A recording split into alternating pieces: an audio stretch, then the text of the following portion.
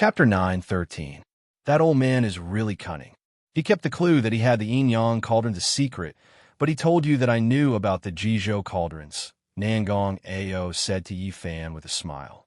Since I've gained a favor and won't be punished by heaven, this deal is a sure win. Senior Nangong, you don't know, but I've already obtained the yin-yang cauldrons of the Ghost Lord. Yi Fan looked at Nangong Ao and said calmly, What? That old man told you the location of the yin-yang cauldrons. Hearing Yi Fan's words, Nangong Ao was shocked. Yi Fan nodded slowly. Then, how is that old man now? Nangong Ao asked Yi Fan anxiously. The Ghost Lord has already been punished by heaven because he revealed the location of the yin-yang cauldrons, Yi Fan said with a solemn face. Now, other than his natal Black Lotus, he has lost all his spiritual power. I used my spiritual power to help him recover, but it didn't help. With heaven's punishment, even if a celestial descends, it won't help. Nangong Ao shook his head and sighed. Yi Fan looked down and didn't say anything.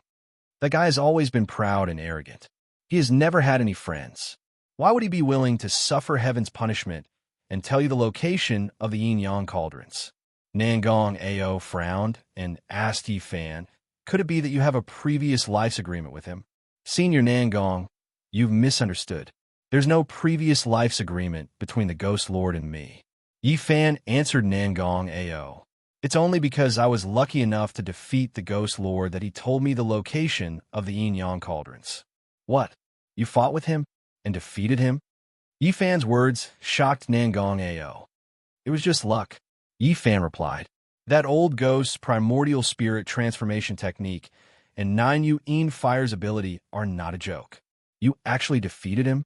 Nangong Ao's face was filled with disbelief. Senior is right. The power of these two ultimate techniques of the Ghost Lord is something that this junior has never seen before.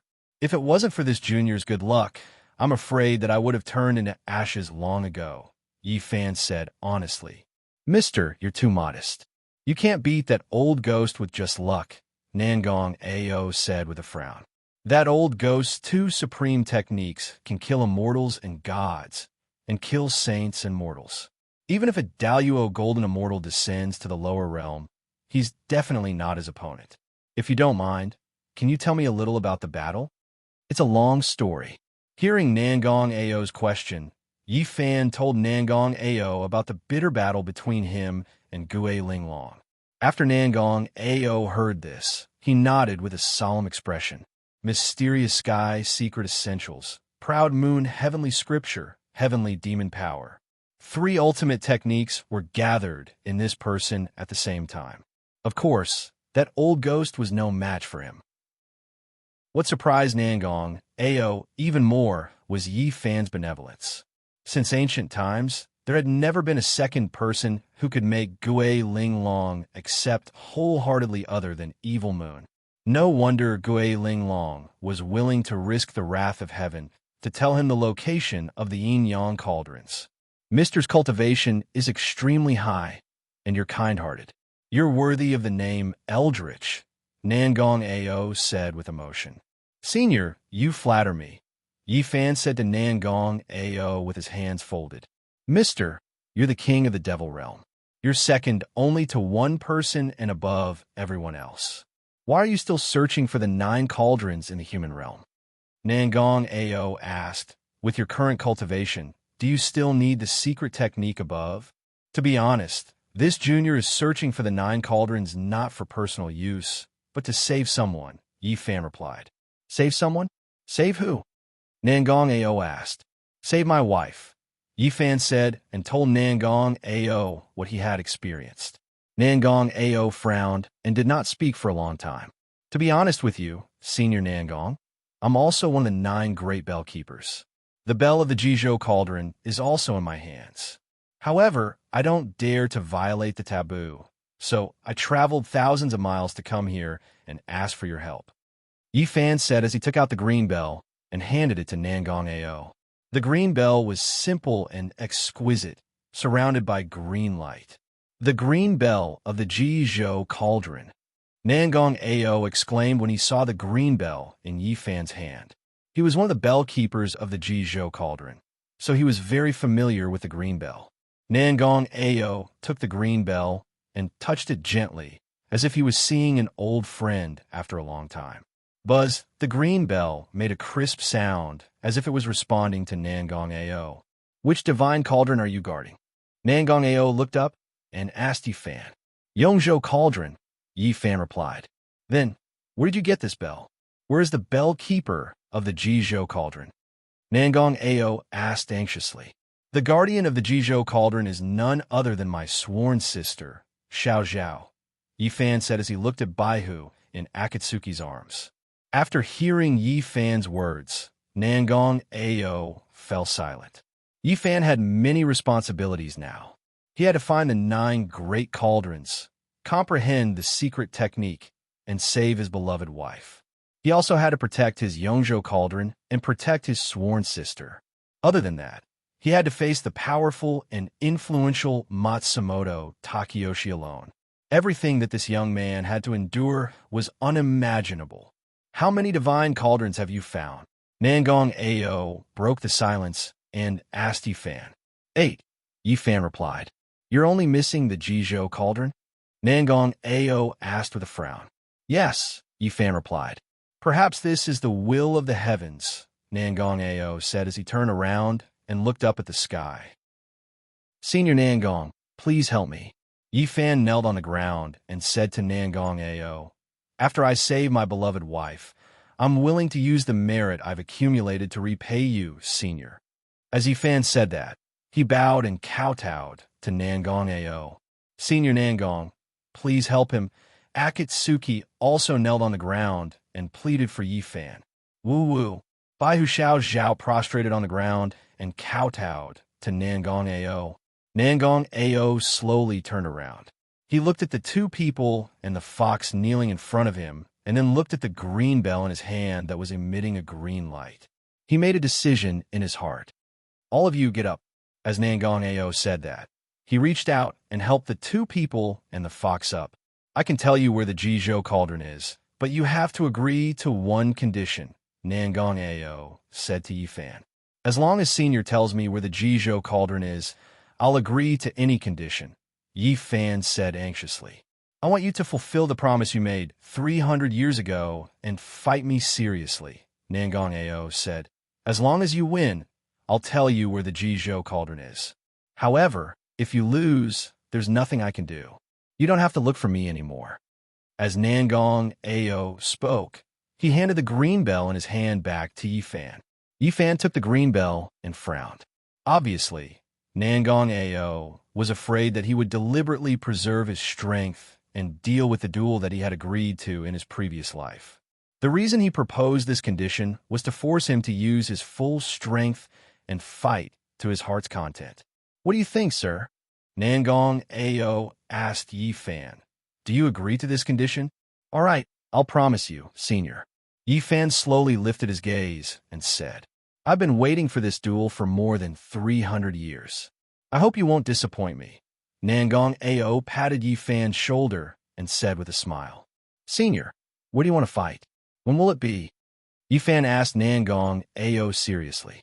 Your current cultivation level is indeed very high, but compared to Eldritch back then, it's like a drop in the ocean. The difference is like heaven and earth, Nangong Ao said to Yifan. I'll give you 1 month to prepare. In 1 month, come find me at Lioha Garden and we'll fight to our heart's content. As for the location of the duel, you'll know when we meet. All right, I'll come visit you in 1 month, senior, Yifan said to Nangong Ao as he cupped his hands. I'll be waiting for you, sir, Nangong Ao said with a smile. An hour later, Yifan and Akatsuki appeared in the sky. The 2 of them stepped on the auspicious clouds and flew toward the East Sea. After flying at high speed for half an hour, Yifan put away the Tian Luo umbrella. The auspicious clouds were more than 800 miles away from Lioha Garden. At this time, the 2 of them didn't need to hide at all. How confident are you that you could defeat Nangong Ao? Above the clouds, Akatsuki, who was dressed in red, asked Yifan. I'm not sure.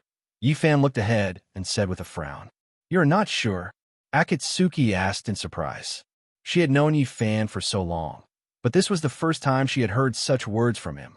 Even in the face of Yagyu Ryanosuk, who was a god, Yi Fan had never retreated. But in the face of Nangong Ao, Yi Fan actually said that he was not sure.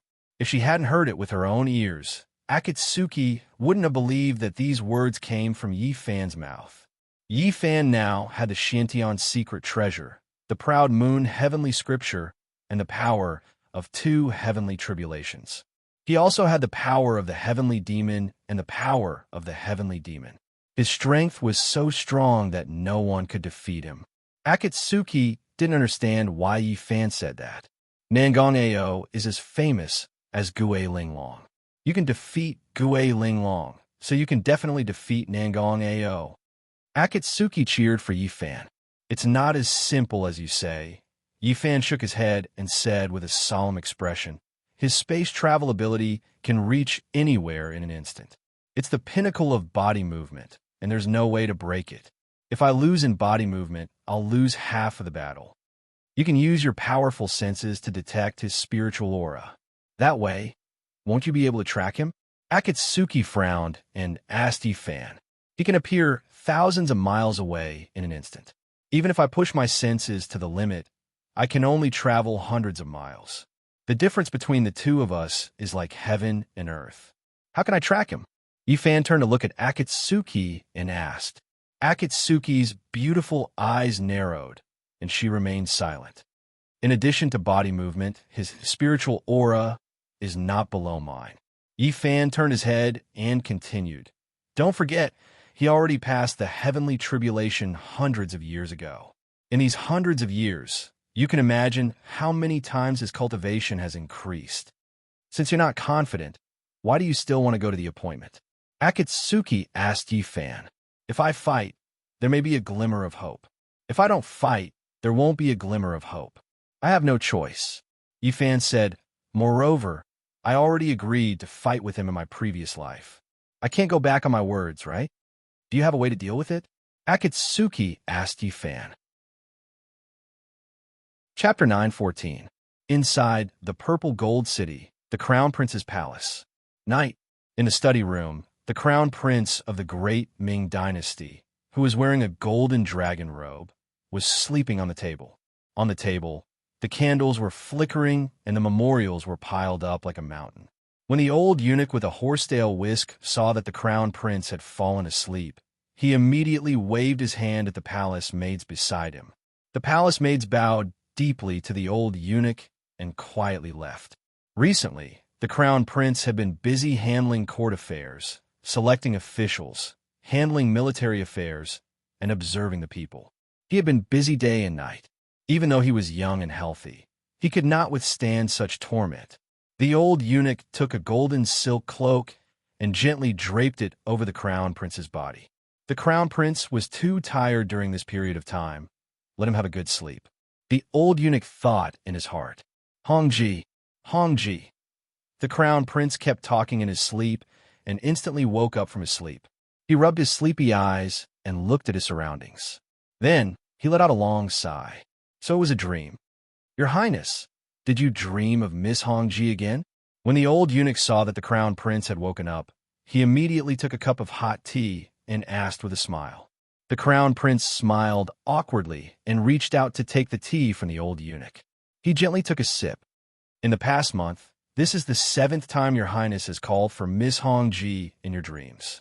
The old eunuch gently touched the flickering candlelight and said with a smile, You know everything except the love between men and women. You know nothing. The Crown Prince put down the fragrant tea and said to the old eunuch. The old eunuch smiled and did not say anything. What time is it now? The Crown Prince asked the old eunuch. Just past midnight. The old eunuch said. The Crown Prince nodded and reached out to take a memorial from the table and continued to read it. Your Highness, it's getting late. You should go back and rest. You still have to go to court tomorrow morning. The old eunuch saw that the Crown Prince continued to read the memorials and immediately advised him. It's still early. It won't be too late to sleep after I finish reading these memorials. The Crown Prince pulled up the cloak on his body and said without raising his head, If you are tired, go to sleep first. Don't stay up late with me. Your Highness, take care of your body, the old eunuch said to the crown prince with concern. Right now, there are internal and external troubles. Natural disasters are occurring one after another. The people are suffering unspeakably. Military intelligence is piling up like a mountain. Tell me, how should I take care of my dragon body? The crown prince looked up at the old eunuch and asked. The old eunuch frowned and didn't say anything. The crown prince's heart was for the people, and he was kind-hearted. In the future, he would definitely become a wise ruler. There's only 70 million taels left in the treasury? What's going on? The crown prince frowned as he looked at the memorial in his hand. The three armies are gathered at the border. Soldiers' pay, weapons, and rations need to be spent everywhere, the old eunuch said to the crown prince. In order to create the army of bronze men and the best weapons, Your Highness has sent people everywhere to purchase meteorites. Just this expenditure alone has cost more than 30 million leon. In addition, there have been a series of natural disasters recently, and tax revenue has been greatly reduced. The court also has to send money everywhere for disaster relief. Now, there's 70 million leon left, which is much more than expected. The crown prince frowned. How is the disaster under control now? The crown prince asked the old eunuch. The locusts in Hunan have been controlled, but the rain disaster in the south and the drought in the southwest have not improved at all. Even the old eunuch hesitated. Even what? The crown prince asked. Even a plague. The old eunuch frowned. I heard that in some places it has reached the point of cannibalism. Clatter. As soon as the old eunuch finished speaking, the memorial in the crown prince's hand fell to the ground. He leaned heavily on the back of the chair, his face pale and bloodless. Your Highness, the old eunuch said anxiously. The crown prince stretched out his hand, indicating that he was fine. Flingo, call Lu Yuanshan for me. The crown prince said to the old eunuch with a dignified expression. Yes, the old eunuch said and quickly left. In the imperial advisor's residence, Lu Yuanshan was lying on a luxurious carved bed, snoring loudly. Beside him lay two naked, voluptuous women with their breasts bared. Lu Yuanshan hugged them left and right, snoring incessantly. Shua! The old eunuch's figure appeared out of thin air outside Lu Yuanshan's tent. Imperial advisor Lu is so comfortable. Seeing Lu Yuanshan intoxicated in the land of women, the old eunuch said sarcastically. Ooh, hearing someone call him. Lu Yuanshan immediately sat up on the bed. So, with his eunuch Feline, when he saw that the person standing in front of him was the crown prince's old eunuch, Lu Yuanshan immediately retracted his anger and said politely, Lu Yuanshan never dared to underestimate this old eunuch. This person's origin was mysterious, and his cultivation was extremely high. To be able to silently appear at the side of his bed without him noticing, it could be seen that this person's ability was very high. One must know that he now has the power of 10,000 souls, Taoist secret arts, and the ability of Corpse King. Nothing within 100 miles could escape his perception. However, this old eunuch was able to easily evade his perception, as if he had entered a place where there was no one. This person beside the crown prince really needs to be careful. Lu Yuanshan put on his clothes and politely asked the old eunuch, Eunuch, what brings you here in the middle of the night? The old eunuch impatiently said to Lu Yuanshan, This old servant is under the order of the crown prince to invite imperial advisor to the crown prince's palace for a discussion. Lu Yuanshan was shocked. His Highness invited me for a discussion? Imperial advisor, who are you talking to? Quickly come back. Yes, quickly come back. Inside the Luo tent, two naked palace maids called out to Lu Yuanshan, half asleep. Shua! Lu Yuanshan turned around and waved his sleeves at the tent. Who? A gust of wind blew, and the two palace maids in the Luo tent no longer moved. What a cruel heart! The scene in front of the old eunuch made him frown. Lu Yuanshan's move directly took the lives of two palace maids. Lu Yuanshan said to the old eunuch, Eunuch, please go back and report to the crown prince. I will be there soon. Shua. The old eunuch flicked his horsetail whisk and disappeared in an instant. Dao Xian. After sending off the old eunuch, Lu Yuanshan put on his golden silk robe and said, Shua. The Savage Corpse King appeared out of thin air. The Savage Corpse King said to Lu Yuanshan, Master, you called for me. Lu Yuanshan said to the Savage Corpse King while buttoning his robe, I'm going to the Crown Prince's palace. I will bestow these 2 palace maids to you. Remember to clean them up. Yes, master. The Savage Corpse King turned around and looked at the 2 naked corpses in the tent and nodded. Did you know when that old eunuch came? Lu Yuanshan tied up his hair and inserted a jade hairpin into his hair bun and asked the Savage Corpse King. The Savage Corpse King had the body of a zombie and was extremely sensitive to living people. After all, only in the body of a living person would there be surging hot blood. Lu Yuanshan wanted to know if the Savage Corpse King could sense the old eunuch. Disciple does not know. The Savage Corpse King replied, This person's cultivation is very strong and has reached the transformation realm. Lu Yuanshan frowned and waved his sleeves. Hua! Lu Yuanshan turned into countless golden light fragments and disappeared into thin air. The Savage Corpse King cupped his hands and said respectfully, Farewell, master. After seeing Lu Yuanshan leave, the Savage Corpse King narrowed his eyes and revealed a trace of a smile. This humble subject kowtows in salute to your highness the Crown Prince. May your highness the Crown Prince live for thousands of years. In the study, Lu Yuanshan, who was wearing a golden robe, bowed to the Crown Prince and said, Long live the Crown Prince. The Crown Prince waved his hand casually at Lu Yuanshan and said, Stand up. Lu Yuanshan slowly stood up and said, Thank you, your highness. He glanced at the Crown Prince from the corner of his eyes and saw that the Crown Prince was worried and tired. Clearly, the Crown Prince had encountered a problem again. The Crown Prince smiled and said to Lu Yuanshan, Seems like you have gotten used to the environment of the capital. Lu Yuanshan lowered his head and said, This humble subject is a cultivator and is used to simple tea and plain food. I can adapt anywhere. As he said that, he subconsciously glanced at the old eunuch standing beside the Crown Prince. The old eunuch glanced at Lu Yuanshan and revealed a cold smile. Simple tea and plain food? Lu Yuanshan really dared to say that. Right now, the Grand Tutor's residence was almost as luxurious as the Crown Prince's palace. Xuanji was already extremely extravagant back then, but compared to Lu Yuanshan, it paled in comparison. Seeing the old eunuch's cold smile, Lu Yuanshan looked away and pretended as if nothing had happened. The Crown Prince asked Lu Yuanshan, How are those corpse demons now? Your Highness, this humble subject has locked those corpse demons in a secret place. Every day, they are tempered with talismans and nourished with yin qi.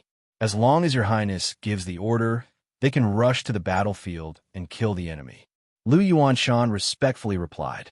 The Crown Prince smiled and said, Thank you for your hard work. Lu Yuanshan began to flatter the Crown Prince. Lu Yuanshan began to flatter the Crown Prince.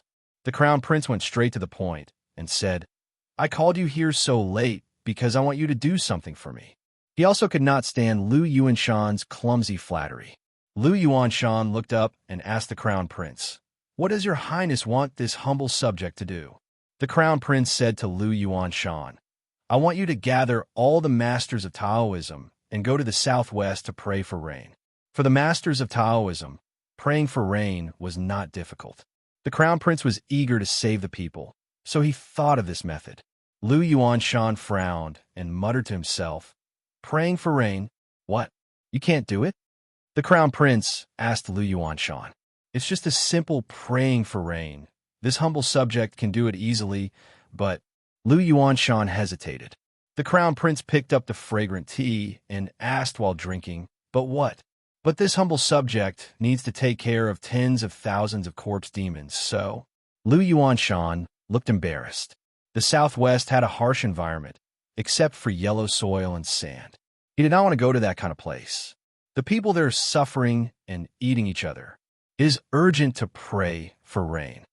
The crown prince put the porcelain cup in his hand on the table and said with a solemn face, "Those corpse demons will be taken care of by your Maoshan disciples for the time being. You have to do the praying for rain personally, without any mistakes. If the praying for rain does not come, you don't need to be the crown prince anymore." Seeing that Lu Yuanshan wanted to decline this task, the crown prince directly ordered him. This humble subject accepts the decree. The crown prince had given a strict order. Even if Lu Yuanshan was unwilling in his heart, he could only act according to the decree. "You will arrange this tomorrow." The crown prince ordered Lu Yuanshan. "Within 3 days, I want rain to fall in the southwest." This humble subject accepts the decree. Chapter 9:15. The next morning, in the crown prince's palace. The crown prince was currently eating porridge while flipping through the memorials that he had reviewed the day before. He had to read some of the more important memorials several times to prevent himself from making the wrong decision on a whim. The old eunuch stood by the side and handed the memorials to the crown prince. At this moment, a golden-armored general strode into the crown prince's palace and arrived below the golden stairs. The golden-armored general knelt on one knee and said respectfully to the crown prince, "Your Highness, I have something to report." "What's the matter, General?" The crown prince looked up at the golden-armored general and continued to read the memorials while eating his porridge. The golden-armored general looked at the palace maids beside the crown prince with a troubled expression. It was obvious that the report he was about to make was extremely confidential and could not be made known to outsiders. Seeing this, the crown prince frowned and waved his hand at the palace maids beside him. The palace maids bowed deeply to the crown prince and retreated slowly. "What is it?" the crown prince asked the golden-armored general. "Your Highness, the Yi family is here," the golden-armored general said. "What? The Yi family is here? Where are they?" The golden-armored general's words made the crown prince look up and ask in surprise. Just outside the palace, the golden-armored general replied respectfully. "Who are they?" the crown prince asked. "The head of the Yi family, Yi Yun, the inverse scale sword, Yi Kong, the former minister of war, Yi Chun, and a masked guest," the golden-armored general replied. "That's great." The crown prince was delighted. "Does anyone else know about this?" "Apart from me, no one else knows about this," the golden-armored general replied. "That's good." The crown prince said, "Quick, invite them in." "Yes." The golden-armored general nodded and left. "Wait." Just as the golden-armored general stood up, the crown prince called out to him again. "Your Highness." The golden-armored general turned around and bowed to the crown prince. "After bringing them in, please guard the palace gates. Without my orders, no one is allowed to enter," the crown prince said to the golden-armored general. "I mean no one, Your Highness." The golden-armored general bowed to the crown prince and left the palace. After a while, 4 people walked in from outside the hall. The 4 of them were wearing black cloaks and bamboo hats. They looked extremely mysterious. The ones walking at the front were Snow Thread Sword Yi Yun, Inverse Scale Sword Yi Kong, and Yi Chun, respectively. The 3 of them each carried a black cloth bag on their backs. No one knew what was inside. The person walking at the end of the group was extremely tall, reaching a height of 9 feet. He wore a mask and a pair of gold-threaded gloves as he followed closely behind the 3 of them. This commoner is Yi Yun. This commoner is Yi Kong. This commoner is Yi Chun. "Greetings, Your Highness. May Your Highness live for 1,000 years." After entering the crown prince's palace, the 3 of them took off their bamboo hats and bowed to the crown prince, who was standing on the golden steps. "The 3 of you have made me wait for so long. Quick, get up." The crown prince got up from his seat and quickly walked down the golden steps. He came before the 3 of them and helped them up one by one. The 3 of them stood up and smiled at the crown prince. "This is?" the crown prince asked curiously when he saw that the tall man with the mask didn't bow to him. "Your Highness, guess who this is?" Yi Yun asked the crown prince with a smile. "This?" The crown prince pondered for a moment, then began to walk around the masked man and size him up. After circling once, the crown prince stopped. I can't guess. The crown prince turned to the old eunuch as he spoke. Feline, your eyesight is better than mine. Come take a look. This old servant obeys, the old eunuch replied. He walked slowly to the masked man and sized him up. Your Highness, this isn't a living person, the old eunuch said after a moment. Not a living person? The crown prince was shocked. Although this thing is in the shape of a human, it doesn't have a human aura, the old eunuch said slowly as he sized up the masked man. It's surrounded by a golden aura and is silent. If this old servant is not wrong, this is the Yi family's secret weapon, the bronze man. The old eunuch's gaze was sharp. He had hit the nail on the head. He was right. This was none other than the bronze man that Yi Yun had just made. Seeing that the old eunuch guessed the bronze man correctly, Yi Yun immediately saluted the old eunuch and praised. Senior's vision is like a torch. This junior admires you. I made a fool of myself, the old eunuch replied politely. Bronze man? How is this possible? The crown prince was shocked when he heard the old eunuch's words. In his imagination, the bronze man should be a mechanical and strange walking mechanism. He never expected it to be so lifelike and lifelike. The bronze man he saw at the demon slaying conference was not like this at all. This tall fellow walked silently and moved like a normal person. If the old eunuch hadn't pointed it out, he wouldn't have believed it. Seeing that the crown prince didn't dare to believe it, Yi Yun gave Yi Kong a look. Yi Kong understood what he meant. He raised his hand and waved his sleeve at the crown prince's palace door. Clang! The huge door of the crown prince's palace closed automatically. Your Highness, please take a look, Yi Yun said and pulled off the black robe that was wrapped around the masked man. Buzz! The moment the black robe was pulled off, countless rays of golden light shot out from the bronze man's body, blinding everyone's eyes. The main hall was filled with golden light in an instant. In the blink of an eye, a lifelike bronze man appeared in front of everyone. The bronze man was clad in battle armor and battle boots. The golden light was dazzling and dazzling. Looking at the huge bronze man in front of him, the crown prince was stunned. It was said that the Yi family's bronze men were the best in the world. Seeing it with his own eyes today, it really lived up to its reputation. What a good golden-armored warrior. What a good golden-armored warrior. Looking at the majestic bronze man in front of him, the crown prince praised from the bottom of his heart. I know that your highness is concerned about the bronze men army. So this time, I specially brought a newly made bronze man to your highness for you to see, Yi Yun said to the crown prince with a smile. This is the newly made bronze man. The crown prince asked Yi Yun in surprise. That's right, Yi Yun replied. The battle armor on this thing is made from meteoric iron that fell from the sky. It is invulnerable to swords and spears, and is impervious to fire and water. This thing looks like a divine bouffon, but I wonder what its true battle strength is? The crown prince asked Yi Yun. Your highness can find some experts to besiege the bronze man. We will know once we try, Yi Yun said to the crown prince. If there's a blade mark left on the bronze man, or if it moves a step away from the original spot, I am willing to bear the crime of deceiving the monarch and be at your highness' disposal.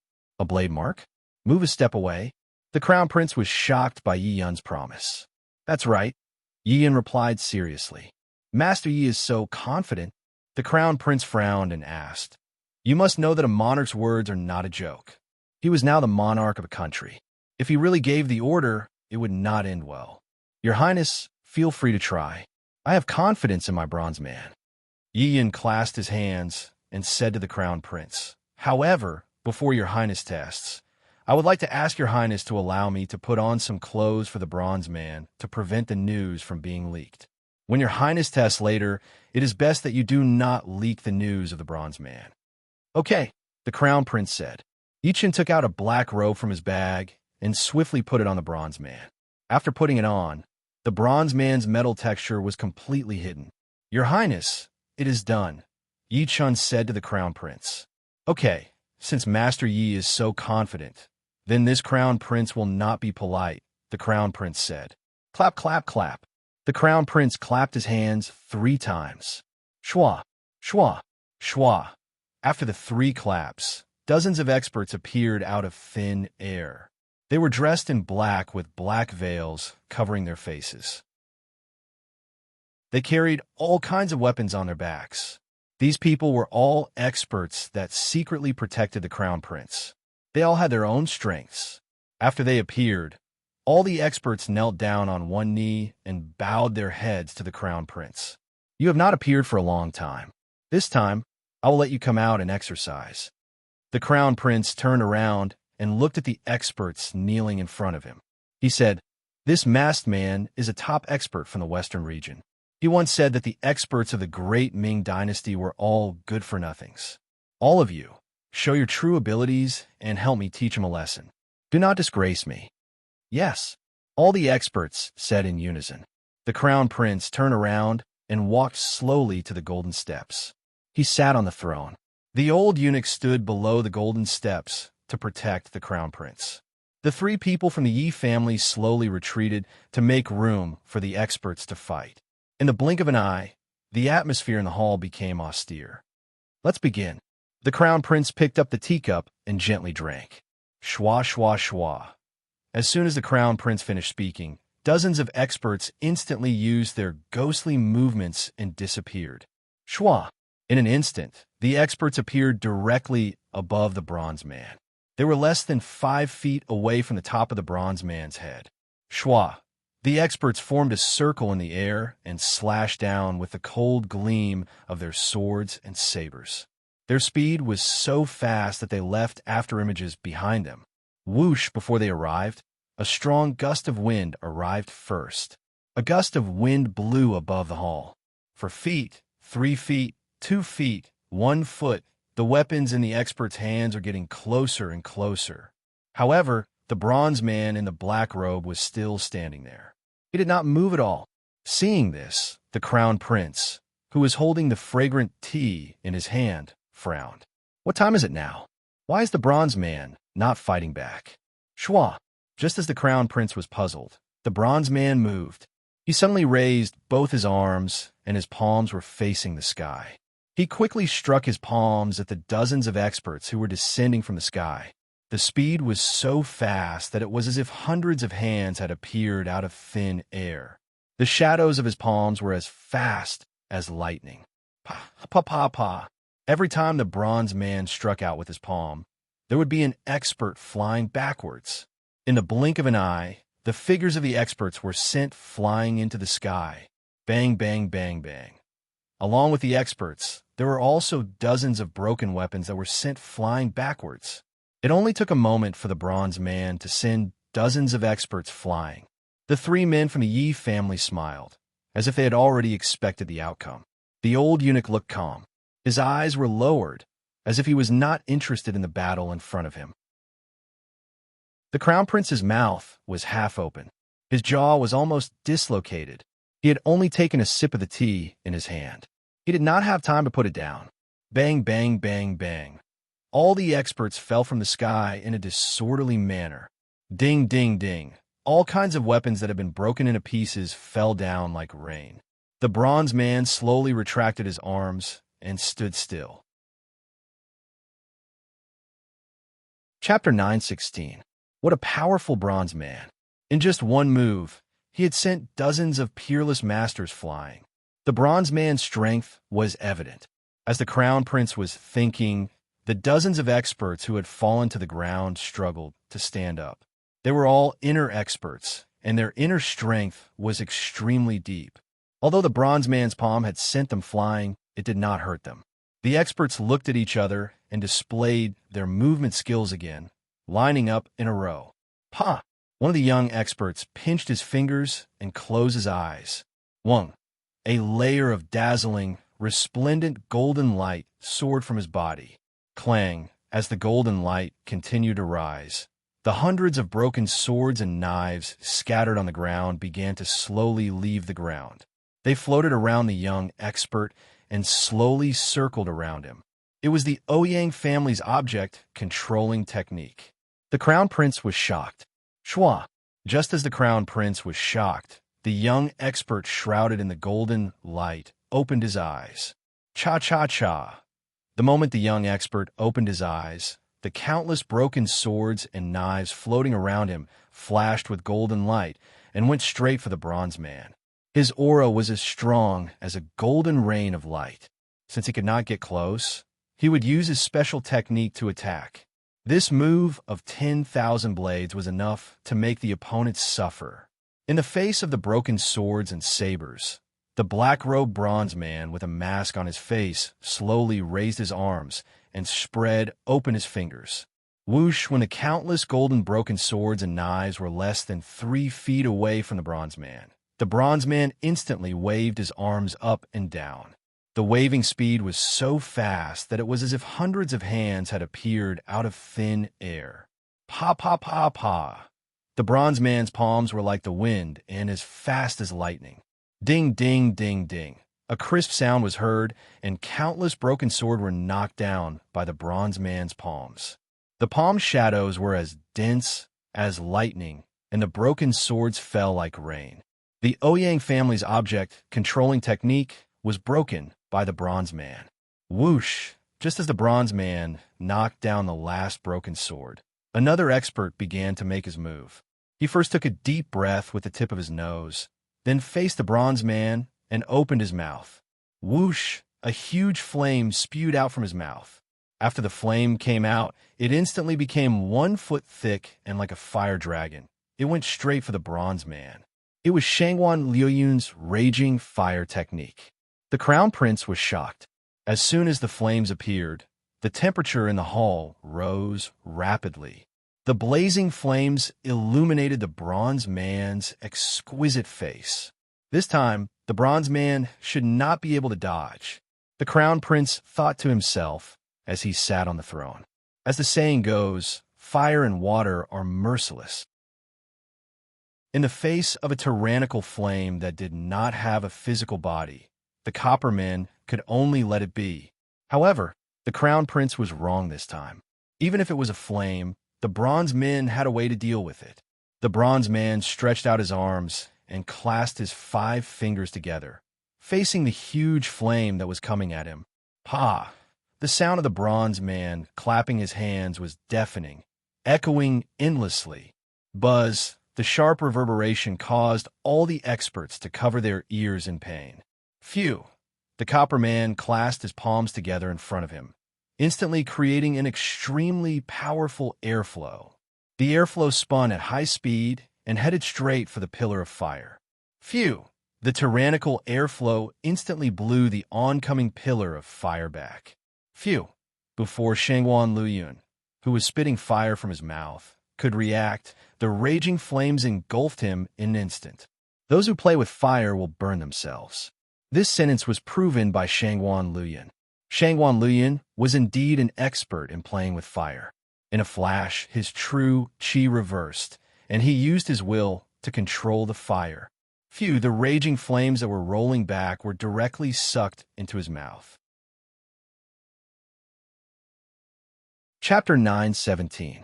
In the following period of time, dozens of experts used what they had learned and took turns to attack the masked, black-robed bronze man in front of them with continuous powerful attacks.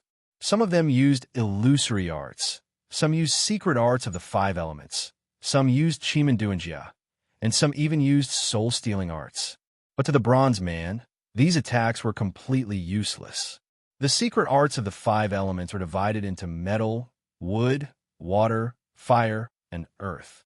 The thousands of blades and domineering flames were of the metal and fire elements, but they were all resolved by the bronze man. The other experts who were proficient in the spells of the 5 elements used the circular wood formation, the water arrow technique, and the earth splitting technique at the same time. However, the 2 great magics of metal and fire couldn't do anything to the bronze man.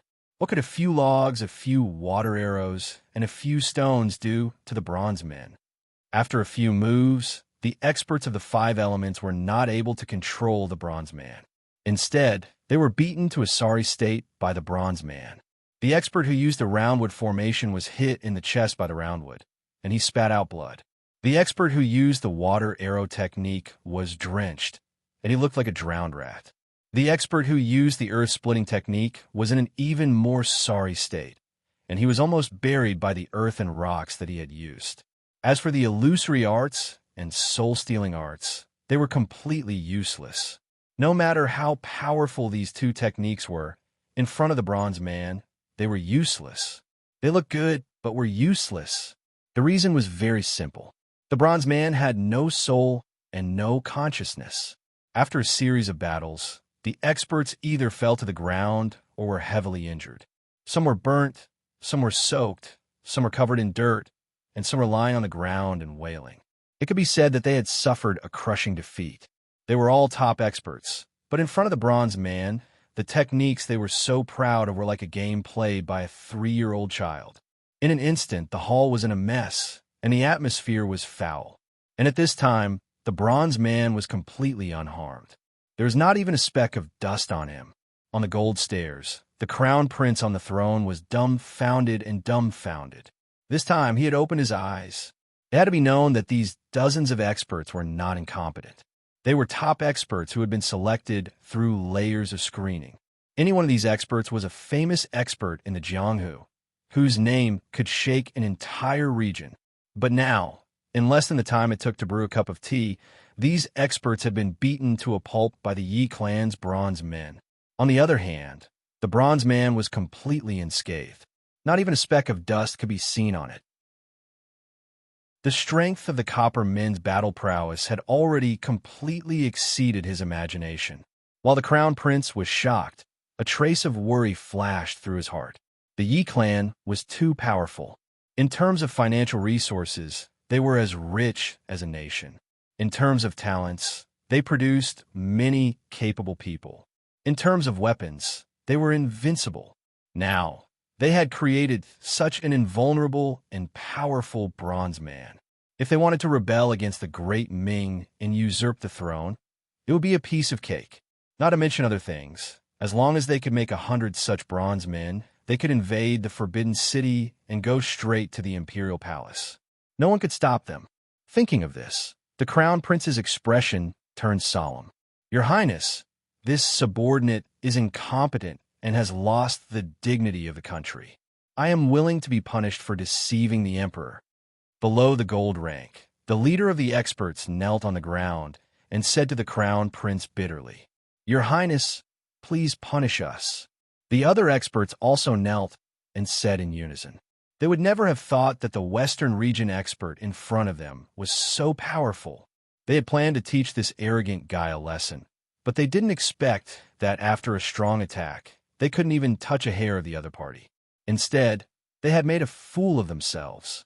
This time, the crown prince had lost all face and the dignity of the country.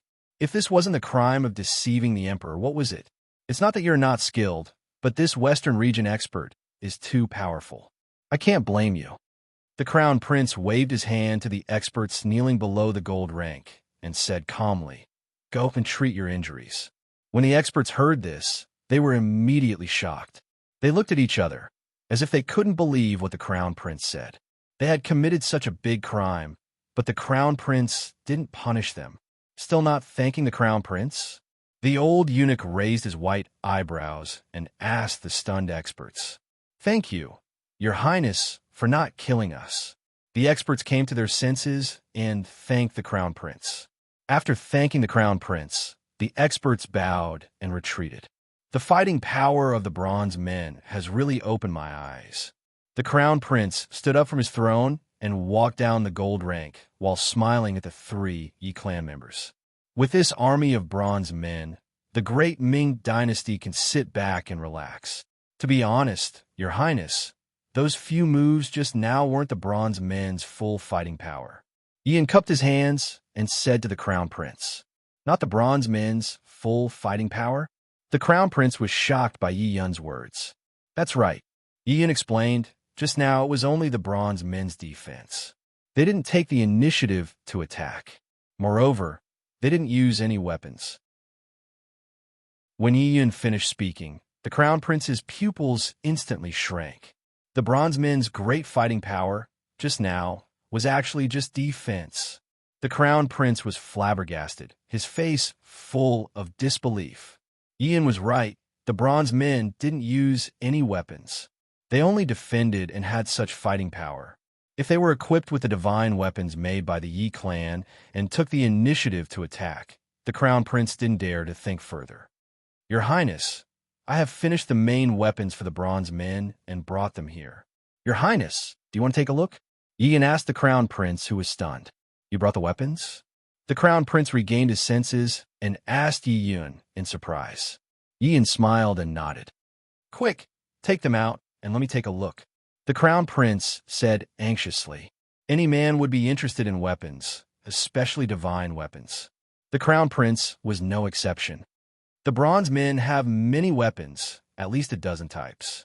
This time, I brought a knife, a crossbow, and a bunch of arrows for your Highness. As Ian spoke, he glanced at Yikong. Yikong understood tacitly. He took off the long bundle on his back and handed it to Ian. Ian reached out to take it and opened it. After the bundle was opened, a long wooden box more than 6 feet in length was revealed. The wooden box was simple, and its 4 corners were wrapped in bronze. It was extremely exquisite. Your Highness, please take a look. This is a battle knife specially made for the bronze men. As Ian spoke, he slowly opened the scabbard.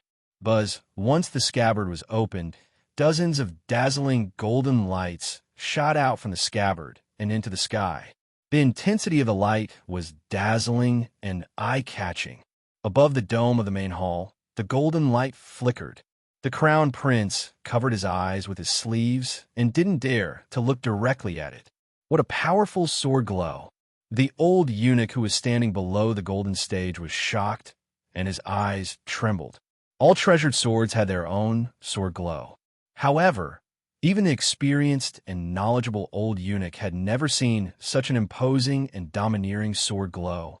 The Yi clan's ability to forge weapons was indeed well-deserved.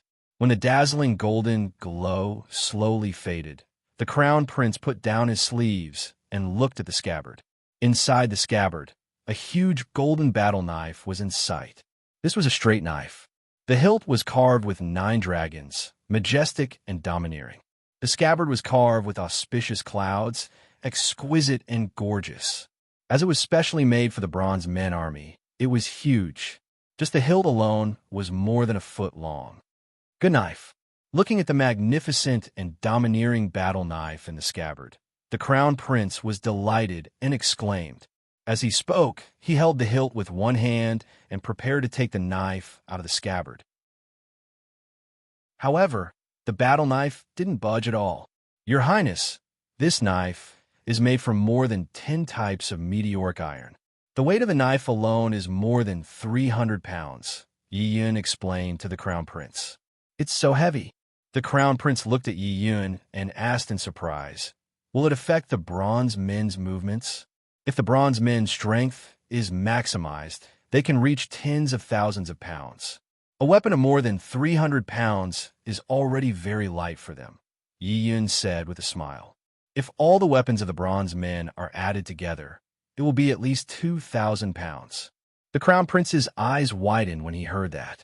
The Crown Prince could not imagine how domineering it would be to wield a weapon of more than 2,000 pounds with a strength of 10,000 pounds. Your Highness, if you wish to take a closer look, I can unsheathe the knife, Yi Yun said to the Crown Prince with cupped hands. All right, the Crown Prince said anxiously to Yi Yun.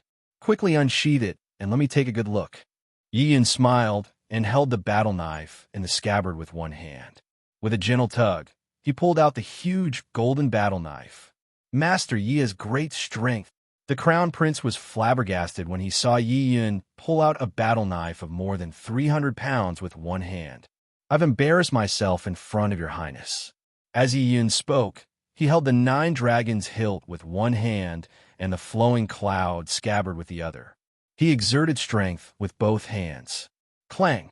The roar of a tiger and dragon sounded as the huge golden battle knife was slowly unsheathed. Whoosh! Less than an inch after the battle knife was unsheathed, countless resplendent golden beams shot out from the scabbard, blinding everyone's eyes. Phew! As the battle knife was unsheathed, a wave of air surged. Within the golden light, Yi Yun's black robe fluttered without any wind, and his long hair soared to the sky. What a domineering sword aura! It actually formed a strong wind. Seeing Yi Yun's robe fluttering in the golden light, the old eunuch was shocked. This Master Yi was really not simple. If he guessed correctly, this person's sword aura cultivation had already reached perfection. Otherwise, he would not be able to forge such a heavenly weapon. Even the old eunuch, whose cultivation was unfathomable, was shocked on the spot, not to mention the crown prince. The domineering golden light and the howling strong wind shocked him so much that he took 3 steps back. His expression changed greatly. As the crown prince, he had seen all kinds of heavenly weapons. However, this was the first time he had seen such a heavenly weapon. Clang! When the battle knife was completely unsheathed, the entire battle knife let out a crisp sound that echoed endlessly. This sword is called Army Destroyer. Your Highness, please take a good look. As Yi Yun spoke, he held the huge golden battle knife with both hands and placed it horizontally on the scabbard. In front of the crown prince, he could not hold a sharp sword. This was the rule. The crown prince was shocked as he slowly walked to the front of the battle knife. This was a straight knife with a wedge-shaped tip. It looked extremely sharp. On the blade, it was overflowing with colorful light. The strong wind surrounded it, and the sword aura was dense. Army Destroyer. Chapter 918. After Yi Fan returned to the EC, he began to study the 4th realm of the proud moon heavenly scripture, Moon Shocking Chapter, as well as the 4th realm of the mysterious sky secret essentials, Dragon Traversing the Heavens. He had to win the competition a month later. However, Nangong Ao's spatial transference technique was too powerful. In terms of movement techniques, he was completely unable to match him. The only thing he could do now was to raise his spiritual power to a new level and use his overwhelming spiritual power to defeat Nangong Ao. Compared to Nangong Ao, this was his only advantage. According to the records of the proud moon heavenly scripture, the 4th realm of the Moon Shocking Chapter's spiritual power was extremely domineering. Its power far exceeded that of the 3rd realm of the Full Moon Chapter. It could be described as shocking. In the 4th realm of the mysterious sky secret essentials, Dragon Traversing the Heavens was 10 times more powerful than the 3rd realm of the Phoenix Dance's 9th heaven. If he cultivated these 2 ultimate techniques to the 4th realm, he should be able to crush Nangong Ao in terms of spiritual power. On the deck of the ship, Yi Fan looked at the starry sky above him and thought to himself, in 3 days, it would be the Double Yang Festival on the 9th day of the 9th month. The Yang Qi was the most abundant, and it was the most suitable time to cultivate the mysterious sky secret essentials. After the Double Yang Festival, it would be the 15th of the 9th month in a few days. On the night of the full moon, it was the perfect time to cultivate the proud moon heavenly scripture. Let's do it this way. Yi Fan made up his mind. Whoosh! Just as Yi Fan was about to return to his cabin to rest, a shadow rose from the deck of the opposite warship.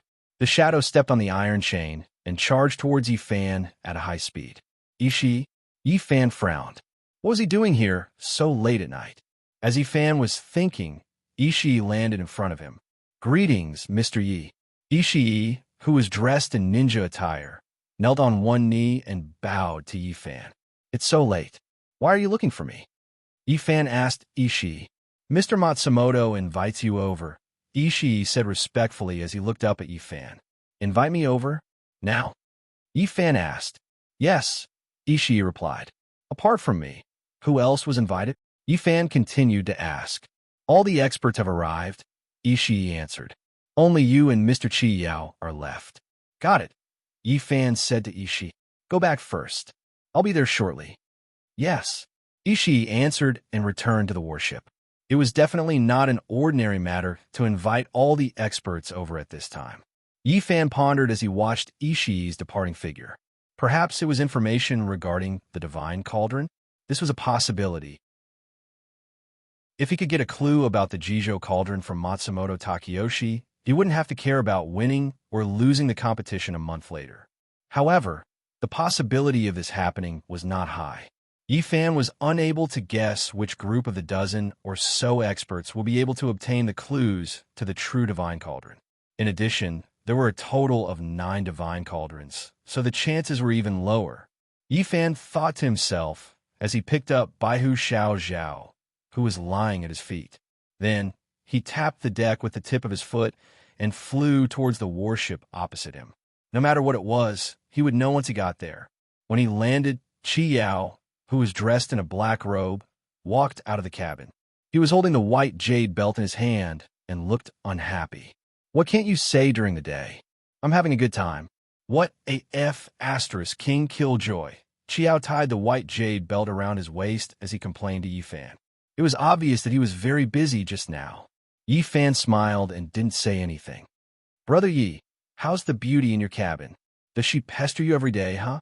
Qiao nudged Yifan with his shoulder and said with a naughty smile. The beauty he was talking about was Oda Kono. "I'm not in a good mood like Brother Yao. I'm having fun every night," Yifan said with a smile as he walked side by side with Qiao. "TSK, TSK, TSK. What a pity. She's such a beauty," Qiao said to Yifan with a smile. "You're really wasting her talent. Matsumoto Takeyoshi summoned us so late at night. I wonder what it's about." Yifan changed the subject and said he didn't want to discuss the matters between men and women with Qiao. "Even you don't know, how would I know?" Qiao lowered his head and tidied his robe as he said casually. The two of them chatted casually as they slowly walked to the door of Matsumoto Takeyoshi's sleeping cabin. "Greetings, Mr. Yi." "Greetings, Qiao-san." Seeing the two appear at the same time, the two ninjas guarding the door immediately bowed to the two. Yifan nodded and stepped into Matsumoto Takeyoshi's cabin. The cabin was brightly lit, as bright as day. Matsumoto Takeyoshi, wearing a nightgown, sat on the main seat with a smile on his face. On the table in front of him, there was a rectangular wooden box. More than 10 masters knelt on the futons on both sides, whispering to each other. Seeing the two enter the cabin, Akatsuki, wearing a red dress and a veil, looked up at Yifan and nodded slightly as a greeting. Yifan also nodded to Akatsuki as a response. At this time, his attention was completely focused on the rectangular wooden box in front of Matsumoto Takeyoshi's table. As the eldest son and eldest grandson of family of weaponsmiths, Yifan could tell at a glance that this was a box used to store weapons, and the weapons inside were definitely not ordinary. The moment he stepped into the cabin, he felt a murderous aura emanating from the weapons. And this murderous aura was emanating from the weapons in the box. This murderous aura was cold and domineering, making people feel extremely uncomfortable. What a strong murderous aura. Qiao, who was walking side by side with Yifan, frowned and muttered softly. He also felt that the wooden box was not ordinary. Yifan did not say anything. He and Qiao went to their respective seats and sat cross-legged. "Matsumoto is very sorry to have called all of you here so late at night and disturb your rest," Matsumoto Takeyoshi said to everyone with a smile. "But I'm sure none of you would mind if you could see the Sword Emperor's divine weapon, right?" As soon as Matsumoto Takeyoshi said this, the eyes of all the masters in the room lit up, and they were no longer sleepy. Even the yawning green-eyed child opened his eyes wide and looked at the long wooden box in front of Matsumoto Takeyoshi, who would not be interested in a divine weapon forged by the Sword Emperor Sato. Hearing Matsumoto Takeyoshi say this, Yifan's heart skipped a beat. Sato had already forged a divine weapon for the Black Feather Army. This was what was in the wooden box. I wonder how the ancestral home is doing now. Yifan was a little worried. Sato was known as the Sword Emperor, and his weapon forging skills had reached perfection. It would not be an exaggeration to describe the weapons he forged as divine weapons. What made Yifan even more worried was that Sato only needed to forge the weapons and did not need to forge anything else. However, his grandfather, Yi Yun, had to forge hundreds of bronze statues while forging the divine weapon. In terms of progress, the ancestral home, was already lagging behind Sato. The reason why Matsumoto has summoned all of you here tonight is to invite all of you to appreciate the top-notch divine weapon forged by the Sword Emperor for the Black Feather Army, Black Feather Sword. As Matsumoto Takeyoshi said this, he reached out and gently opened the long wooden box on the wooden table. Buzz, the moment the wooden box was opened, countless black rays shot out from the box and into the air. Whoosh, Matsumoto Takeyoshi's loose, sleeping robes fluttered in the wind, caused by the black light.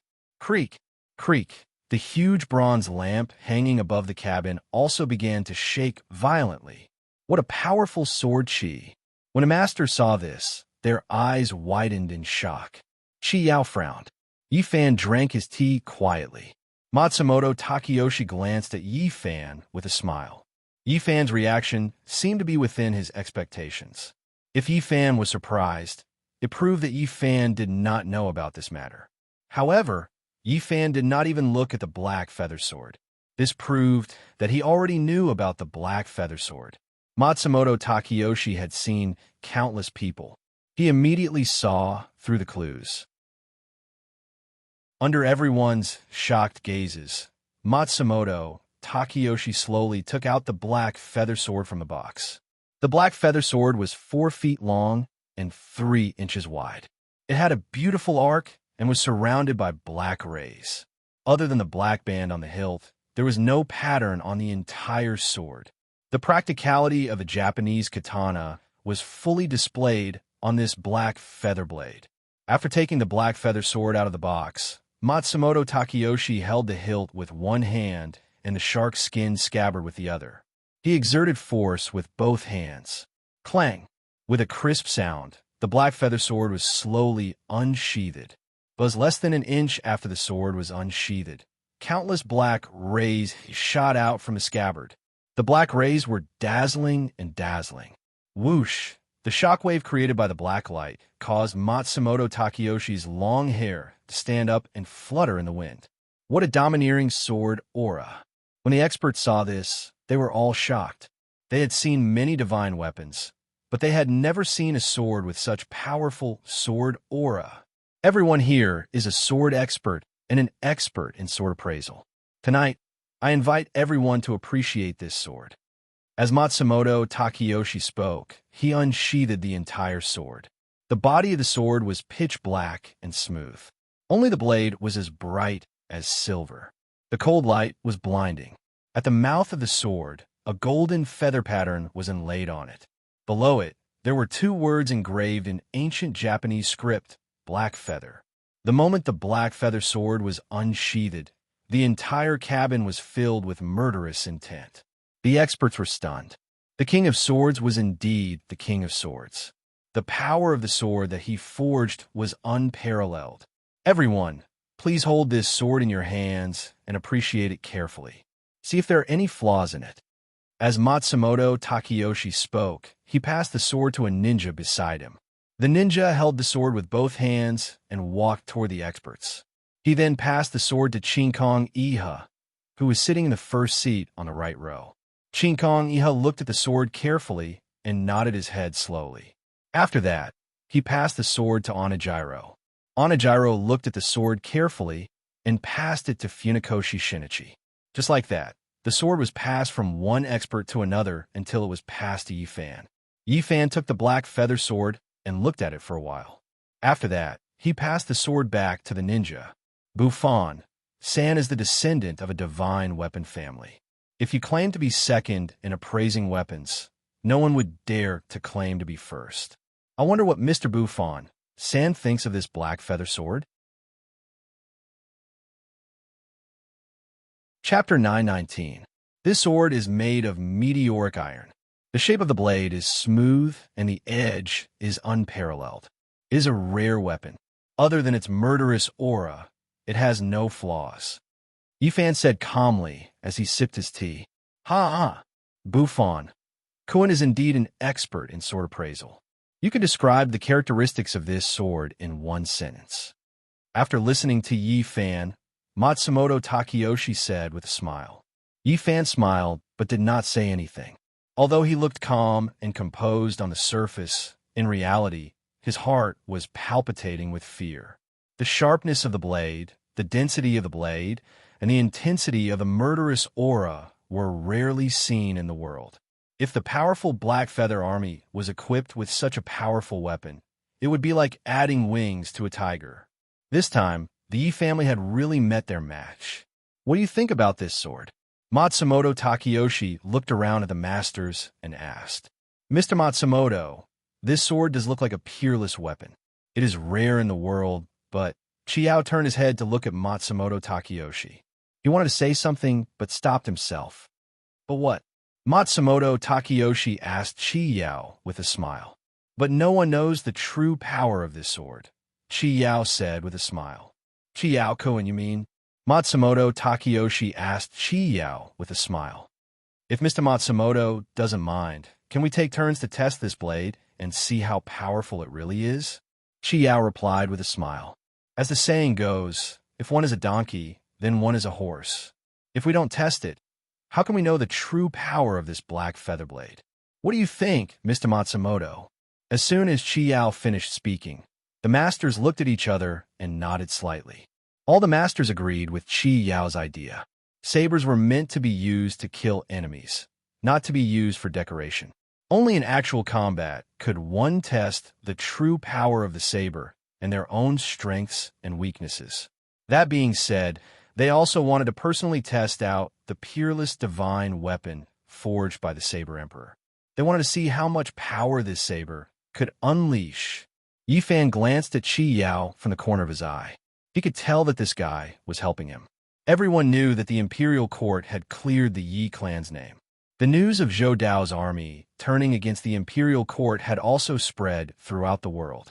Even a fool could see that if the imperial court wanted to fight against the armies of the four empires and Zhou Dao's hundreds of thousands of soldiers, they definitely couldn't do without the help of the Yi family. One must know that when two armies fought, other than the confrontation between the soldiers, it was also a competition of the weapons in their hands. The military equipment made by the Yi family was unparalleled in the world. Naturally, they could help the imperial army. The reason why Chiao did this was because she wanted to test how powerful the black feather saber that was tailor-made for the black feather troop was, so that the Yi family could be prepared in advance. After making the suggestion, Chiao drank his tea as if nothing had happened. Seeing the experts nodding their heads, Matsumoto Takeyoshi smiled faintly. Mr. Chiao is right. If we don't test it, we can't see the true power of the saber, Matsumoto Takeyoshi said to the experts with a smile. Since everyone is so interested, let's do as Mr. Chiao said and take turns testing this saber. Since he dared to show this saber in front of everyone, he naturally had a card up his sleeve. No one had ever surpassed the weapons forged by the Saber Emperor Sato. He was very confident about this. As soon as Matsumoto Takeyoshi said this, the experts' faces lit up. Not everyone could test the peerless divine weapon personally forged by the Saber Emperor. This was a supreme honor. Come, let's go to the deck to test this saber, Matsumoto Takeyoshi said as he stood up from the futon. The black feather saber was a peerless divine weapon, and the people testing this saber were all top experts. Of course, they had to choose an open space. Otherwise, this Wuji would be completely destroyed by this saber within a few rounds. The deck of the ship faced the sea and was extremely spacious. It was the most suitable place to test this saber. Seeing Matsumoto Takeyoshi stand up, the experts did not dare to delay and quickly stood up and said in unison, "Yes." Just like that, Matsumoto Takeyoshi walked in front with a white-robed man by his side. The experts followed closely behind. Later, you have to show them what you've got. Let these donging fellows see something new. Chiao, who was walking at the back of the group, lowered her voice and whispered to Yifan, who was walking beside her. Yifan glanced at Chiao, but did not say anything. The group of people arrived at the deck of the battleship in a grandiose manner. It was already late at night. On the surface of the East China Sea, the sea breeze blew and the waves sparkled. In Yikong, a crescent moon hung high in the sky like a bow and hook. "Greetings, Lord," Seeing Matsumoto Takeyoshi personally arrive on the deck, the white-robed ninjas guarding the deck immediately knelt down on one knee and bowed their heads. "Where is the battleship now?" Matsumoto Takeyoshi looked at the sea and asked the ninjas. Replying to Lord, "The battleship is now southeast of the East China Sea, less than 500 li away from the coast." One of the ninjas replied with his head lowered. "Where is the nearest island?" Matsumoto Takeyoshi continued asking. "Lord, please take a look. Southwest of the battleship, there is a small island less than 50 li away." The ninja replied respectfully as he passed the binoculars to Matsumoto Takeyoshi. Matsumoto Takeyoshi took the binoculars and looked southwest. Everything was as the ninjas said. There was indeed an uninhabited island in the southwest direction. "Tell the others to turn the ship around and head toward the island. Anchor 5 li away from the island." Matsumoto Takeyoshi returned the binoculars to the ninja and ordered. "Yes." The ninja took the binoculars and turned around. "In a while, you will use the black feather blade to chop the island to test the power of this blade. What do you think?" Matsumoto Takeyoshi turned around and asked the experts with a smile. Obviously, the chop that Matsumoto Takeyoshi said was to chop the island in the air, and it was to chop the island 5 li away from the island. "We are willing to listen to Mr. Matsumoto's arrangement," the experts replied in unison. The distance of 5 li was neither too far nor too close, and the target was an uninhabited island. It was the perfect target for testing the blade. "Since this is to test the blade, why don't we set up a competition? It will be more interesting this way," Matsumoto Takeyoshi said to the experts. "The top 3 in terms of destructive power will be rewarded handsomely." Matsumoto Takeyoshi knew that these people would only use their true strength when they were divided into 3, 6, and 9 levels. They were all famous experts in Japan, and none of them wanted to be left behind. In this way, they would naturally use their trump cards. The experts looked at each other and did not say anything. It was supposed to be a test of the black feather blade, but it turned out to be a competition of cultivation. Matsumoto Takeyoshi was indeed an expert at using people. There was no need to guess. The person who came out on top was either Yi Fan or Qin Kong Iha. Yi Fan's spiritual power was unfathomable, and he was good at using swords and sabers. It was not surprising that he came out on top. But then again, Qin Kong Iha's strength was also exciting. The strength of this person's spiritual power and cultivation were unimaginable to the experts. When the green-eyed boy was taught a lesson by Yi Fan, this person blocked Yi Fan's attack with one move. During the battle with the Nether Ghosts, this person used many big moves with shocking power, showing his extraordinary cultivation. Other than the two of them, Chiyao and Onijiro were also very strong and could not be underestimated. However, the two of them were good at using spells, not swords and sabers. This time, they were testing the black feather blade and not spells, so the two of them should not be a match for Yi Fan and Qin Kong Iha. Other than that, the leader of the Koga sect, Bama Chongqing, the mysterious expert, Zakwetsu Shinichi, and Kamehameha, the broken blade, were also very strong and could not be underestimated. During the battle with the Nether Ghosts, Bama Chongqing only used one blade to cut the Nether Ghost ship into pieces. His saber skills were so strong that it was shocking. Zakwetsu Shinichi carried 2 Nether Ghost ships in one hand and broke out of the sea. His strength was so strong that it was shocking. Kamehameha was known as the Broken Blade, and his saber skills were so strong that it was unrivaled.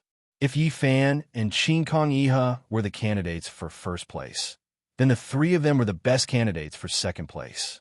As for the remaining experts, their strength was about the same, so they could only fight for third place. Of course, this was under the premise that the white-robed man, Yamada Shingo, did not participate in this competition.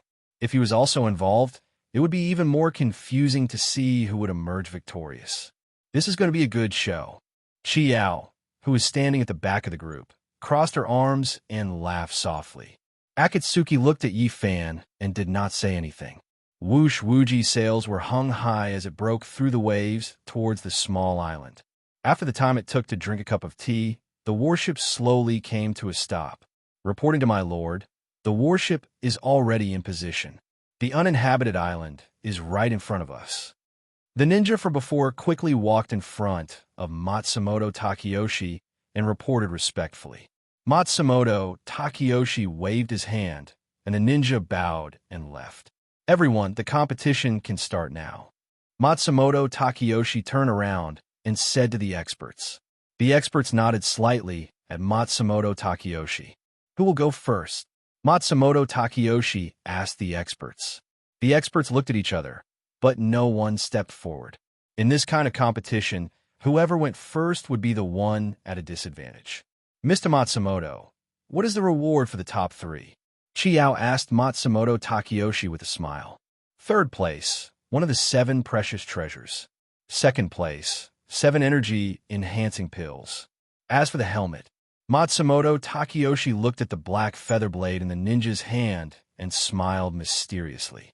What is the helmet reward? Chiao asked with a smile. The helmet reward is this black feather blade. Matsumoto Takeyoshi looked at the experts and said with a smile. What? The helmet reward is this black feather blade made by the Blade Emperor? When Matsumoto Takeyoshi finished his sentence, the experts were shocked. Chiao's smile disappeared, and a look of disbelief appeared on her face. Yi Fan frowned, and a look of surprise appeared on his face. No one would have thought that Matsumoto Takeyoshi would be so generous as to give away such a rare and peerless godly weapon as a reward. Why? Why would Matsumoto Takeyoshi give away such a precious weapon? He clearly knew that he would be able to get first place, so why would he do that? Could it be that there was something else going on? The more Yi Fan thought about it, the more confused he became. Chapter 920. Matsumoto Takeyoshi said as he looked at the experts. When they heard that the armor was personally made by the Blade Emperor Sato, the experts were tempted. The green-eyed boy rubbed his fists and was eager to try. The blue-robed man, Sato Kawaki, narrowed his eyes and stared at the black feather blade. Onaji Lang smiled calmly. Kazuko was calm and composed. The gray-robed Muintori Crane stroked his beard and looked at Yagi Long Kiyoshi. Yagi Long Kiyoshi frowned and looked at Funakoshi Shinichi. Funakoshi Shinichi was calm and expressionless. It could be seen that the experts were all trying to figure out each other. Believe it or not, this time they were going to do it for real. At the very back of the group, General Chi lowered his head and whispered to Yi Fan. What about you? Yi Fan asked Chi Yao. Are you not interested in the black feather blade? I'm not used to using Japanese weapons, so I'm not interested in the black feather blade. Chi Yao smiled. But since it is a competition, I cannot embarrass myself. What do you think? Yi Fan smiled and did not say anything. Who wants to go first?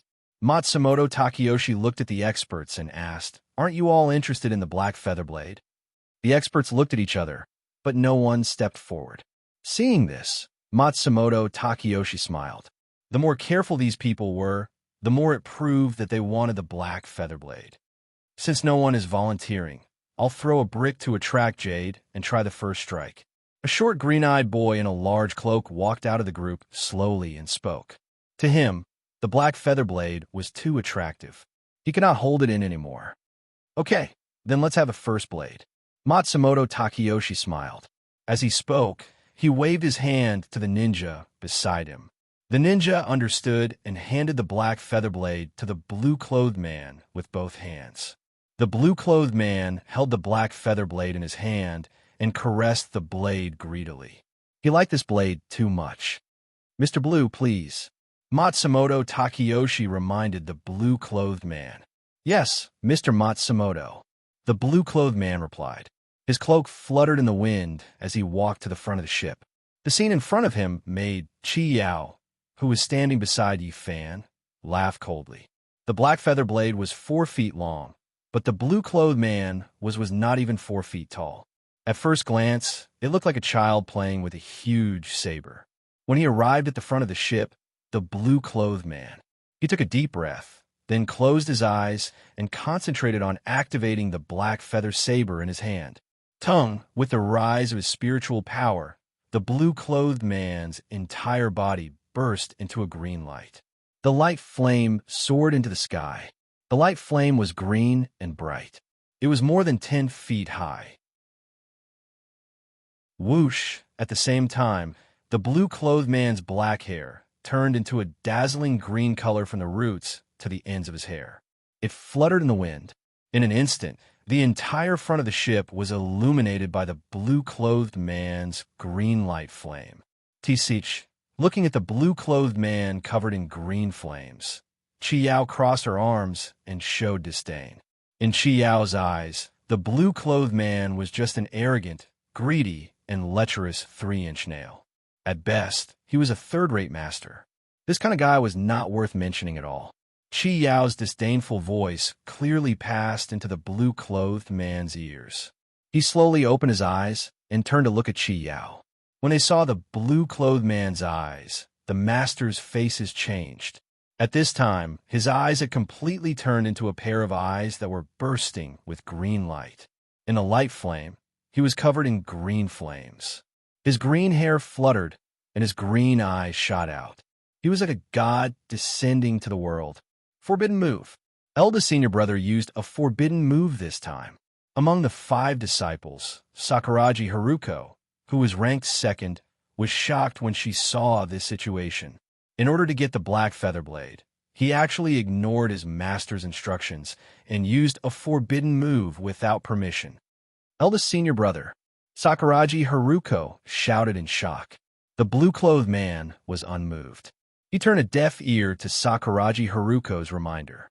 He stared at Chi-Yao with a pair of green eyes. The corners of his mouth curved slightly, revealing an evil smile. Boom! At the moment when the blue-clothed man's mouth curved, the green flames that shrouded his body exploded with a boom and rushed into the sky. In the blink of an eye, the blue-clothed man's green flames soared more than 10 times. Crack! Crack! The overbearing spiritual pressure cracked the deck of the ship under the blue-clothed man's feet. What a strong spiritual pressure! The masters were shocked in their hearts. One must know that the deck of the Martial Auspicious was made of steel. Seeing the blue-clothed man's spiritual pressure soar, Matsumoto Takeyoshi suddenly frowned. In his impression, the blue-clothed man had always been a narrow-minded guy with ordinary cultivation. Today, this guy was far from being as weak as he had imagined. From Sakuragi Haruko's shout just now, it could be seen that in order to get the black feather blade, this guy had used his ultimate move. It seemed that using the black feather blade as a reward was completely correct. In today's competition, there would definitely be a lot of surprises. Facing the blue-clothed man's gaze, Chi-Yao still had a sneer on his face. Chapter 9:21. I didn't expect this guy to have such a trick up his sleeve. Yi Fan frowned and said as he looked at the green-eyed boy who was emitting a domineering spiritual pressure at the bow of the ship.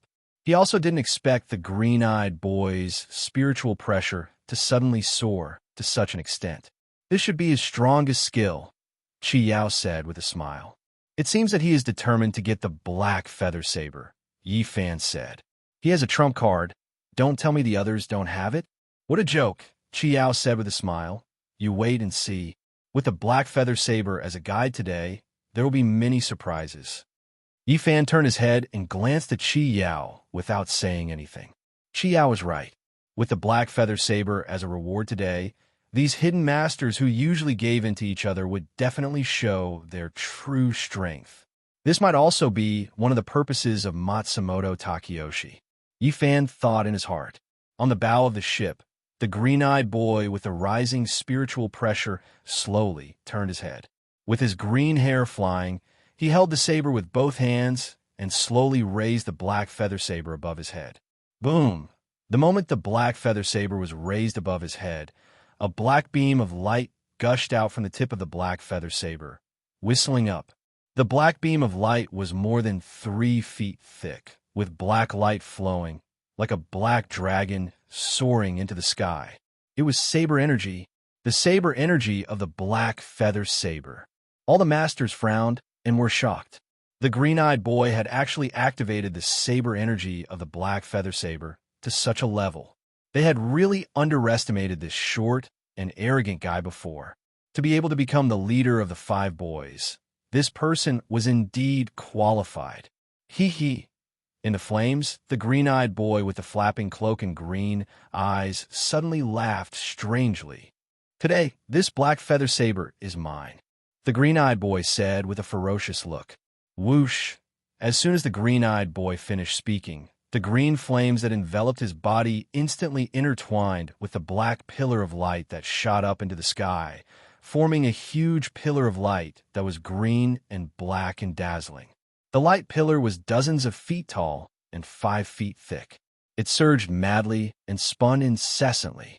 The blue-eyed boy had already pushed his spiritual energy to the limit. Bang, bang, bang. The fine steel deck under his feet cracked again and spread out. The scene in front of them caused the expressions of the experts to change greatly, and they all took 3 steps back. He did not expect that the moment the blue-eyed boy appeared, he displayed such shocking strength. Ha ha ha. The green-eyed boy in the flames laughed strangely. Open your eyes wide and see what a real saber technique is. Eldest senior brother, Haruko Sakuragi, who was ranked second, anxiously shouted again. Azure curtain flowing light shattering slash. The green-eyed boy within the flames let out a furious roar. His roar instantly drowned out Haruko's voice. As he roared, the green-eyed boy slashed down with the black feather saber in his hand.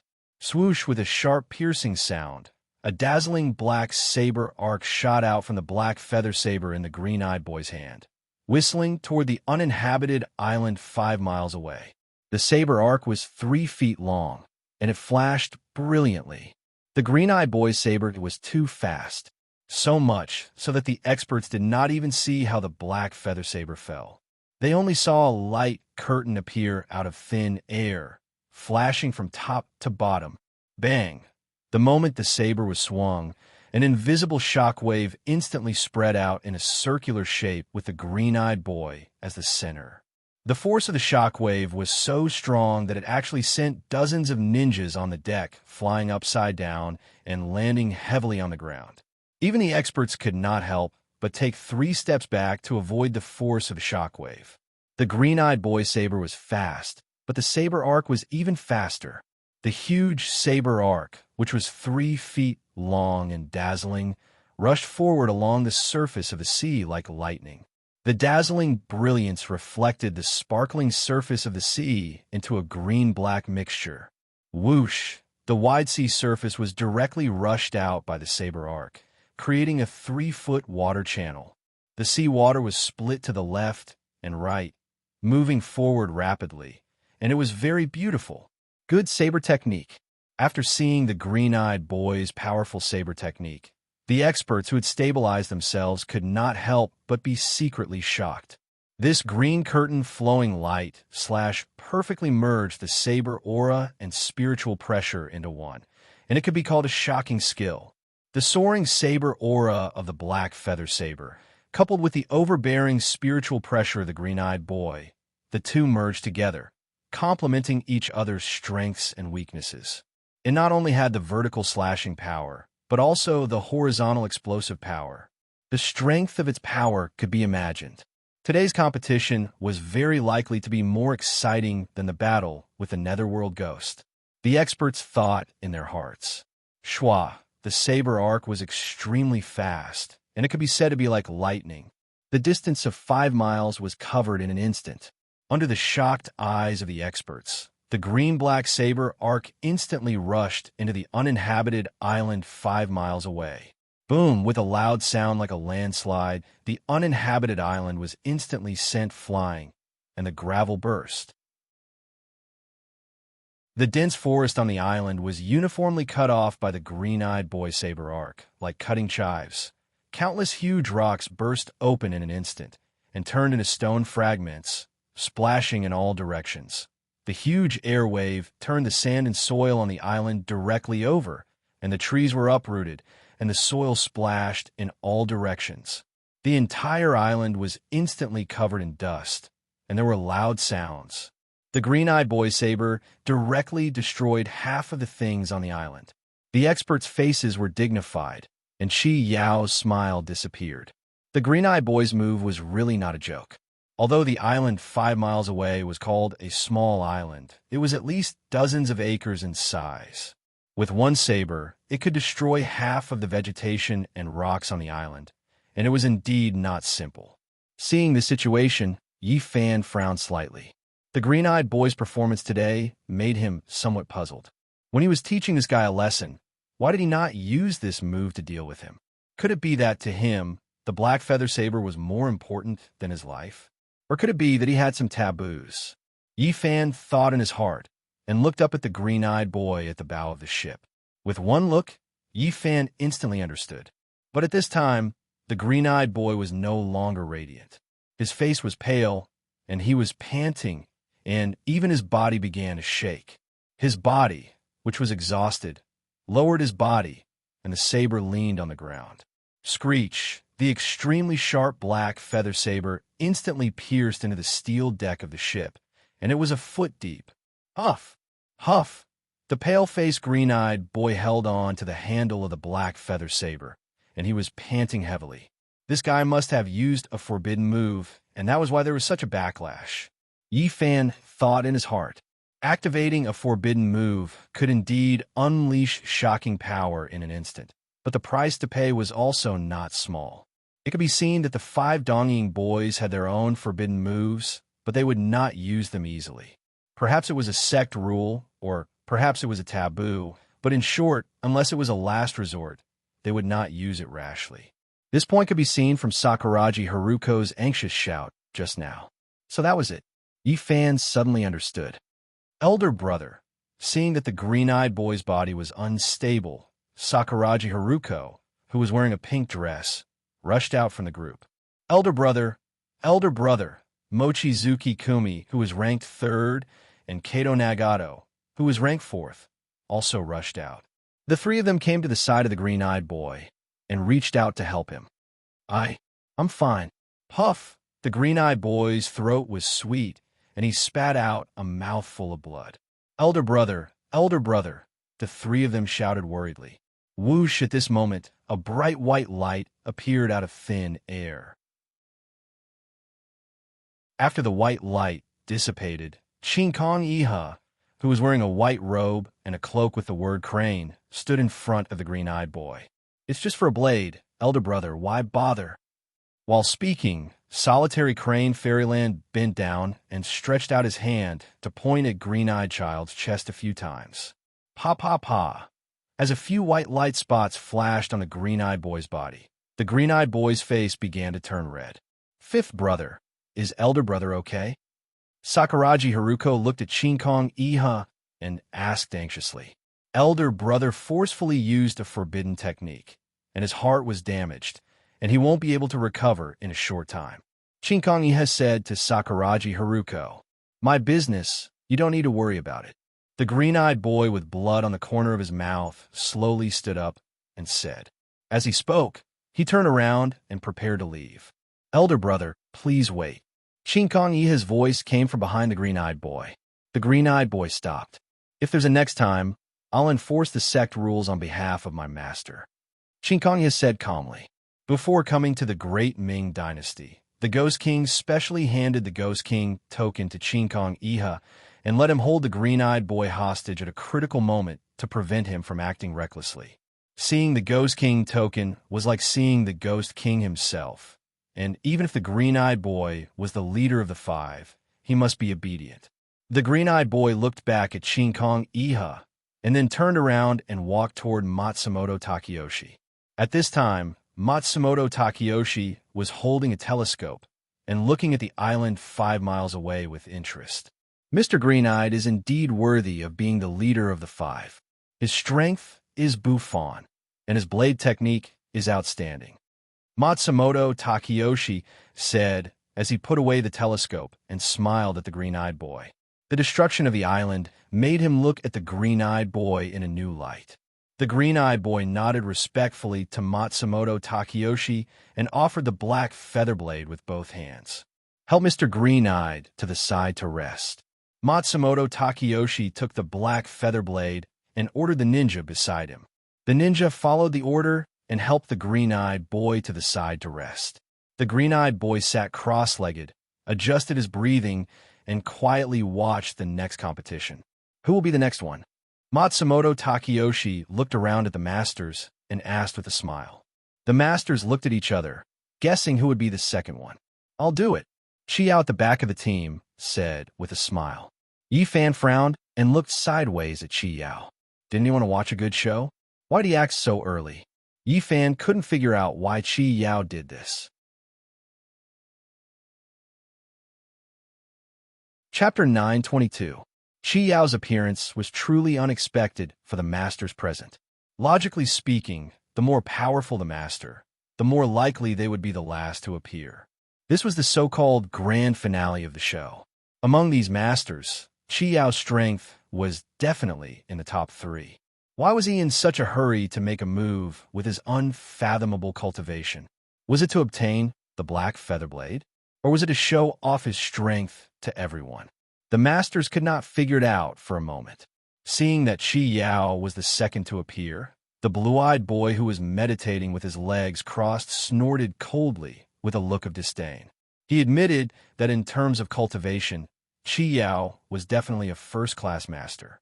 His strength was comparable to Onijiro, Chinkong Iha, and the others. However, in terms of swordsmanship, this guy with a ghostly aura was simply a layman. One had to know that this black feather blade was not his bone-eroding sword with white bones. Don't even think about defeating my azure curtain, flowing light, shattering slash. The blue-eyed boy thought to himself. Under the disdainful gaze of the blue-eyed boy, the handsome Chiao in a black robe slowly walked in front of Matsumoto Takeyoshi. Mr. Chiao, are you in such a hurry? Matsumoto Takeyoshi asked Chiao with a smile. I am in a hurry, but it's not for this black feather blade. Chiao answered Matsumoto Takeyoshi with a smile. I'm not interested in your Japanese weapons. The reason why I'm in a hurry to make a move is because there's a beauty waiting for me in the birth cabin. As the saying goes, a night of spring is worth 1,000 gold. I can't possibly neglect a beauty. What do you think, Mr. Matsumoto? Ha ha! Hearing Chiao's words, Matsumoto Takeyoshi immediately laughed out loud. Mr. Chiao is really a playboy. You know how to take care of women. Matsumoto Takeyoshi smiled at Chiao. Chiao smiled and did not comment. In that case, please begin, Mr. Chiao. Matsumoto Takeyoshi said as he handed the black feather saber to Chiao. Then I'll embarrass myself. Chiao took the black feather saber with one hand and said with a smile. As he spoke, he raised the black feather saber, which was shrouded in black light and filled with murderous intent, above his head with one hand. What? He did not go to the bow of the ship, but directly raised his saber on the deck. All the experts were stunned by Chiao's actions. Not only were the experts shocked, even Matsumoto Takeyoshi, who was standing beside Chiao, was shocked. This guy was really arrogant and unruly. He actually made a move on the spot. Moreover, he was holding a saber with one hand. Under the astonished gazes of the crowd, Chiao chopped down with a black feather saber in his hand. Screech, a blacklight screen appeared out of thin air from top to bottom. Chiao's movements were as smooth as flowing water, confident and domineering. Whoosh, a black saber arc appeared out of thin air from the black feather saber. The saber arc released by Chiao was not big. It was only 10 feet long. Not only that, the black brilliance emitted by the saber arc was not so dazzling and eye-catching. Instead, it was like black smoke that gathered and did not dissipate. What was even more unexpected was that the speed of the saber arc was not as fast as everyone had imagined. Compared to the speed of the saber arc released by the green-eyed boy, the saber arc released by Chiao was as slow as an old cow. Whoosh, after the saber arc rushed out of the black feather saber, it began to fly slowly toward the small island 5 miles away. Seeing this, all the experts were puzzled. What was Chiao doing? Was this a prank? Such a clumsy saber arc. How could he have the nerve to take it out? Ha ha! Ha! Cough, cough, cough. The green-eyed boy who was sitting at the side began to laugh loudly. Halfway through, he began to cough violently again. Chi Yao's saber made the green-eyed boy laugh so hard that he almost suffered internal injuries. This guy did not know how to use a saber at all. He actually had the nerve to laugh at his saber technique. It was really the pot calling the kettle black. The green-eyed boy thought to himself as he coughed. Mr. Chi, you are. Matsumoto Takeyoshi frowned and asked Chi. Chiao's casual saber technique made him slightly unhappy. Mr. Matsumoto, don't worry. You will know in a while. Chiao put the 4-foot-long black feather saber on his shoulder and said with a smile. Matsumoto Takeyoshi narrowed his eyes and did not speak again. He turned his body and frowned as he looked at the saber arc that was gradually moving away. He was waiting for the moment the saber arc rushed to the small island. To be honest, it was the first time he had seen the saber arc fly so slowly. Among the experts, except for the green-eyed boy, no one laughed. Who was Chi Yao? He was the head of the 4 guardians of the swimming hall. His cultivation was so strong that even Yi Fan did not dare to underestimate him. Every move he executed was filled with a sense of strangeness. Today's saber arc was definitely not that simple. For a moment, everyone held their breaths and watched the saber arc float to the small island without blinking. Chi Yao held the saber in one hand and put the other hand in front of his eyes. He slowly admired his fair and slender fingers and smooth and warm nails. The experts guessed right. No one had ever been able to see through the Chi Yao's moves. This time, it was no exception. Swish, when it was less than a li away from the uninhabited island, the Chi demon's slow-moving saber arc suddenly changed. The black saber arc, which had been like smoke and mist, instantly turned black and dazzling. Swish, at the same time, the entire saber arc expanded from 10 feet to 90 feet. In an instant, the saber arc's spiritual pressure increased sharply. It was like a black crescent moon rushing to the small island. Clang! At this time, the saber arc speed had become as fast as a meteor and as fast as lightning. Swish! The calm sea was split into 2 by the saber arc's airwaves. The turbulent sea split into 2 and formed a huge waterway that was more than 10 feet wide. The scene in front of them shocked everyone. They only knew that Chi Yao's cultivation was heaven-defying. They did not expect that this person's saber art would be so overbearing. Onajiro frowned slightly. Bama Changqing's eyes were cold. Kamehameha squinted his eyes. Chinkong Iha was expressionless. The man in white with a veil on his face stood quietly behind Matsumoto Takeyoshi. His expression was calm, and his heart was as calm as still water. Yi Fan crossed his arms. His eyes were calm, and he had a smile on his face. He seemed to have guessed Chi Yao's purpose. The reason why this guy was the second to attack was to crush the green-eyed boy and make him give up on the black feather saber completely.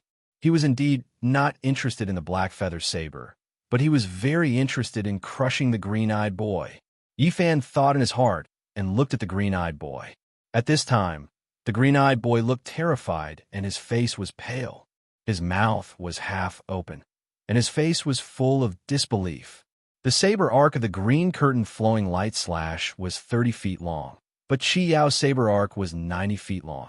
It was 3 times longer than his.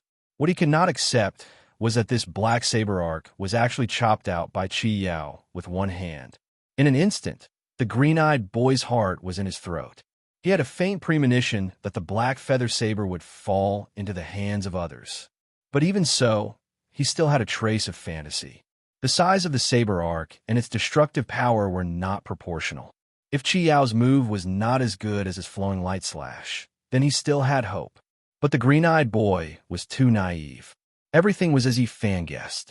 The reason why Chi Yao was the second to attack was to make the green-eyed boy despair.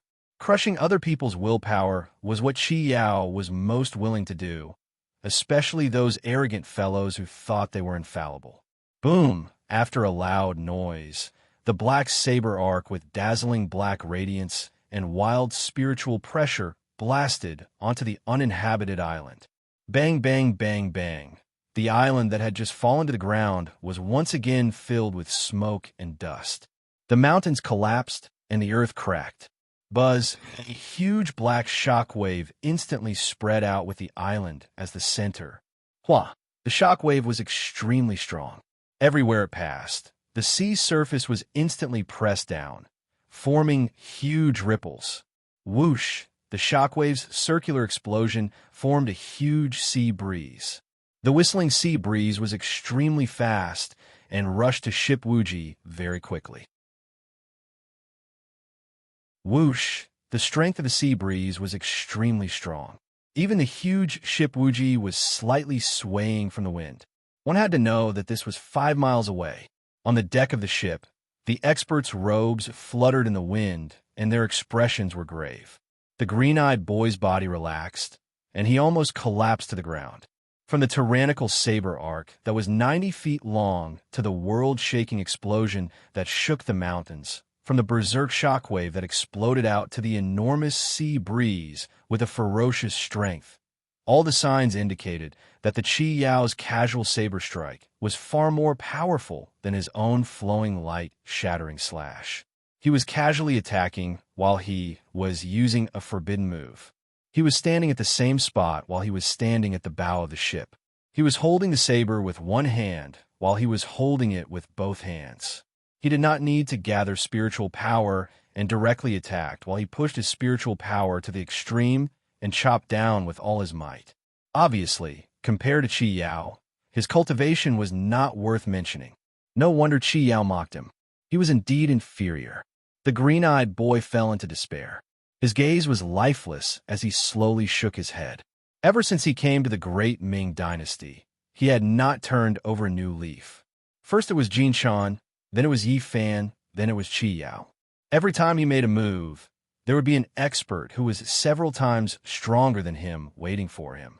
Could it be that this was his destiny? That he would always be a loser? The green-eyed boy thought to himself. At this moment, Matsumoto Takeyoshi had a smile on his face as he looked at the island with the binoculars in his hand. When he saw the island gradually appearing in the dust, Matsumoto Takeyoshi's smile disappeared and his face was full of shock. At the same time, the experts were also shocked by the scene in front of them. The entire island had been directly split into two by Qi Yao's saber. The entire island had been split into two. In the middle of the island, there was a huge and straight saber mark. The saber mark was huge and straight up. Qi Yao's saber directly cut off the mountain and the ground on the island. It was a shocking sight. It was a work of the gods. Matsumoto Takeyoshi put down the binoculars and looked at Qi Yao. This black feather saber is really good, but unfortunately, I am not used to it. Chapter 923. I didn't expect Mr. Qi Yao to not only be the best in sorcery, but also in the realm of swordsmanship. Matsumoto Takeyoshi looked at Qi Yao and praised. With a casual wave of his saber, he directly split the small island 5 miles away in half. This Qi Yao's saber cultivation was not the slightest bit inferior to his ability to use his special technique. I haven't used a sword for more than 10 years, and my swordsmanship has long been rusty. I've embarrassed myself in front of Mr. Matsumoto. Qi Yao handed the black feather sword from his shoulder to Matsumoto Takeyoshi and smiled. Matsumoto Takeyoshi was stunned at first, then smiled and took the black feather sword. Qi Yao was telling the truth. He only liked to use swords and didn't like to use swords. But then again, not liking to use swords didn't mean that he wasn't good at using swords. In the years when he was learning from Cui Zuan, Qi Yao, who was only in his teens, learned everything quickly with his extraordinary aptitude. Every time Cui Zuan taught him a secret art, it would not take him more than a few days to master it. If it weren't for his evil intentions and only liking unorthodox methods, with his aptitude, he would have already reached the realm of passing the heavenly tribulation. After handing the black feather sword to Matsumoto Takeyoshi, Qi Yao walked to the back of the team with his hands behind his back and a smile on his face. When he passed by the blue-eyed boy, Qi Yao turned his head and glanced at the boy, his eyes full of disdain. The blue-eyed boy was so angry at Qi Yao that he gritted his teeth and trembled all over, but he couldn't say a word. What could he say when his skills were inferior? Qi Yao shrugged and turned his head with a smile on his face. With his hands behind his back and whistling, he seemed to be in a good mood. "How did my sword look? It wasn't embarrassing, right?" Chi Yao, who came to Yi Fan's side, asked Yi Fan with a smile. "Not bad." Yi Fan, who had his arms crossed, replied with a smile. "With your sword, the blue-eyed boy's heart was shattered by you. He. I like to see him lose his soul." General Chi glanced at the green-eyed boy and said with a smile, "This 3-inch nail isn't very capable, but he's quite ambitious. Whenever he has the chance, he'll go around showing off. He's like a Japanese monkey jumping up and down, chattering away. This time, let's teach him a lesson and let him calm down." After hearing this, he smiled and didn't reply. Japanese wild monkey. This name was very suitable for the blue-eyed boy. "Everyone, who would like to try the third slash?" Matsumoto Takeyoshi smiled as he looked around at the experts and asked again, "Mr. Matsumoto, let me try the third slash." Chinkong's crane, said S's. "Mr. Chikaku?" When Chinkong Iha stepped out, Matsumoto Takeyoshi's eyes lit up. Although Chinkong Iha's cultivation was very high, he had always kept a low profile. Today, he took the initiative to volunteer, which surprised Matsumoto Takeyoshi. Matsumoto Takeyoshi wasn't the only one who was surprised. When Chinkong Iha stepped out, the expressions of the experts changed. Onijiro frowned. Funakoshi Shinichi's expression was serious. Bamu Chongqing's brows were tightly knitted, and Kamehameha stroked his beard. Yifan narrowed his eyes and turned to look at Chi Yao. "Why are you looking at me?" Chi Yao asked Yifan. "You just mocked and ridiculed Green-Eyed Boy. This time, his 5th junior brother is going to stand up for him." Yifan said to Chi Yao. With Yifan's understanding of Chinkong Iha, this person would definitely not take the initiative to fight for a black feather blade. The reason why he did this was to save the face of Japan's 5 juniors. If Yifan didn't guess wrongly, Chinkong Iha had clearly heard Chi Yao's mocking and ridiculing. If it was anyone else, they wouldn't let their eldest senior brother get scolded as a Japanese wild monkey. This time, Chi Yao had offended someone. Hearing Yi Fan's explanation, Chi Yao was stunned at first, then smiled. "This Chinkong Iha's cultivation is not low. You'd better not provoke him in the future." Yi Fan reminded Chi Yao. He had briefly fought with Chinkong Iha.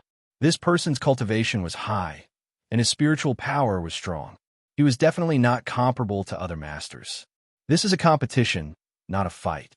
What could he do to me? Chi Yao smiled. "The grudge between the two of you is settled." Yi Fan turned around and said calmly, "So be it." Chi Yao smiled indifferently. "There are hundreds and thousands of people who have a grudge against me. Who does he think he is?" Yi Fan didn't say anything. "Can I?" Mr. Matsumoto. Chinkong Iha, who was wearing a crane cloak, slowly walked to Matsumoto Takeyoshi and asked politely. "Of course." Matsumoto Takeyoshi replied with a smile. "I just didn't expect Mr. Ichikaku to come out so soon." As he said, he handed the black feather blade in his hand to Chinkong Iha. Senior brother was humiliated. "I can't just sit by and watch." Chinkong Iha took the black feather blade with both hands and said calmly. Matsumoto Takeyoshi frowned. At this time, he finally understood why Chinkong Iha took the initiative to ask for help. After Chinkong Iha took the black feather blade, he slowly turned around and came to the front of the green-eyed boy. He bent down and looked at the green-eyed boy who was meditating cross-legged and unable to recover from the setback. "Senior brother, don't worry, this black feather blade. I will help you get it back." Chinkong Iha pressed the green-eyed boy's shoulder and said calmly. The green-eyed boy raised his head, looked at Chinkong Iha, and then lowered it again. After that, Chinkong Iha slowly stood up. He held the black feather blade wrapped in black light and slowly walked to Chi Yao at the back of the team. At this time, he was expressionless and murderous. Yi Fan's guess was right. Chi Yao's sarcastic words clearly passed into Chinkong Iha's ears. No matter how weak the green-eyed boy's cultivation was, he was still the leader of the 5 boys. If he was called a Japanese wild monkey, then the remaining 4 boys were even worse than monkeys. Seeing Qin Kong Iha's murderous aura, the masters immediately made a path. Seeing this, Qiao narrowed his eyes. He secretly gathered his spiritual power and prepared to step forward. Ha! As soon as Qi Yao took the first step, Yi Fan's hand pressed on his shoulder. Seeing that Yi Fan had stopped him, Qi Yao frowned and turned to look at Yi Fan. Yi Fan stared at Qi Yao and slowly shook his head. Qi Yao took a deep breath and retracted his left foot. Qin Kong Iha, who was wearing a crane cloak, quickly arrived in front of Qi Yao. He held the black feather blade and stared at Qi Yao. His eyes were cold and as sharp as knives. Qi Yao was not at a disadvantage at all. Dressed in a black robe, he stood with his hands behind his back.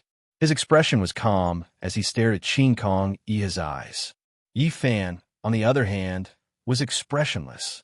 He stood quietly beside Qi Yao with his arms crossed and his eyes lowered. "Did you just call my senior brother a Japanese wild monkey?" Qin Kong Iha said coldly. As soon as Qin Kong Iha finished speaking, the expressions of all the masters present changed. They were only thinking about the sword test and did not pay attention to the conversation between Yi Fan and Qi Yao. Now that they heard Qin Kong Iha's words, they realized that things had gotten out of hand. It would be strange if Qin Kong Iha was not angry when Qi Yao called Green-Eyed Boy a Japanese wild monkey. "I did. What can you do about it?" Qi Yao lifted his chin and said indifferently, "I just don't like him. I like to see him lose his soul and make a fool of himself." "Why? Can't I do that?" "You're a Japanese wild dog. Unforgivable." As Qin Kong Iha spoke, he suddenly waved his left hand and slapped Qi Yao's face. His speed was as fast as lightning. When Qi Yao saw this, the corners of his mouth curved, and he immediately prepared to fight back. However, just as Qi Yao made his move, Yi Fan moved. With a schwa sound, he appeared in front of Qi Yao. At the same time, he swung his arm to meet Solitary Crane's palm. Pa! A deafening sound reverberated through the air, echoing endlessly. Qin Kong Iha's left hand and Yi Fan's left hand clashed. Yi Fan made his move. All the masters were shocked. When they saw Yi Fan making his move, the remaining 3 of the 5 immediately rushed out and stood behind Qin Kong Iha. The 3 of them held onto the hilts of their swords and were ready to attack. Yi Fan's cultivation was not to be trifled with. They had to support Qin Kong Iha at any time. When the 3 of them stepped out, Akatsuki, who was dressed in red, immediately used her movement skill and appeared beside Yi Fan. She held onto the hilt of her phoenix wing saber with one hand and looked at the 3 of them coldly, ready to attack at any time.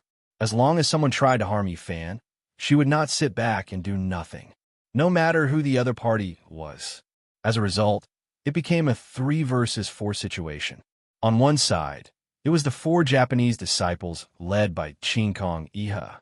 On the other side, it was the Devil King Yi Fan, the leader of the 4 guardians, Qi Yao, and the new owner of the Phoenix Wing Saber, Akatsuki.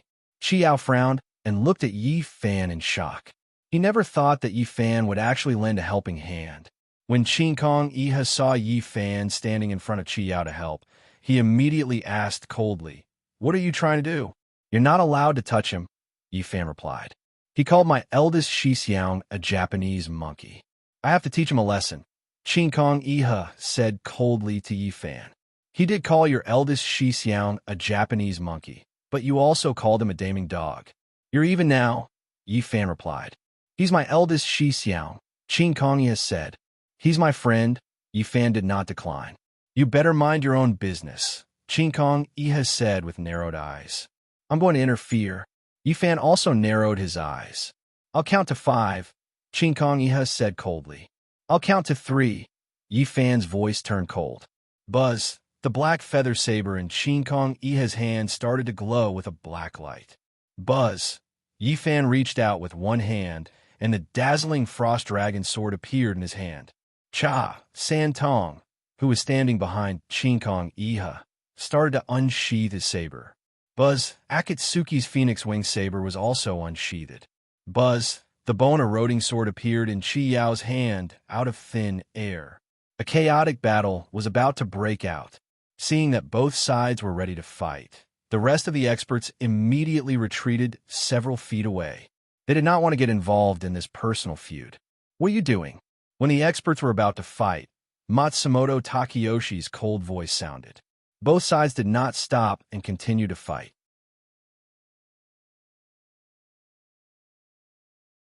Chapter 924. Seeing that the order had been given, Shinkong Iha turned his head and glanced at Matsumoto Takayoshi before withdrawing the spiritual energy from the black feather blade. As soon as the spiritual energy was withdrawn, the black light wrapped around the black feather blade began to slowly recede. Shua, with a thought, the frost dragon sword in Yi Fan's hand, which was glowing with a silver light, disappeared into thin air. The two of them glanced at each other before retracting their hands that were clasped together. They had no choice but to obey Matsumoto Takayoshi's orders. Cha-cha-cha. Seeing the two powerhouses withdraw their moves, the helpers standing beside them also withdrew their moves. Santong sheathed his blade, and Akatsuki also sheathed her phoenix wing blade. Shua. Chi Yao's hand loosened, and the bone-eroding sword instantly turned into a pale white light and disappeared into thin air. Matsumoto Takayoshi's words stopped the chaotic battle that was about to break out. A test is a test. Everyone speaks based on their abilities.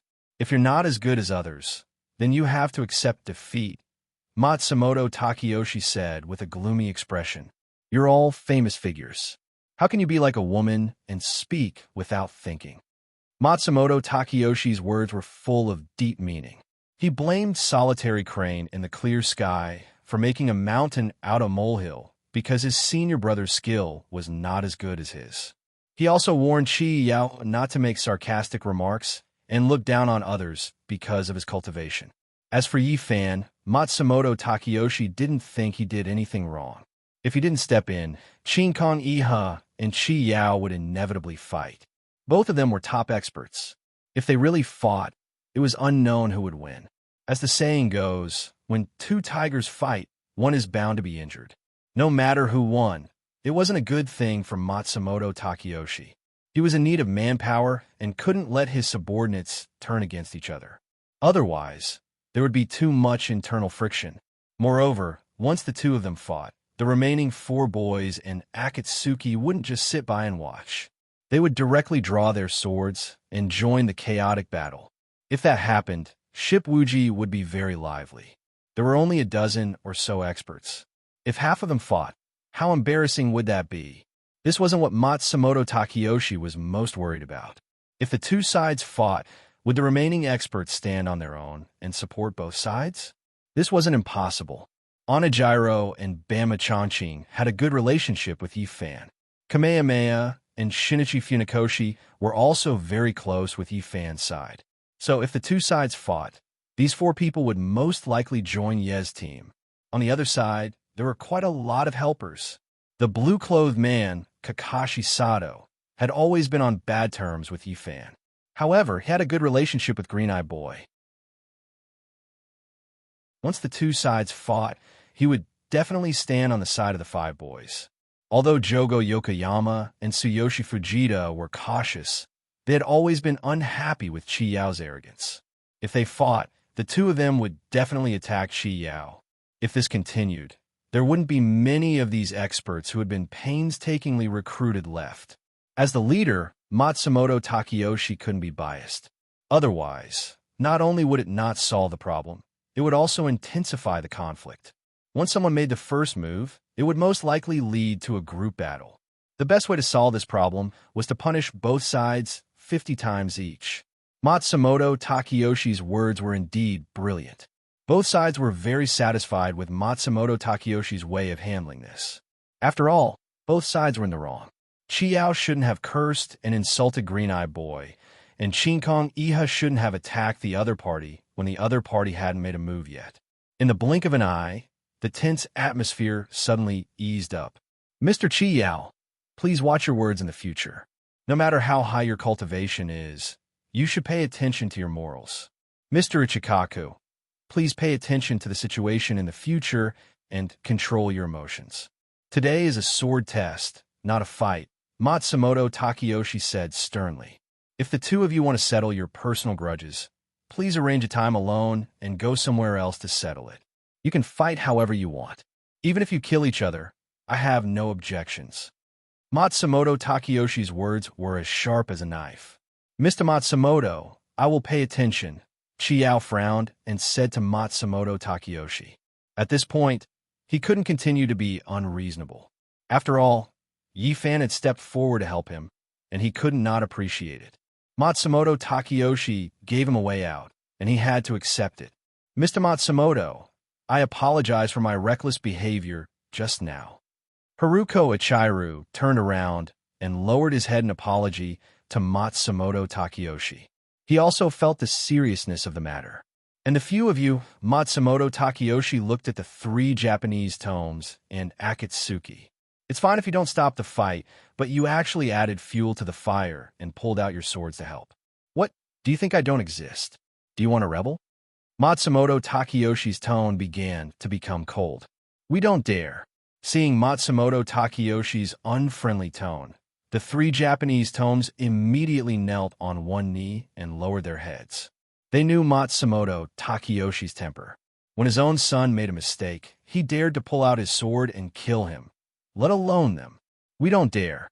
Akatsuki also knelt on one knee and said, I'll let it go this time, Matsumoto Takeyoshi said coldly. If there's a next time, it won't be this island that will be split in half. Matsumoto Takeyoshi said as he looked at the other masters 3 feet away. His words were meant for them as well. Yes, yes. The 3 Japanese tomes hurriedly replied. Yes, Mr. Matsumoto. Akatsuki replied. Get up. Matsumoto Takeyoshi's tone became gentler. Thank you, Mr. Matsumoto. The 4 said in unison and stood up.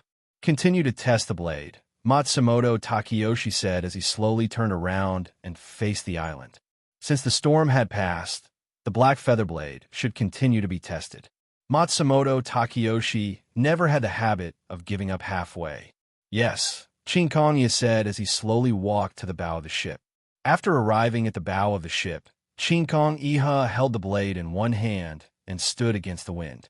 The sea breeze blew, and the snow-white crane cloak on his body fluttered in the wind. The masters were silent as they stared at Chinkong Iha without blinking. This was a top-notch master, a master among masters. There was no need to guess.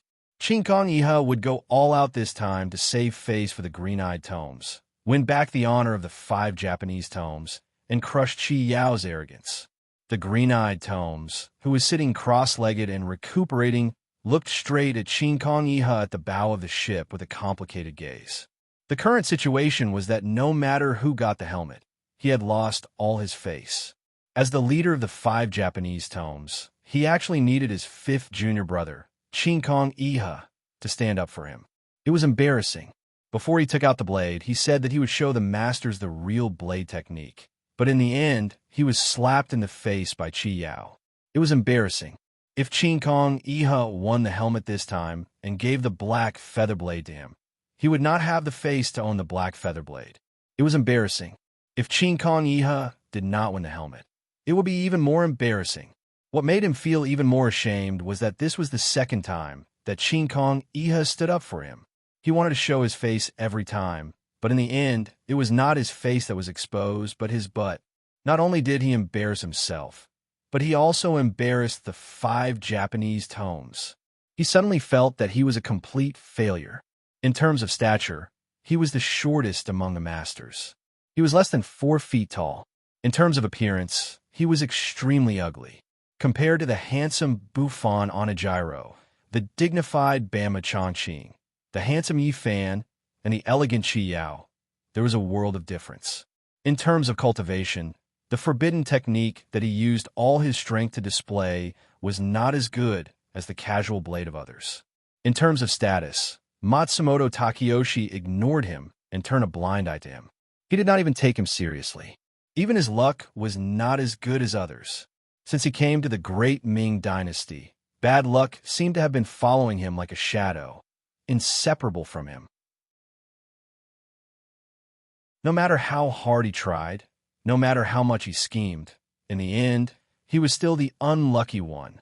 This made him involuntarily think of the famous Zhou Yu, Zhou Gongjin's eternal sigh from the Three Kingdoms period. Since he was born, why was Liang born? At this moment, the green-eyed boy was extremely ashamed. He wished he could find a hole to hide in. If he had to choose again, he would rather stay in Japan and focus on cultivation than take half a step into the Great Ming Dynasty. The Great Ming Dynasty was not as simple as a place with hidden dragons and crouching tigers. It was simply a group of dragons and tigers. Jin Shan, the five elements expert, Qi Yao, and Yi Fan. Which one of them was not a top-notch master? Buzz, just as the green-eyed boy felt that the heavens were blind and that his fate was unfair, Qin Kong Iha, who was standing at the bow of the ship, began to move. He, who was wearing a cloak, took a deep breath and then closed his eyes slightly. Whoosh! The moment Crane in the clear sky closed his eyes, the sea breeze that was still howling and surging suddenly stopped. In an instant, the sea was calm and quiet to the extreme. Whoosh! The fluttering robes of the masters also stopped. However, what made people feel strange was that the crane in the clear sky's snow-white cloak was still fluttering in the wind, making flapping sounds. When the masters saw this, they frowned and were puzzled. Why did the sea breeze suddenly stop? At this moment, Qin Kong Iha had not activated his spiritual power. Why was his robe fluttering? The masters could not understand. When they saw the scene in front of them, Qi Yao, who was standing beside Yi Fan, instantly changed his expression. His eyes widened, and his face was filled with disbelief. What's going on? Yi Fan, who was standing beside Qi Yao, felt that something was wrong with Qi Yao and asked Qi Yao, "Wind. It's the wind." Qi Yao's face turned pale as he muttered to himself. "Wind?" Yi Fan frowned. "What's wrong with the wind?" "All the wind above the EC has been absorbed into his body," Qi Yao said with a pale face. "What?" Qi Yao's words made Yi Fan's pupils shrink instantly, and his expression changed greatly. Qin Kong Iha could actually use the power of the wind for himself. It was no wonder that the howling sea breeze had suddenly stopped. Yi Fan looked at the crane in the clear sky, and his heart was filled with shock. Earth, water, fire, wind. Among the four elements, earth and water were things that could be seen and touched. Fire was something that could be seen but not touched. Wind was something that could neither be seen nor touched. It was one of the most difficult techniques to cultivate.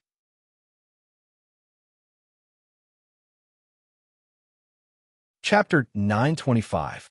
As the saying goes, the experts look at the skill while the laymen look at the excitement. Qin Kong Iha's art of controlling the wind did not escape Onijiro's eyes. As an expert in sorcery, he narrowed his eyes and furrowed his brows. This Qin Kong Iha was indeed powerful. Not only was his spiritual energy overbearing, his cultivation was also unfathomable. Onijiro did not expect that this person had actually mastered the art of controlling the wind. This art of controlling the wind had always existed in legends, but no one had ever mastered it. Even if someone claimed that they had mastered the art of controlling the wind, they would just barely use their spiritual energy to compress the air and release it. One had to know that the real art of controlling the wind had a unique characteristic. Once mastered, there was no need to use spiritual energy. Just by using one's spiritual energy, one could communicate with the wind outside and use it for their own use. The stronger one's spiritual energy was, the wider the range of the wind could be controlled. At this moment, as far as the eye could see, the entire sea around the Wuji was calm and sparkling. It seemed that a crane in a clear sky had absorbed all the wind energy in the entire sea into his body. Within a few breaths, he could gather all the wind within a few hundred miles into his body. What kind of realm had this Qin Kong Iha's art of controlling the wind reached? Looking at Qin Kong Iha, who was standing on the bow of the ship, Onijiro's face turned serious and his eyes were filled with shock. Today's saber technique competition had already far exceeded his expectations.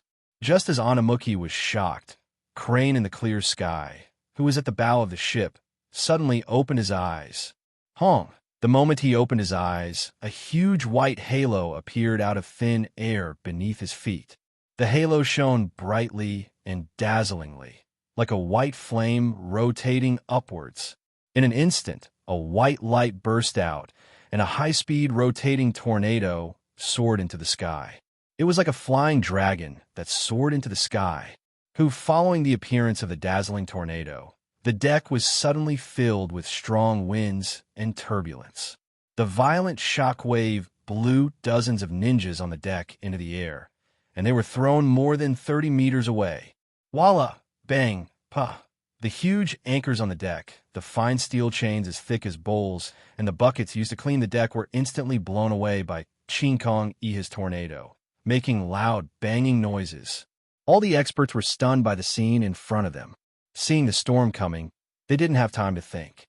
They all raised their sleeves to block the crazy wind waves, and at the same time, mobilized their spirit energy to form a spirit energy barrier in front of them. Buzz, buzz, buzz. In the blink of an eye, multicolored spiritual energy barriers appeared in front of the experts. However, even so, the violent shock wave still forced all the experts, along with the spirit chi light shield in front of them, to retreat more than 10 feet. What a strong wind! The expressions of the experts hiding behind the spiritual energy barrier changed drastically. At this moment, even a fool would have guessed why the sea breeze had suddenly stopped. Imperial wind technique. It was the imperial wind technique. All the experts were shocked. Facing the incoming wind, Yamada Shingo moved and stood in front of Matsumoto Takeyoshi, shielding him from the incoming attack. Whoosh! Yamada Shingo opened his eyes, and the wind instantly changed direction, bypassing the two of them. Yi Fan, who was standing behind the group, squinted his eyes. Whoosh! The wind made a circle and changed direction automatically. The two of them had high cultivation, and the wind couldn't move them. Just as the experts stabilized themselves, King Kong Iha, who was in the middle of the tornado, held the black feather saber with both hands and slowly raised it above his head. He was going to make a move. Amidst the turbulence, the experts hiding behind the spiritual energy barrier were shocked. They widened their eyes and stared at King Kong Iha without blinking. This was the first time they had seen the rumored imperial wind technique. Of course, they wouldn't let go of this opportunity to observe it. In the middle of the tornado, King Kong Iha, who was holding the black feather saber with both hands, closed his eyes and began mobilizing his spiritual energy. Buzz! The moment he closed his eyes, countless white lightning bolts shot out from King Kong Iha's body. Buzz, buzz, buzz. The lightning bolts shot out in all directions, moving around King Kong Iha's body crazily, intertwining with each other. At that moment, King Kong Iha was surrounded by the tornado, and the lightning bolts surrounded him. His robes and cloak fluttered in the wind, and he looked like a god descending to earth. Following the appearance of the lightning bolts, the spiritual pressure in the air suddenly soared. The continuously rising spiritual pressure forced the experts to retreat a few feet. What a powerful spiritual pressure! Yi Fan, who was hugging his arms, frowned and exclaimed in his heart. This person's cultivation was so high that it had already exceeded his imagination. Crack! Crack! Under King Kong Iha's feet, the cracked stainless steel deck could no longer withstand such a powerful spiritual pressure, and it started to crack. Countless fine steel fragments slowly floated up into the air and were sucked into the madly spinning tornado. Bang, bang, bang. The moment they touched the edge of the tornado, countless pieces of stainless steel exploded and turned into countless steel shavings. Seeing this, the experts immediately strengthened their spiritual energy light shields. The tornado on Crane Clear Sky's body was no ordinary gust of wind. It was a combination of all the wind within a few hundred miles. Its strength was so strong that even stainless steel was instantly crushed.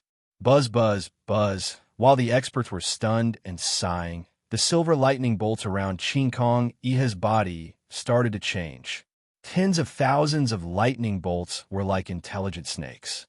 They followed Crane in the clear sky's arms and gradually crawled towards the black feather saber that he raised high. What? The scene in front of him shocked Yi Fan so much that he took a deep breath. Qin Kong Iha did not use his spiritual energy to activate the black feather saber. Instead, he used his domineering spiritual pressure to force his spiritual energy into the black feather saber. Oh my God! Qiao, who was standing beside Yi Fan, widened her eyes in disbelief. Spiritual energy could be used like this. Buzz, buzz, buzz, as the thousands of silver lightning bolts climbed up, the black feather saber, which was still covered in black and white light, suddenly turned black and white, and lightning bolts swam. On the blade, countless black and white lightning bolts chased after each other and swam wildly. At this moment, the black feather saber had turned black and white, and lightning bolts swam around it. The black and white light illuminated the entire Wuji, as well as the faces of all the experts present. When all the lightning bolts had been injected into the black feather saber, Qin Kong Iha, who was dressed in white, slowly opened his eyes. Buzz, Qin Kong Iha's eyes were filled with silver light, and they shone brightly in all directions. Imperial Wind Technique. First form 10,000 tornadoes. Qin Kong Iha shouted softly, and the black and white black feather saber in his hands slashed down heavily. Swoosh, as Qin Kong Iha slashed down heavily. The white tornado and the black feather saber's energy shot out at the same time. Whoosh! The dazzling white tornado instantly left the crane in the clear sky and rushed toward the uninhabited island 5 miles away. Sizzle! Within the tornado, countless black and white lightning bolts swam around, making sizzling sounds. Spiritual power, wind power, saber energy. The power of his own body, the power of nature, and the power of his divine weapon. The three powers combined into one. Between the sea and the sky, a tornado that was more than 1,000 feet tall and intertwined with lightning spun crazily, moving forward at high speed. Whoosh! Wherever the tornado passed, the seawater parted, forming a huge trench that was 7 feet wide and 9 feet deep. Such a majestic big move instantly stunned all the experts hiding behind the spiritual energy light barrier. The blue-robed man, Sato Kawaki, swallowed hard, unable to believe what he was seeing. It was his first time seeing such a powerful expert who could unleash such a domineering force of nature on his own. Qin Kong Iha. He would forever remember this expert's name. The green-eyed boy with messy hair had his mouth half open, and his face was filled with shock. He did not expect his fifth junior brother to be so powerful. The legendary Imperial Wind Technique had actually appeared in this person's body. No Wonder Master gave him the Ghost King's order. This person was so powerful that only Master, the Ghost King, could subdue him. Whoosh! The tornado, which was more than 1,000 feet tall, had already reached the desolate island. Boom! As soon as the tornado touched the island began to shake. Whoosh! The tornado's powerful suction force sucked all the rocks, trees, and soil into it. Bang, bang, bang. Countless loud noises were heard, and all the rocks and trees were instantly crushed by the saber energy in the tornado, turning into dust. Whoosh! The island became smaller and smaller, and gradually disappeared. The uninhabited island, which was dozens of acres in size, was destroyed by Qin Kong Iha's tornado and turned into nothingness. After destroying all of the uninhabited islands, Kiryu retracted his Imperial Wind Technique. Whoosh! As he withdrew his telekinesis, the tornado that connected the sea and the sky began to spread gradually and finally disappeared above the sea. Whoosh! As soon as the tornado disappeared, the sea breeze that had disappeared reappeared above the sea. Silence. Complete silence. All the experts stood there motionlessly, as if they were statues. Qin Kong Iha's move made them truly understand what power was. This time, Matsumoto Takeyoshi did not use the binoculars to observe. It was very simple. 5 miles away, there was only sea water and no island. The island had disappeared. The man in white, Shingo Yamada, had a serious look on his face, and his expression changed for the first time. Chinkong Iha, as his name suggested, his strength soared to the sky, and he was like a crane flying through the clouds. Chi Yao stared blankly, and her face was filled with disbelief. Yi Fan, on the other hand, was frowning and did not say a word. Under the shocked gazes of the experts, Chinkong Iha, who was wearing a cloak with the word crane, slowly sheathed his saber and turned around. He looked at Chi Yao and Yi Fan, who were at the back of the team, and then walked down from the broken bow of the ship. Tap, tap, tap, in such a quiet environment. The sound of Chinkong Iha's wooden saber was particularly clear. He went directly to Matsumoto Takeyoshi and offered the black feather saber with both hands. Matsumoto Takeyoshi slowly took the black feather saber and did not say a word. He did not know what to say. Chinkong Iha bowed slightly to Matsumoto Takeyoshi and then slowly walked to the side of the blue-eyed boy, leaned over, and helped him to walk to the cabin. He wanted to heal the blue-eyed boy. Mr. Matsumoto, it's my turn. The moment the two turned around, Yi Fan, who had his arms crossed, lowered his head and said,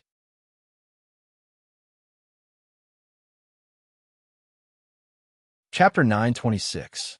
Yi Fan's words caused the experts who were already flabbergasted to be shocked once again. The uninhabited island 5 miles away has already been razed to the ground by Chinkong Iha. What does Yi Fan want to use to test his sword? Chinkong Iha turned around and looked at Yi Fan with a frown.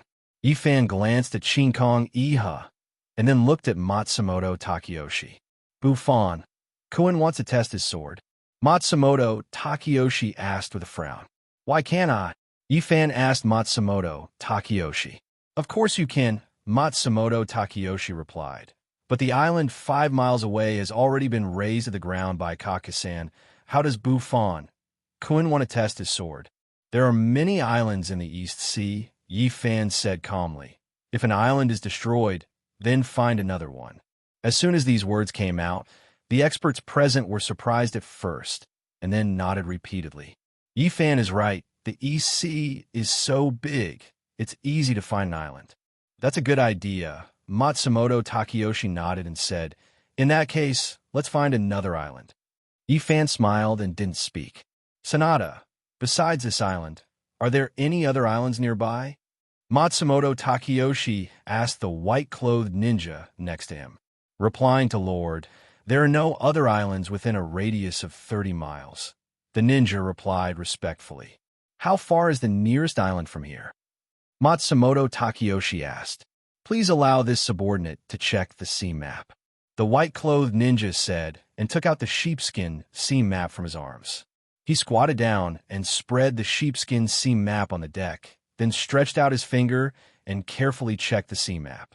After a while, the ninja's fingers stopped at a yellow dot on the map. My lord, from the sea map, the closest island to Wuji is at least 50 li away. The ninja said and handed the map to Matsumoto Takeyoshi with both hands. Matsumoto Takeyoshi took the map and looked at it carefully. Are you talking about Iron Rock Island? Matsumoto Takeyoshi asked as he looked at the yellow mark on the sheepskin chart. Exactly. The ninja respectfully replied. This island is densely covered with rocks, rich in iron ore, and overgrown with reefs, hence the name, Iron Rock Island. How big is this island? Matsumoto Takeyoshi asked with a frown. According to the map, it covers at least 100 acres, Ninja replied. Iron Rock Island is not suitable. Find another one. Matsumoto Takeyoshi threw the map to the ninja and said, Since it was a competition, it had to be fair.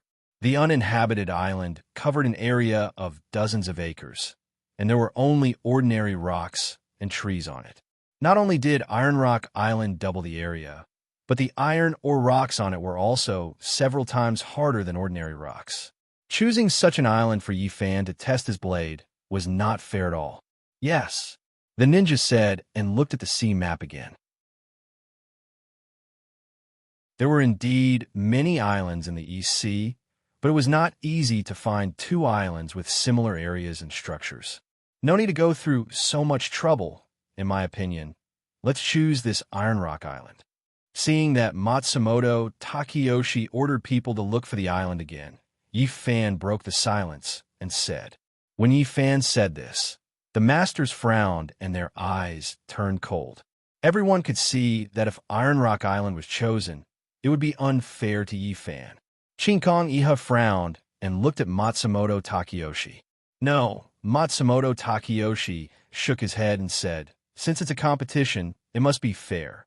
Iron Rock Island is full of iron ore and covers an area of hundreds of acres. It can't be compared to the uninhabited island just now. If you choose this island, it will be unfair to you. Mr. Matsumoto's words are wrong. Yi Fan said calmly to Matsumoto Takeyoshi, in this world, there is no absolute fairness. Matsumoto Takeyoshi narrowed his eyes and listened quietly. A competition of swordsmanship is a competition of destructive power. Why should we be limited to the same island? Yi Fan continued, if I destroy Iron Rock Island, I will naturally win against Mr. Ikizuru. It's a very simple matter. Why does Mr. Matsumoto have to make it so complicated? After hearing this, the masters looked at each other and nodded. In that case, we will do as Mr. Matsumoto said. Seeing that Yi Fan's words were reasonable, Matsumoto Takeyoshi agreed to Yi Fan's request. Turn around and stop 5 miles away from Iron Rock Island. Matsumoto Takeyoshi began to order.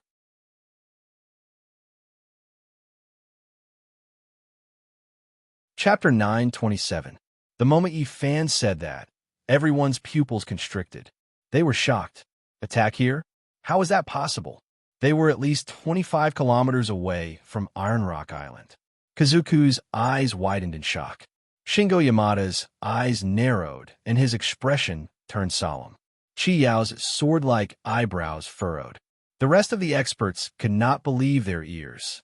Matsumoto Takeyoshi thought he had heard wrongly. He confirmed with Yi Fan again, What did you say? Use the black feather saber to chop Iron Rock Island. Yi Fan looked at Matsumoto Takeyoshi and said calmly, if the killing effect is not as good as Mr. Ichikaku's, I admit defeat. The moment Yi Fan said that, all the experts' expressions changed. They looked at each other. 50 miles away, the Iron Rock Island, which was hundreds of acres in size, was destroyed with a single slash. This was simply a fantasy. Even if Yi Fan was the Demon King and the Black Feather Saber was unparalleled, it was impossible for him to do that. All the experts were shocked. Chi Yao turned his head to look at Yi Fan. His face filled with confusion. Was this guy crazy? How dare he boast like that? Even if he had the power of the heavenly demon, survived the heavenly tribulation, and had a secret technique, it was impossible for him to display such shocking power. It was very difficult for him to use his spiritual power for a distance of 25 kilometers.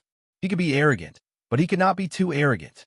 If he did not achieve the killing effect, he would be ruining his own reputation. Chi Yao wanted to advise Yi Fan to be careful, but she could not say a word. As the saying went, spilled water could not be taken back. Words that were said were like spilled water. They could not be taken back. Matsumoto Takeyoshi frowned and turned to look at Shingo Yamada. He wanted to hear Shingo Yamada's opinion. Shingo Yamada nodded slightly at Matsumoto Takeyoshi. Clearly, he agreed with Yi Fan's decision. Matsumoto Takeyoshi understood. All right. Matsumoto Takeyoshi composed himself and said to Yi Fan, since Buffon-kun insists, then I will respectfully comply. Matsumoto Takeyoshi said as he handed the black feather saber to Yi Fan, who was at the back of the group. Yi Fan smiled and waved at Matsumoto Takeyoshi. Clang! The black feather blade flashed and disappeared from Matsumoto Takeyoshi's hand. Whoosh! In the blink of an eye, the black feather saber appeared in Yi Fan's hand out of thin air. What a great telekinesis! Yi Fan's move caused all the experts present to be secretly shocked. Buzz! The moment the black feather saber appeared in Yi Fan's hand, the entire saber let out a crisp and long cry. At the same time, the black feather saber trembled, and flashed. Countless rays of black light shot out from the saber, dazzling everyone's eyes. The light that shot out illuminated the entire deck of the ship with a black light, like ink. The black feather saber was excited. The scene in front of them made the eyes of all the experts shrink. Even Matsumoto Takeyoshi was flabbergasted by this scene. As the saying goes, a divine weapon recognizes its master. It was obvious that the black feather saber liked Yi Fan, which was why it let out an excited cry and released a dazzling light. Shinkong Iha was shocked and could not believe it. He did not expect the black feather saber to recognize Yi Fan as its master. Under the illumination of the dazzling black light, Yi Fan frowned. The black feather saber's reaction surprised him. It was obvious that this divine weapon liked him. As for the reason, he did not know. "Buffon Koen, please," Matsumoto Takeyoshi said to Yi Fan. Yi Fan nodded and held the dazzling black feather saber in his hand. "Xiao Zhao, go to Hongji first. I will be done soon," Yi Fan said to Baihu, who was lying on his shoulder. Baihu nodded obediently and jumped down from Yi Fan's shoulder into Akatsuki's arms. After settling Baihu, Yi Fan's body began to float slowly into the air. The reason why he flew into the air was for the sake of the warship below him. If Yi Fan made his move on the deck of the warship would probably be smashed to pieces the moment he made his move. Disregarding everything else, Yi Fan's spiritual pressure alone would be able to crush the Buji warship in an instant. "Mr. Fujita, please keep an eye on the Iron Cliff Island 50 miles away and report the damage to it."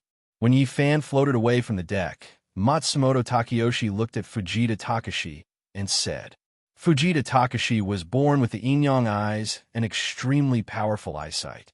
Even with night vision, he could see up to 100 miles away. It was the best choice for him to let Fujita Takashi observe the damage to the Iron Cliff Island. "Yes, Mr. Matsumoto." Fujita Takashi, who was wearing a loose gray kimono and rattan shoes, replied respectfully. As he spoke, he turned around and walked toward the stern of the ship. The Iron Cliff Island was at the stern of the ship. After standing at the stern of the ship, Fujita Takashi stood against the wind and looked into the distance. A green light flashed in Fujita Takashi's eyes and disappeared in an instant. He had used his eyesight. At that moment, Yi Fan, who was floating, was already in the air. Under the starlight, his black robe and silver hair fluttered as he held the black feather saber upside down. He floated in the air at a height of 3,000 feet, and then looked 50 miles away. Everything was as the ninja in white had said. A huge island 50 miles away came into view of Yi Fan. The entire island was iron-brown in color and looked extremely huge. It covered at least 100 acres. On the island, there was sparse vegetation and rugged rocks. There was no sign of life. It seemed that this island was the Iron Cliff Island that was rich in iron ore and extremely hard. Yi Fan thought to himself, he could only win today's competition. He could not afford to lose. Under normal circumstances, he would not participate in such a competition. However, this time, he had to participate and he had to win. There were 3 reasons. Firstly, the black feather saber in his hand was a peerless divine weapon that was personally made by the Saber Emperor Kazukin Sato for the Black Feather Troop. As the saying goes, know thyself and know thy enemy, and thou shalt be victorious in every battle. Only by obtaining this black feather saber could his grandfather and the rest understand the characteristics of this saber and come up with a plan to deal with it. Secondly, on the warship, only he and Qi Yao were from the Ming dynasty. The rest of them were from Japan. The current situation was no longer a competition between the elites. It was a competition between the Ming dynasty and the Japanese. If he did not participate, Qin Kong Yihe would definitely win first place. If that happened, not only would Qi Yao not be able to hold her head up high, but the Ming dynasty would also lose face. At this time, personal glory was no longer important. The most important thing was that the country's dignity could not be trampled on. Qin Kong Yihe's words of Ming dynasty dog had deeply hurt Yi Fan. Thirdly, the battle between him and Nangong Ao was imminent. He wanted to use this competition to test just how strong his current strength had become. It was reasonable for him to participate today and defeat Chinkong Iha to obtain the Black Feather Saber. Black Feather Saber, if you really want to follow me, release all of your strength. Yi Fan thought to himself as he activated his spiritual energy and activated the Black Feather Saber in his hand. Clang! The Black Feather Saber seemed to have heard Yi Fan's thoughts and instantly let out a cry of excitement. A black light burst out of the saber and a bright light burst out. In order to completely defeat Chinkong Iha and destroy the Iron Cliff Island 50 li away, Yi Fan directly used the Proud Moon Heavenly Order and the Shantian Secret Essentials. Two great heavenly tribulations. Sizzle. On the Black Feather Saber, countless green and white electric arcs moved crazily, making sizzling sounds. The ink-like black light, the blinding white light, and the dazzling green light. Three different lights appeared on the Black Feather Saber at the same time. It was extremely beautiful. Tongue. Around Yi Fan's body, green and white light burst out, and a bright flame shot up into the sky. The light shot straight towards the bull and illuminated the entire area where Yi Fan was. The appearance of the two great techniques caused the spiritual pressure in the air to soar instantly. Bang, bang, bang. Yi Fan's tyrannical spiritual pressure directly pressed the expert's feet several inches deep into the deck that was made of fine steel. Buzz, buzz, buzz. The experts activated their spiritual energy and set up a spiritual energy light shield above their heads, resisting the pressure brought about by the spiritual pressure with all their might. Their faces turned pale and were full of shock. He was actually able to release such a powerful spiritual pressure when he was 3,000 feet above the ground. Compared to the previous battle in the Netherworld, Yi Fan's spiritual energy cultivation had at least increased by several times. At this moment, their feet were deeply embedded in the deck as they resisted the spiritual pressure with all their might. They were completely unable to move. What a powerful spiritual pressure. Everyone was shocked. Inside the pure white light barrier, Kiryu's expression was solemn as he looked up. Yi Fan's rapid improvement was hard to believe, but he had no choice but to believe it. Facing Yi Fan's powerful and domineering spiritual pressure, Yamada Shingo, who was guarding Matsumoto Takeyoshi, activated his spiritual energy. A huge white light ball appeared out of thin air and enveloped Matsumoto Takeyoshi and Yamada Shingo. Within the spiritual energy light shield, Matsumoto Takeyoshi looked up with a serious expression. Yi Fan's cultivation was so strong that it had far exceeded his expectations. Puff, puff, puff. On the deck, dozens of ninjas with insufficient cultivation spat out blood from the sudden domineering spiritual pressure and knelt on the ground. More than a dozen experts found it difficult to withstand, let alone them. Seeing this, Chinkong Iha raised his arms and palms to the sky. Whoosh! The white spiritual energy light shield enveloping Chinkong Iha suddenly expanded and spread rapidly above everyone's heads. In an instant, a huge white light shield enveloped everyone on the deck. As Chinkong Iha made his move, the pressure on the experts was instantly relieved. The ninjas who were spitting out blood also struggled to stand up. They all looked up at the sky and looked at Yi Fan, who was in midair. This person was too strong. He was simply a godlike existence. Just by using spiritual pressure, he could suppress all the experts on the spot and make them unable to move. Within the light, Yi Fan looked at the battleship below. Then, with a thought, he raised his body again. To be honest, he didn't expect his spiritual pressure to be so strong. One had to know that he hadn't used the heavenly demon power and the heavenly demon power.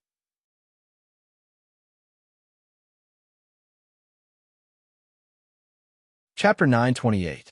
He was going to make a move, and he was going to use one hand. On the deck, all the masters looked up at the sky and were shocked. Under the spiritual power light shield, Chinkong Iha, who was wearing a cloak with the word crane, on it was tense and frowning.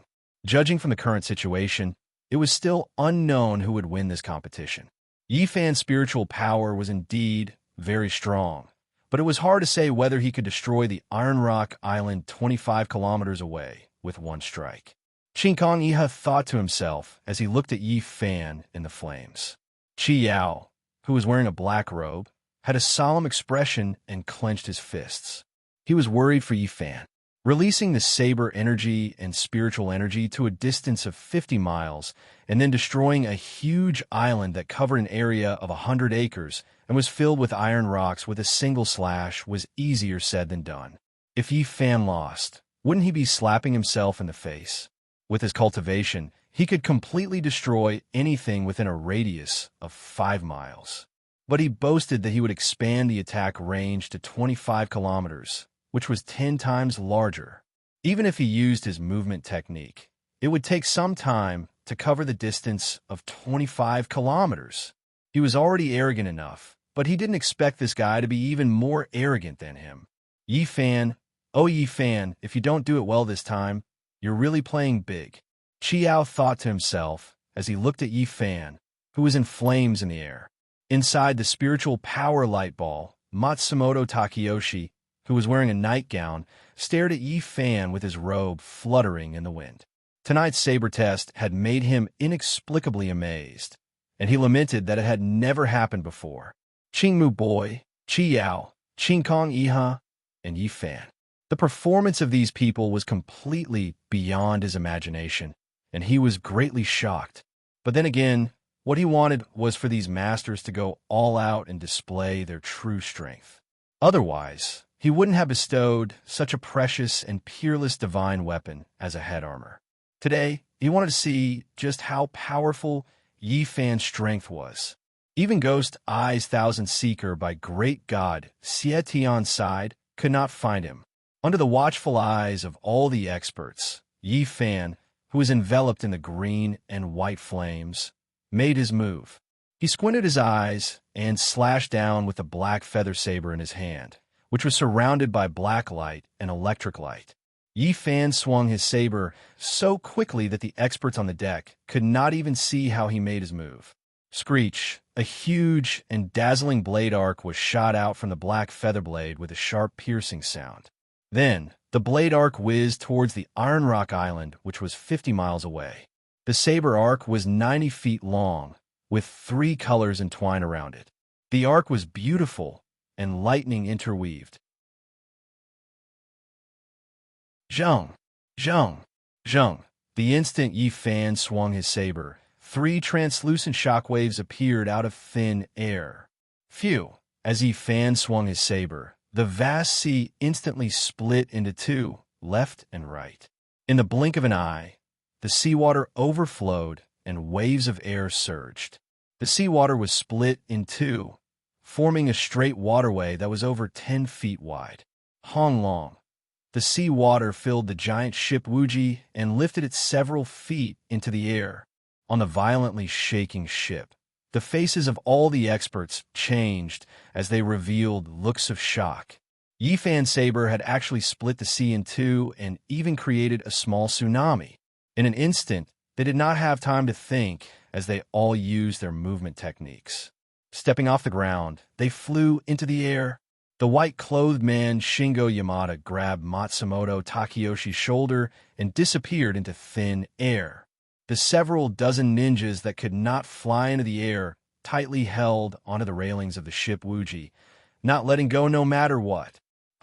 After rising several feet, the giant ship Wuji fell back into the sea. Water splashed in all directions, creating 1,000 piles of snow. Shwa, shwa, shwa. After the warship returned to the surface of the sea, all the experts landed on the deck. Shingo Yamada also brought Matsumoto Takeyoshi back to his original position. Hong.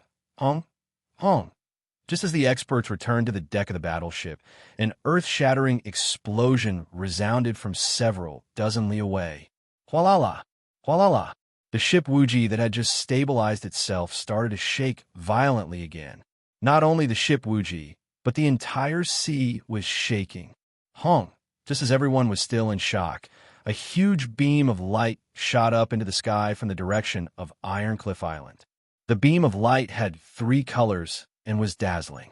It was like a huge dragon spiraling up into the sky. Hong! The moment the beam of light shot up, 3 huge shockwaves spread out with the beam of light as the center. Shwa! Shwa! Shwa! Shockwaves came one after another, as swift as thunder and as fast as lightning. Shwa! The shockwaves were extremely fast and arrived in front of the ship Wuji in an instant. The 3 shockwaves swept past the top of the ship Wuji. Bang, bang, bang. The huge mast of the ship Wuji could not withstand such a powerful shockwave and broke apart, smashing onto the deck. Bang!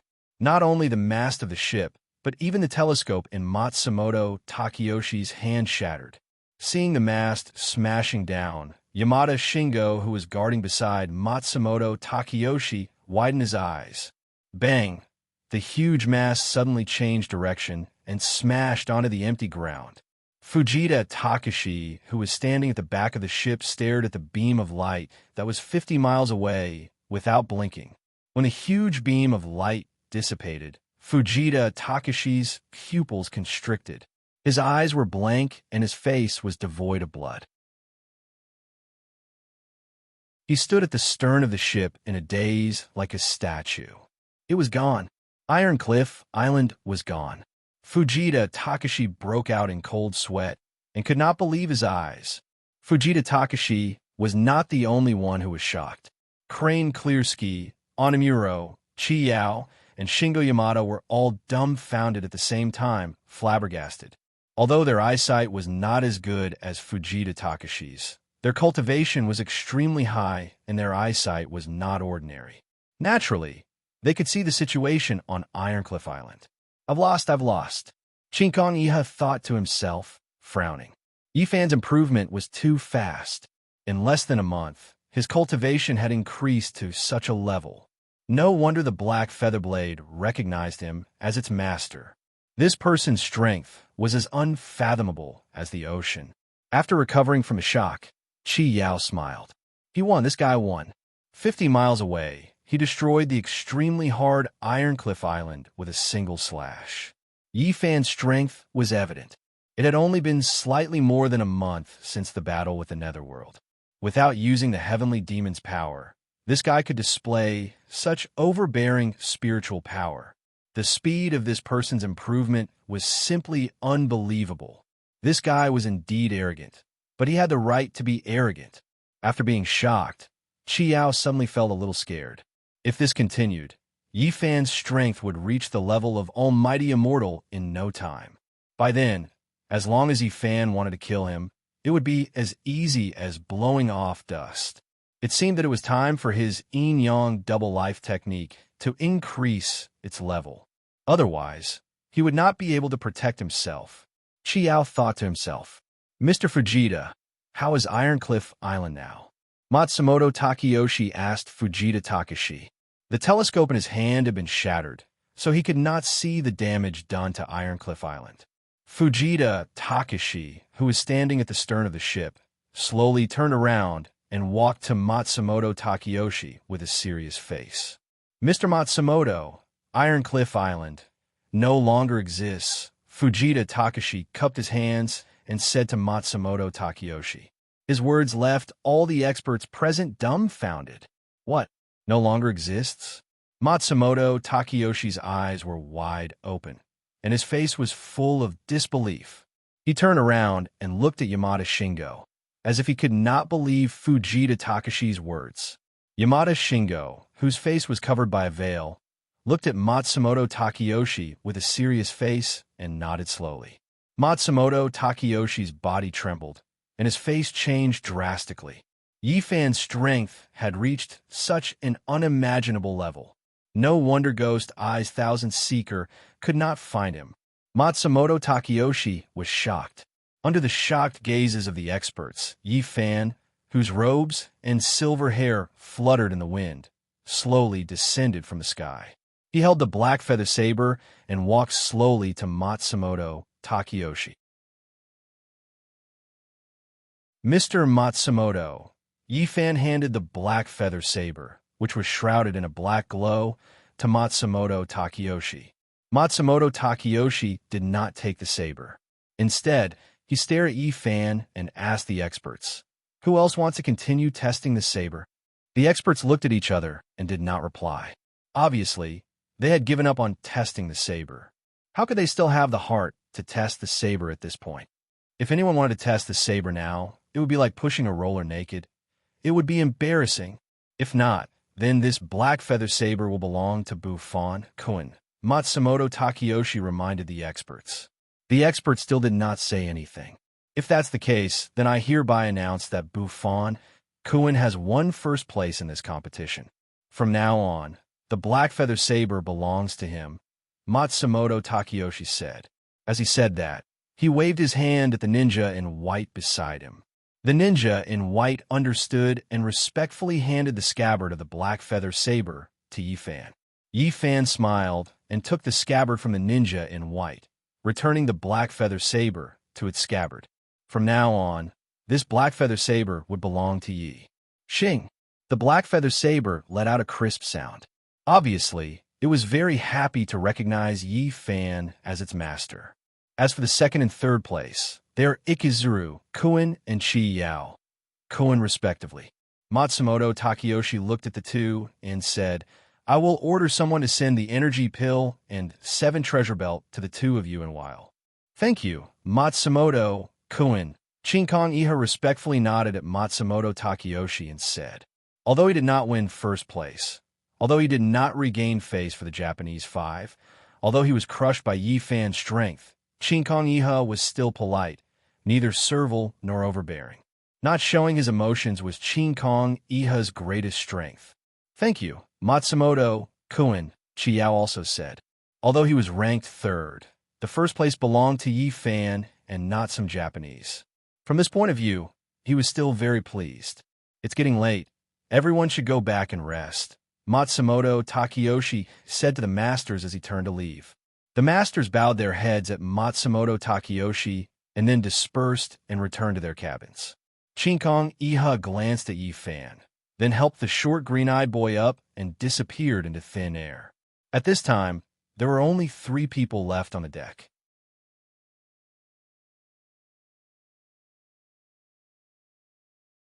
Chapter 9:29.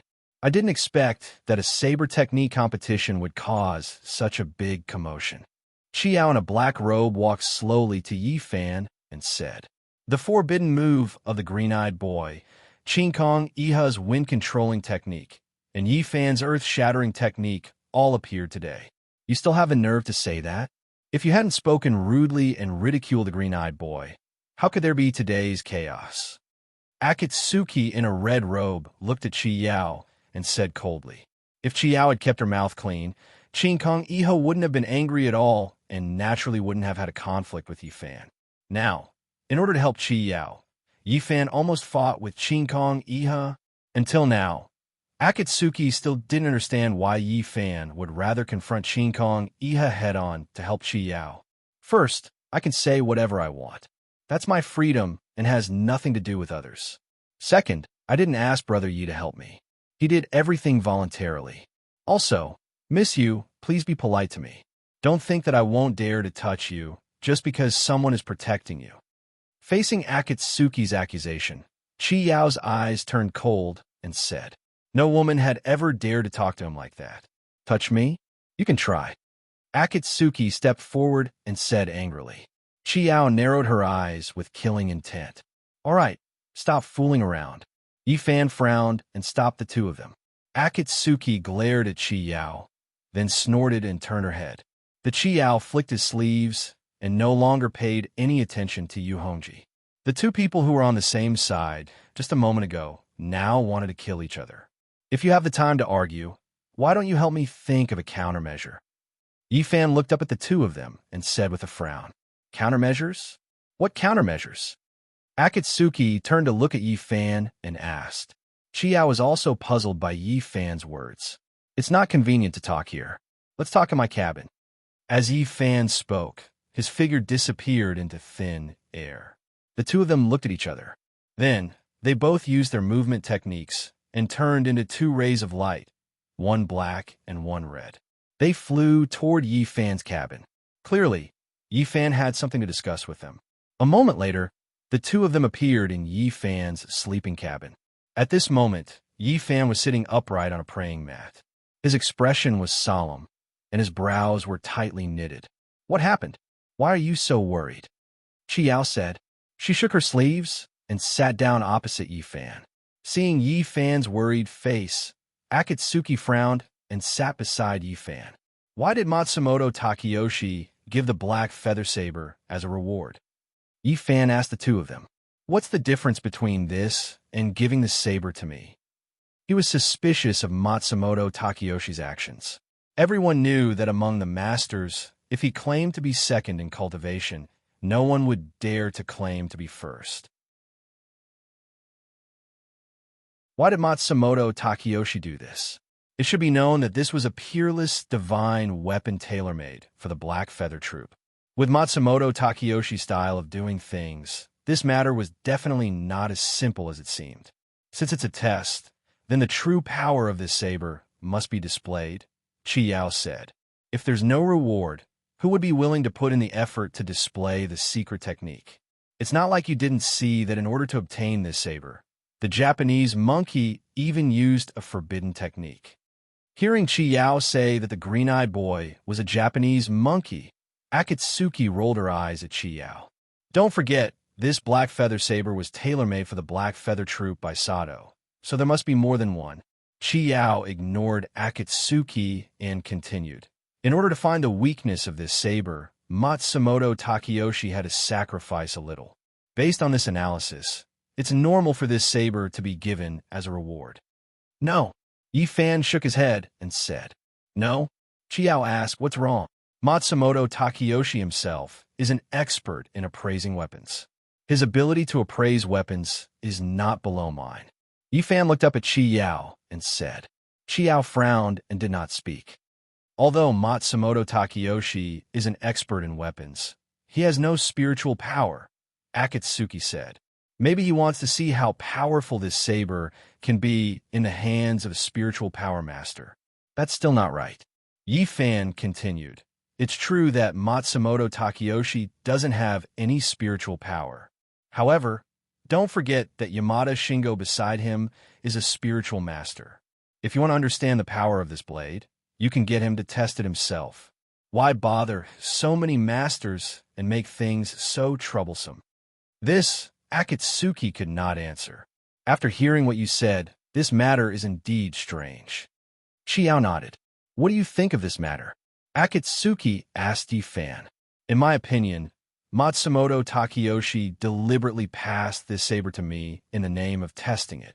Yi Fan gently picked up the black feather saber on the table and said while caressing the blade, Passed it to you? How is that possible? Akatsuki asked in shock. He passed such a precious black feather saber to you in such a roundabout way. Do you think Matsumoto Takeyoshi is a fool? Qiao did not believe Yi Fan's words. He is not a fool. Yi Fan looked at Qiao and said, He passed this saber to me for a reason. What is it? Akatsuki asked. To distract him. Yi Fan replied. Distract him?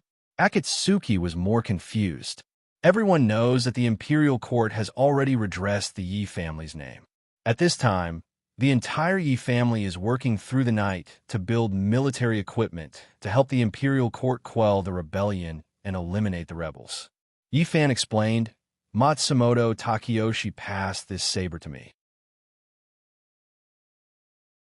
Perhaps he wanted to lure me to bring this saber back to the Yi family and let them study it. I don't understand what you are saying.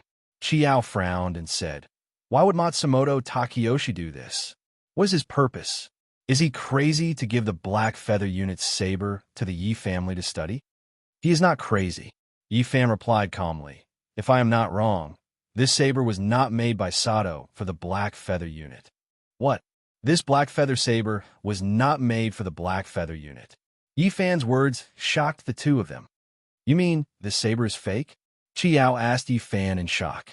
This saber is not fake, and it is indeed a magical weapon. Yi Fan replied. However, This saber was not made for the Black Feather unit. What do you mean?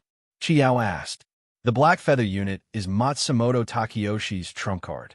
I've been in East Sea for a long time, and all I know is that this mysterious unit is extremely powerful. Other than that, I don't know anything. Even Yagi Chokyo, the leader of Koga Ryu, knows very little about this unit. Think about it.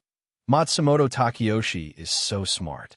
How could he take the initiative to make the saber of his trump card unit public? Why would he give it to me? Yi Fan asked Chi Yao. Chi Yao listened quietly with a solemn expression. You and I both know that the true meaning of the saber lies in hiding, Yi Fan continued. Matsumoto Takeyoshi is proficient in the art of war. He is very scheming. Of course, he understands his principle. However, at today's saber test, he openly asked all the masters to take turns to test the saber. Don't you think this is a bit unusual? Chiao took a deep breath and exhaled heavily. Why would he do this? What good would it do him? Akatsuki asked Yi Fan with a solemn expression. Yi Fan shook his head. He did not know why Matsumoto Takeyoshi did this. He was sure that there was something wrong with this matter. Other than that, he knew nothing. Then what are you going to do? Bring this saber back to the Yi family? Chiao asked Yi Fan. Not for the time being, Yi Fan replied. Before he figured out Matsumoto Takeyoshi's purpose, he would not act rashly. Why did you help me today? Chiao changed the topic and asked Yi Fan. This is not your style. Chiao knew Yi Fan's way of doing things very well. Yi Fan had never interfered in other people's affairs so easily. However, just now, he did not hesitate to offend Chinkong Iha and directly helped him. This caused the Chi Yao to be extremely puzzled. It should be known that between him and Yi Fan, there was more enmity than kindness. Seriously injuring Yi Kong, flirting with Fujiwara no Chico, stealing the weapon forging manual, and sucking away Succubus's spiritual power. Any one of these things, Yi Fan had enough reason to kill him. If I did not help you today, you would definitely have a fight with Chinkong Iha, Yi Fan said without looking up. So what? Chiao asked. Do you think I'm afraid of him? You've been smart all your life, but stupid this time. Yi Fan raised his eyebrows and looked at Chi Yao. Once the two of you fight, the other four boys will definitely swarm you. As the saying goes, 2 fists are no match for 4 hands. Chinkong Iha alone is enough to suppress you. If the other 4 boys join in, do you think you have a good chance of winning? After hearing this, Chi Yao frowned. Yi Fan was right. In terms of strength, Chinkong Iha was not inferior to him. If they really fought, he would not have the upper hand. If the other 4 boys joined in, he would definitely be at a disadvantage. There are deep grudges between you and me. It's not like you to help me. Chi Yao went straight to the point. You suggested to Matsumoto Takeyoshi to test your blade. On the surface, it looks like you wanted to test the Black Feather blade, but in reality, you were thinking for me. Yi Fan said. Moreover, among the masters, only you and I are Han Chinese. It is reasonable for me to ignore you. As for the grudges between you and me, we will settle them in the future, but not now. As Yi Fan spoke, he placed the Black Feather blade on the table. After hearing this, Chiao looked at Yi Fan without saying a word. Yi Fan's words surprised him. This person put the overall situation first. He clearly distinguished between gratitude and grudges. His actions were meticulous and watertight. Eldritch's name was indeed different from others. Every minute of the night is worth 1,000 gold. I have to go back and hug my beauty. As Chi Yao spoke, his mind stirred, and he displayed a ghostly movement technique. Whoosh, he instantly turned into a puff of black smoke and disappeared into thin air. You shouldn't have helped him just now.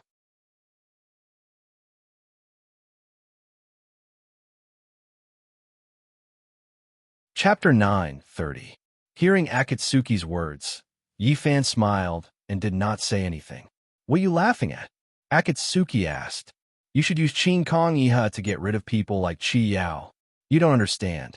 Yi Fan looked up at Akatsuki and said, Don't understand? Don't understand what? Akatsuki asked in confusion. The situation just now was no longer a personal fight. Yi Fan explained. If it's not a personal fight, then what is it? Akatsuki was getting more and more confused. A fight between countries. Yi Fan said. A fight between countries? You mean, Akatsuki seemed to understand what Yi Fan meant. Among the masters, most of them hope that Shinkong Iha can win first place, not me. Yi Fan picked up the teapot from the table and poured tea for Akatsuki, as he said. Just now, Chi Yao was present, so Akatsuki could not take off her veil and naturally could not taste the tea. Now that Chi Yao had left, she did not need to be restrained. Just because you are a Han? Akatsuki took off her veil and asked Yi Fan with a frown. That's right. Yi Fan put down the teapot and continued. The black feather blade is a peerless weapon forged by the Japanese king of swords. Of course, they would want this blade to fall into the hands of a Japanese and not a Han Chinese like me. Even so, what does it have to do with Chi Yao? Akatsuki asked. Of course it has to do with me. Yi Fan continued. Among the masters, there are many who are dissatisfied with me. Those people know that even if they attack me together, they can't do anything to me. Moreover, Matsumoto Takeyoshi treats me as an important guest. Even if they are jealous of me and full of resentment, they don't dare to show it. But Chi Yao is different. What's different? Akatsuki asked. He is the only Han on the battleship other than me. This person is lustful by nature, arrogant and conceited, and has never put the experts in his eyes. Therefore, the experts have always been disgusted with him and can't wait to get rid of him. Yi Fan picked up the fragrant tea and took a sip. Then, he continued, when he called Japanese wild monkeys, not only did he offend Hiru Maikongi, he also offended all the Japanese masters present. Although they don't dare to touch me, they're not fear of Chi Yao. Once he makes a move, he will definitely vent all his resentment towards me on the demon Chi. So what? He deserves it. Akatsuki said indignantly. I said just now that the situation just now was no longer as simple as a personal fight. Yi Fan smiled. Although Chi Yao and I have a grudge, we have to be united in front of outsiders. We can't let them see us as a joke. Akatsuki did not say anything. Yi Fan's analysis was reasonable, and she had nothing to say. Actually, you didn't have to do anything just now. Yi Fan changed the topic and said to Akatsuki, in their eyes, you have become a traitor to Japan. I don't care about that. Akatsuki said without looking up. They can touch anyone but you. As she spoke, she picked up the fragrant tea on the table with both hands and drank it gently. Yi Fan frowned after hearing this. Akatsuki's feelings for him had already been deeply rooted in her bones. What do you plan to do now? Akatsuki looked at Yi Fan with her beautiful eyes and asked. Of course I will prepare with all my strength. Yi Fan said without hesitation. I can only win the battle with Nangong Ao. I cannot lose. Akatsuki nodded. In 3 days, it will be the double 9th festival on the 9th day of the 9th month. It is the best time for me to cultivate the mysterious sky secret technique. I will take this opportunity to bring you to the Lingyun cave for a few days. Yi Fan said to Akatsuki, Stay for a few days? Akatsuki's eyes widened as she stuttered to Yi Fan. After the double 9th festival, it will be the 15th of the 9th month in a few days. Yi Fan continued, I want to take advantage of the full moon to cultivate the 4th stage of the proud moon heavenly scripture. Since you're going to cultivate, you can go alone. If I go, I am afraid I will disturb you. Akatsuki lowered her head and said with a red face, living with the man she loved in the Lingyun cave, and for a few days at a time, how could she not blush and her heart not race? The 4th stage of the 2 secret techniques is no small matter. If you are not careful, your spirit meridians will flow in the opposite direction and you will suffer from chi deviation. Yi Fan looked at Akatsuki and explained. During the cultivation period, I must not be disturbed by anyone outside, so I want to ask you to come with me and help me guard. He was right. As the levels of the 2 secret techniques increased, the risks he had to bear also increased. When cultivating these 2 secret techniques, Yi Fan did not follow the prescribed order, but rather, he was in a hurry to succeed. It was fine to say that he was lucky or talented, but no matter what, he had successfully passed the two major heavenly tribulations. Now that he was going to cultivate the fourth stage of the two secret techniques, Yi Fan was naturally very careful. This time, he had to be completely focused and not be disturbed by anything outside. Otherwise, his spirit meridians would flow in the opposite direction, and all his previous efforts would be wasted. Now that there was only one divine cauldron left, he could not make any mistakes. As long as you need me, I will do anything. Akatsuki raised her head and said gently, "Tomorrow, accompany me to the Pear Blossom Palace. Then we will rush to the Lingyun Cave on the same day," Yi Fan said. "Tomorrow?" Akatsuki asked. "Isn't the Double Ninth Festival in 3 days? In these 3 days, I will teach you some secret techniques and raise your cultivation to a new level," Yi Fan said to Akatsuki.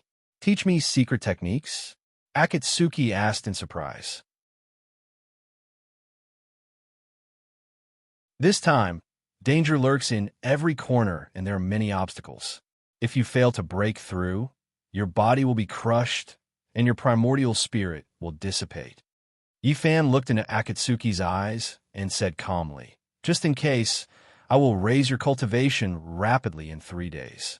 This way, even if my body and soul are destroyed, I will have no regrets." "No, you can't die. I don't agree with you doing this." After hearing Yi Fan's words, Akatsuki stood up from the futon and shouted at Yi Fan. Her eyes were red, and her lips were trembling. Her beautiful eyes stared at Yi Fan. "Why are you in such a hurry?" Yi Fan was stunned and said, "I'm talking about what if. What if is not allowed?" Akatsuki continued to shout. Looking at Akatsuki's angry face, Yi Fan was silent. Ever since they met, this was the first time she was so angry at him. "I have to leave you something." After a long time, Yi Fan looked down and said. Yi Fan had always felt that he owed Akatsuki. This Japanese girl was deeply in love with him, and he had no way to repay her. The only thing he could give you Hongji now was his cultivation. There was nothing else. "I don't want you to leave anything. I just want you to live." Akatsuki choked with sobs. After saying that, Akatsuki put on her veil and turned to leave. Only Yi Fan, who had a serious expression on his face, and the white fox, whose eyes were shining, were left in the spacious cabin. The night passed by quickly. In the blink of an eye, it was the morning of the second day. After a simple meal, Yi Fan brought Baihu to the deck of the boat. He stood there quietly as he looked at the Wuji opposite him. He was waiting for Akatsuki. Baihu sat obediently at Yi Fan's feet. It looked at the warship in front of it for a while before raising its head to look at Yi Fan. A man and a fox quietly waited for Akatsuki. They waited for the familiar red figure to rise from the warship and land in front of them. However, half an hour passed, and Akatsuki still did not appear. If it was in the past, she would have appeared in front of Yi Fan. "Xiao Zhao, Hongji won't be coming. Let's go," Yi Fan said. As he spoke, he picked up the white fox beneath his feet and turned around, preparing to use the cloud riding technique. "Who said I won't be coming?" Just as Yi Fan turned around, Akatsuki's voice came from Wuji. Yi Fan turned around and looked at the other side. A red figure rose from the Wuji and flew towards them at high speed. Seeing Akatsuki fly towards them, Yi Fan smiled in relief. It seemed like he was overthinking. Akatsuki did not stand him up. Swoosh! In the blink of an eye, Akatsuki, who was dressed in red and had a veil over her face, landed in front of Yi Fan. Her eyes were red and swollen. It was obvious that she had cried last night. "Hongji, Yi Fan wanted to say something, but stopped. "I just went to Matsumoto Takayoshi's cabin and asked him to leave. I said that I had to go on a long trip with you, so I was late." Akatsuki took Baihu from Yi Fan's arms and explained to Yi Fan. "Oh," Yi Fan responded. "Let's go." Akatsuki looked up at Yi Fan and said calmly. Yi Fan nodded and waved his sleeve. Whoosh! Countless clouds quickly gathered under their feet, slowly lifting them up into the sky. Where are they going? Why are they gone for 8 or 9 days? Inside Wuji's cabin, Shingo Yamada, who was dressed in white, looked at the giant, auspicious clouds that gradually rose into the sky, and muttered to himself. "Don't worry." Matsumoto Takeyoshi, who was standing by the porthole, smiled and said, "This time, he won't be able to escape our surveillance." Shingo Yamada nodded slowly. "Tell Chinshuan to keep an eye on Yi Fan without blinking. If there's any news, report to me immediately." Matsumoto Takeyoshi turned around and said to Shingo Yamada. "Understood," Shingo Yamada replied.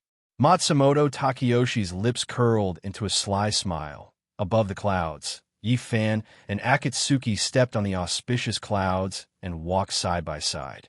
"How confident are you in cultivating the two ultimate techniques this time?" Akatsuki, who was carrying Baihu, looked ahead and asked Yi Fan. "At most 70%, Yi Fan replied. "Have you ever thought about what will happen to your wife if something happens to you?" Akatsuki continued asking. "If she stays in the great Ming dynasty, Jinshan will take care of her. If she returns to Japan, her master, Ito Fumio, will take care of her," Yi Fan replied. "But the person she needs the most isn't them, it's you." Yu Hongji turned her head and said to Yi Fan word by word.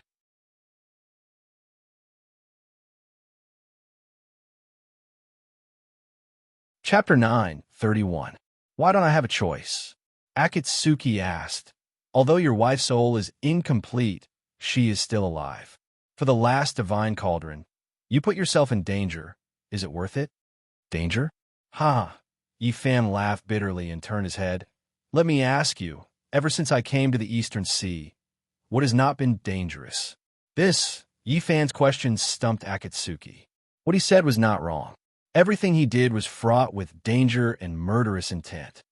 "If I was afraid of danger, I would not have come to the Eastern Sea," Yi Fan continued.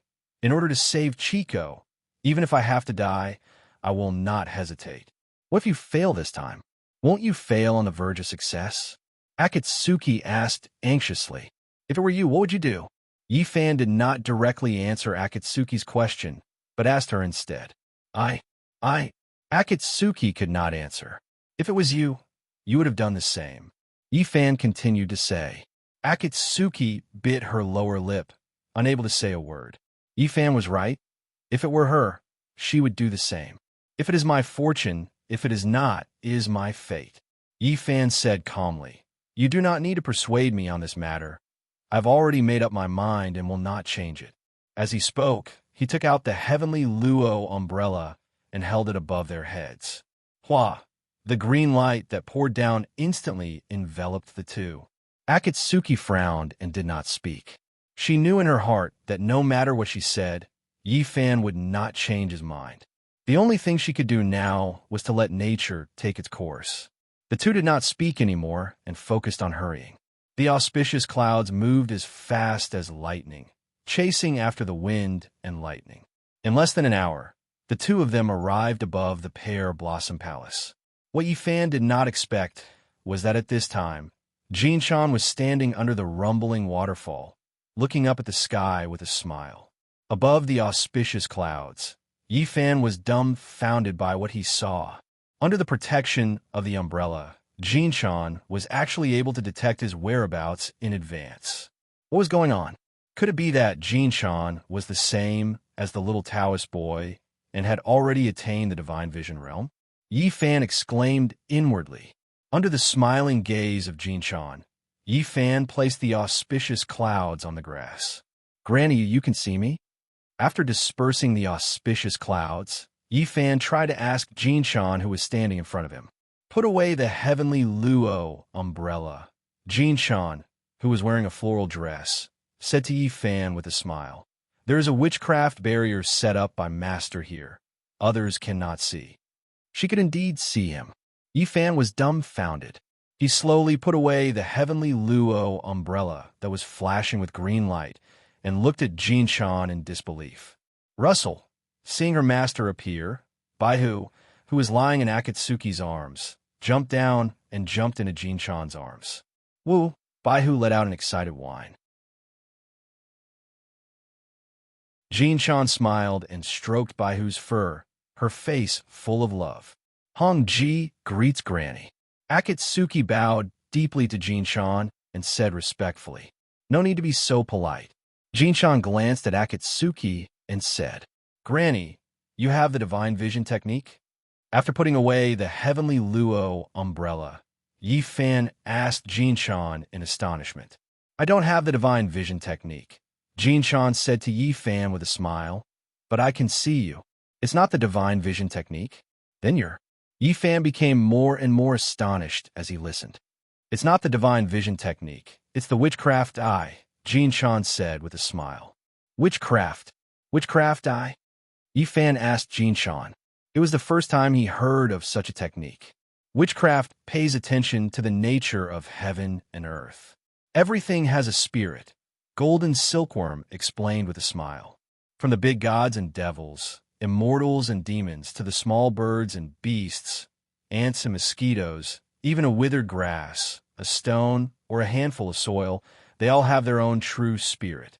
Although the witchcraft, I can't see thousands of miles away like the heavenly eye, nor can it see through the mortal world like the divine vision. It can see the true appearance of things.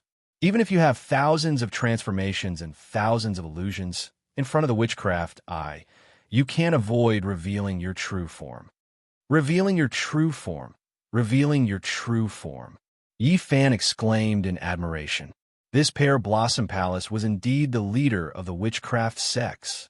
Its witchcraft was unprecedented and unique, not inferior to the Taoist techniques at all. The heavenly eye that could see thousands of miles away, the divine vision that could see through the mortal world, the divine vision that could see through everything, the domineering demon eye that could see through the primordial spirit, the ghost eye that could see through the world of yin and yang, and the witchcraft eye that could see through the true spirit and see the true appearance. Every kind of eye power technique had its own uniqueness. The techniques in the world reinforced and restrained each other, complementing each other. It was indeed so. Your heavenly luo umbrella is surrounded by auspicious air and glistening with auspicious light. "Which expert did you get it from?" Jinshan asked Yi Fan. "To tell you the truth, Grandma, I got this umbrella from Mingyu," Yi Fan replied. "Mingyu? No wonder." Jinshan was stunned at first, then nodded. Jinshan had long seen that this little Taoist boy was not ordinary. She had once used the witchcraft eye to observe the little fellow's true spirit. It was actually filled with auspicious light, thousands of auspicious air, the 3 flowers at one's prominence, and the 5 Qis unification. How was this a little Taoist boy? He was clearly a living, golden immortal. The heavenly luo umbrella in Yi Fan's hand was filled with auspicious air. It was clearly not an ordinary item, so it was made by him. Jinshan thought to herself. Jinshan had never told anyone about the little Taoist boy's unusual identity. The sect had always minded their own business. Her witchcraft, I could see the little Taoist boy's true spirit. But how could the little Taoist boy's divine vision not see her abilities? Seeing through, but not saying it was the minimum respect between cultivators. Why did you suddenly use the heavenly luo umbrella? Jinshan continued to ask Yi Fan. As the demon king, Yi Fan's spiritual power was tyrannical, and his movement was like lightning. After the demon slaying conference, his cultivation had skyrocketed, and he could come and go without a trace. How could such a swift and fierce movement use the heavenly luo umbrella? Jinshan could not understand. To tell you the truth, Grandma, I've been watched by a heavenly eye expert, Yi Fan said, and told Jinshan what had happened recently. Ghost Eye Chinshuan? Jinshan frowned and muttered to herself. According to Kuju Junichiro, this person is gifted. His left eye is the ghost eye, and his right eye is the heavenly eye. When he was 7 years old, he could see both the yin and yang worlds and peep thousands of miles away. Yi Fan said to Jinshan, all my previous movements were clearly seen by this person. In order to avoid being tracked by this person, I went to Zhang Temple to ask Mingyu for help. That's how I got this heavenly luo umbrella. I see. Jinshan nodded. Grandma, where's Chico? Why didn't she come out with you? Yi Fan saw that Fujiwara no Chico was not with Jinshan and immediately asked. Last night, she pestered me to tell her a story, so she went to bed very late. She hasn't gotten up yet, Jin-chan said with a smile. Grandma, I'll go and see her. Swish, Yi-fan said, and his body instantly turned into a white light, rushing directly into the rumbling waterfall. Bufan-kun, no. Before Akatsuki could finish her words, Yi-fan had already disappeared. At this time, only she and Jin-chan were left under the waterfall. As the saying goes, absence makes the heart grow fonder. Seeing Akatsuki's anxious expression, Jin-chan said with a smile, the two of them haven't seen each other for a long time. Miss Hongji, you should wait for him here. Akatsuki was stunned at first, and then her face turned red. She was smart, of course. She understood the meaning of Jin-chan's words. Yes, Grandma. Akatsuki lowered her head and said softly, Miss Hongji, I have a question, but I don't know if it's appropriate to ask. Jin-chan slowly walked in front of Akatsuki and asked, Grandma, if you have anything to ask, just ask. Akatsuki raised her head and said to Jin-chan, Do you like that stinking brat? Jin-chan went straight to the point and asked Akatsuki. Hearing Jin-chan's question, Akatsuki's beautiful eyes suddenly widened, and she was stunned on the spot. Grandma, you are, yes or no? Jin-chan stared into Akatsuki's eyes and asked, I. Akatsuki's face was crimson, and she couldn't say a word. It seems so, Jin-chan nodded as she looked at Akatsuki's stuttering and speechless appearance. Seeing that Jin-chan saw through her, Akatsuki lowered her head and didn't speak. Does he know that you like him? Jin-chan asked Akatsuki. Akatsuki pursed her lips and nodded gently. What about him? Jin-chan continued to ask. Does he like you? Akatsuki shook her head. You don't know? Or you don't like him? Jin-chan asked. I don't know. Akatsuki lowered her head and said, Do you know that he has a wife? Jin-chan asked calmly. I know. Akatsuki replied. Since you know that he has a wife, why do you still like him? Jin-chan asked. Like is like. It has nothing to do with whether he has a wife or not. Akatsuki raised her head and looked at Jin-chan with her beautiful eyes and said. Jin-chan was stunned and didn't speak. This Japanese girl was right. Like is like, it has nothing to do with other people. Yi-yin had been married and had children for so many years, but she still couldn't forget about him. Granny, don't worry. I like Yi-fan, but I will only like him in my heart. I won't take him away. Akatsuki continued to say to Jin-chan, After I help him find the Jijo cauldron, I will quietly leave him and never see him again. As Akatsuki said this, 2 lines of crystal-clear tears flowed out of her eyes. Jin-chan frowned when she heard this. It was obvious that this Japanese girl truly liked Yi-fan. Originally, she wanted to persuade Akatsuki to stop pestering Yi-fan. Now that she heard Akatsuki say this, she couldn't bear it. Granny, please keep this a secret for me. Don't tell him. Akatsuki wiped her tears with her sleeve and said in a choked voice, I want to leave quietly and don't want him to send me. Otherwise, I'm afraid I won't be able to. After saying this, Akatsuki's tears fell like a broken string of pearls. Sigh. Jin-chan sighed helplessly. Another infatuated girl. Granny, I heard from Yi-fan that your cultivation is extremely high and your witchcraft is outstanding. You helped his wife regain her memory. Is this true? Akatsuki wiped her tears and asked Jin-chan. It is true. What's wrong? Jin-chan asked in confusion. Granny can help people regain their memories, so you can definitely erase other people's memories? Akatsuki continued to ask. Why are you asking this? Jin-chan frowned and asked. I want to ask Granny to do me a favor. Akatsuki said. What favor? Jin-chan asked. Before I leave, can I ask Granny to erase all memories of Yi-fan from my mind? Akatsuki asked Jin-chan. Erase memories? Akatsuki's words shocked Jin-chan.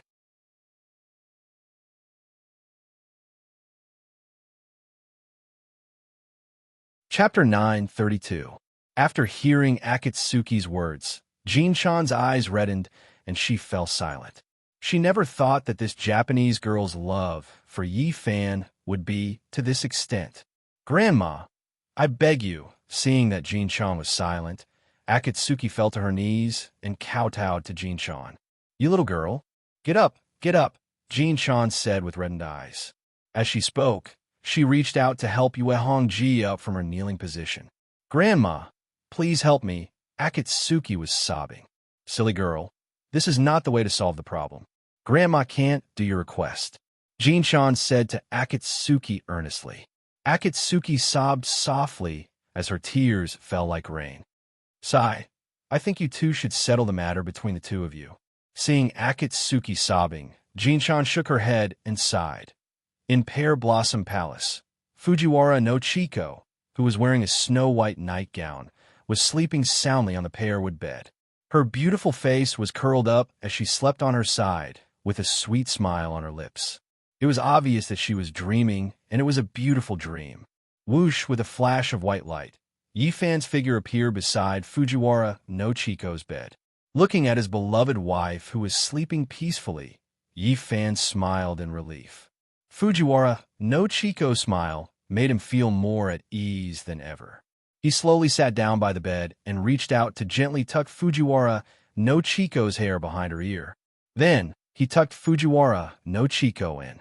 Originally, he wanted to wake Fujiwara no Chiko up, but when he saw Fujiwara no Chiko sleeping so soundly, he couldn't bear to wake her up. Let her sleep, Yifan thought in his heart. This time, he had important matters to attend to and couldn't stay here for long. If he woke Fujiwara no Chiko up, he was afraid that he wouldn't be able to bear to leave. "Chiko, among the 9 cauldrons, I have already obtained 8.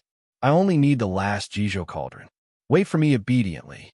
Wait for your husband to gather all 9 cauldrons, comprehend the secret technique, and save you from your suffering." Yifan thought in his heart as he stood up and prepared to leave. "Husband," the moment Yifan turned around, Fujiwara no Chiko turned over on the pear bed and started to talk in her sleep. Yifan stopped in his tracks. He turned around and looked at Fujiwara no Chiko with a reluctant expression. "Husband, want to eat candied haws." On the pear bed, Fujiwara no Chiko kept on talking in her sleep. The scene in front of him made Yifan feel as if his heart was being cut by a knife. He was reluctant to leave. He gritted his teeth and steeled his heart. Then, he turned around and used his movement technique. Whoosh, with a flash of white light, Yifan's figure disappeared into thin air. After the time it took to drink a cup of tea, the 2 figures appeared high up in the sky again. "How did you come out so quickly?" Under the heavenly Luo umbrella, Akatsuki asked Yifan. From the time they entered the Pear Blossom Palace to flying out of the waterfall, Yifan only used the time it took to drink a cup of tea. Akatsuki was a little confused. "Chiko is resting. I didn't dare to disturb her," Yifan replied. "You missed her so much. You should spend more time with her," Akatsuki said. "I didn't dare to wake her up," Yifan said calmly. "What?" Akatsuki was puzzled. "If I woke her up, I'm afraid I wouldn't be able to harden my heart and leave," Yifan said as he looked ahead. Akatsuki bit her lower lip lightly and didn't say anything. She had just said to Jin-chan that he wouldn't be able to harden his heart and leave. "What did you talk about with Granny?" I saw that Granny's eyes were red. Yifan turned to look at Akatsuki and asked, Granny misses Xiao Zhao. That's why she's sad." Akatsuki averted her gaze and said with feigned calmness, "Woo, by who?" Who was in her arms, raised her head and looked at Akatsuki with sparkling eyes. Seeing Akatsuki's erratic gaze, Yifan frowned. Clearly, Akatsuki was lying. "What did you say to Granny?" Yifan turned his head and asked. "Nothing," Akatsuki replied. "You didn't say anything about me returning to the Lingyun cave to cultivate?" Yifan asked. He guessed that Akatsuki would tell Jin-chan about this because she was worried about him. "No," Akatsuki replied. "Really?" Yifan glanced at Akatsuki and asked, "If I told Granny about this, Granny would have advised you against it. She wouldn't have let you leave so easily," Akatsuki explained. Yifan frowned and didn't say anything. Akatsuki was right. If she really told Jin-chan about this, Jin-chan would have been angry with him. It seemed that Akatsuki wasn't hiding this from him. "What? You don't believe me?" Akatsuki asked Yi Fan. No, I'm just asking. Yi Fan smiled and said, if I didn't believe you, I wouldn't have let you guard me. Other than Xiao Zhao and I, who else knows about your force cultivation? Akatsuki asked. No one, Yi Fan replied. In order to make sure nothing goes wrong, I can't let anyone know about this. The most taboo thing about cultivation was to be disturbed by outsiders. Once this matter was leaked, there might be experts coming to disturb them. If that happened, all their previous efforts would be wasted. That's good. Akatsuki nodded.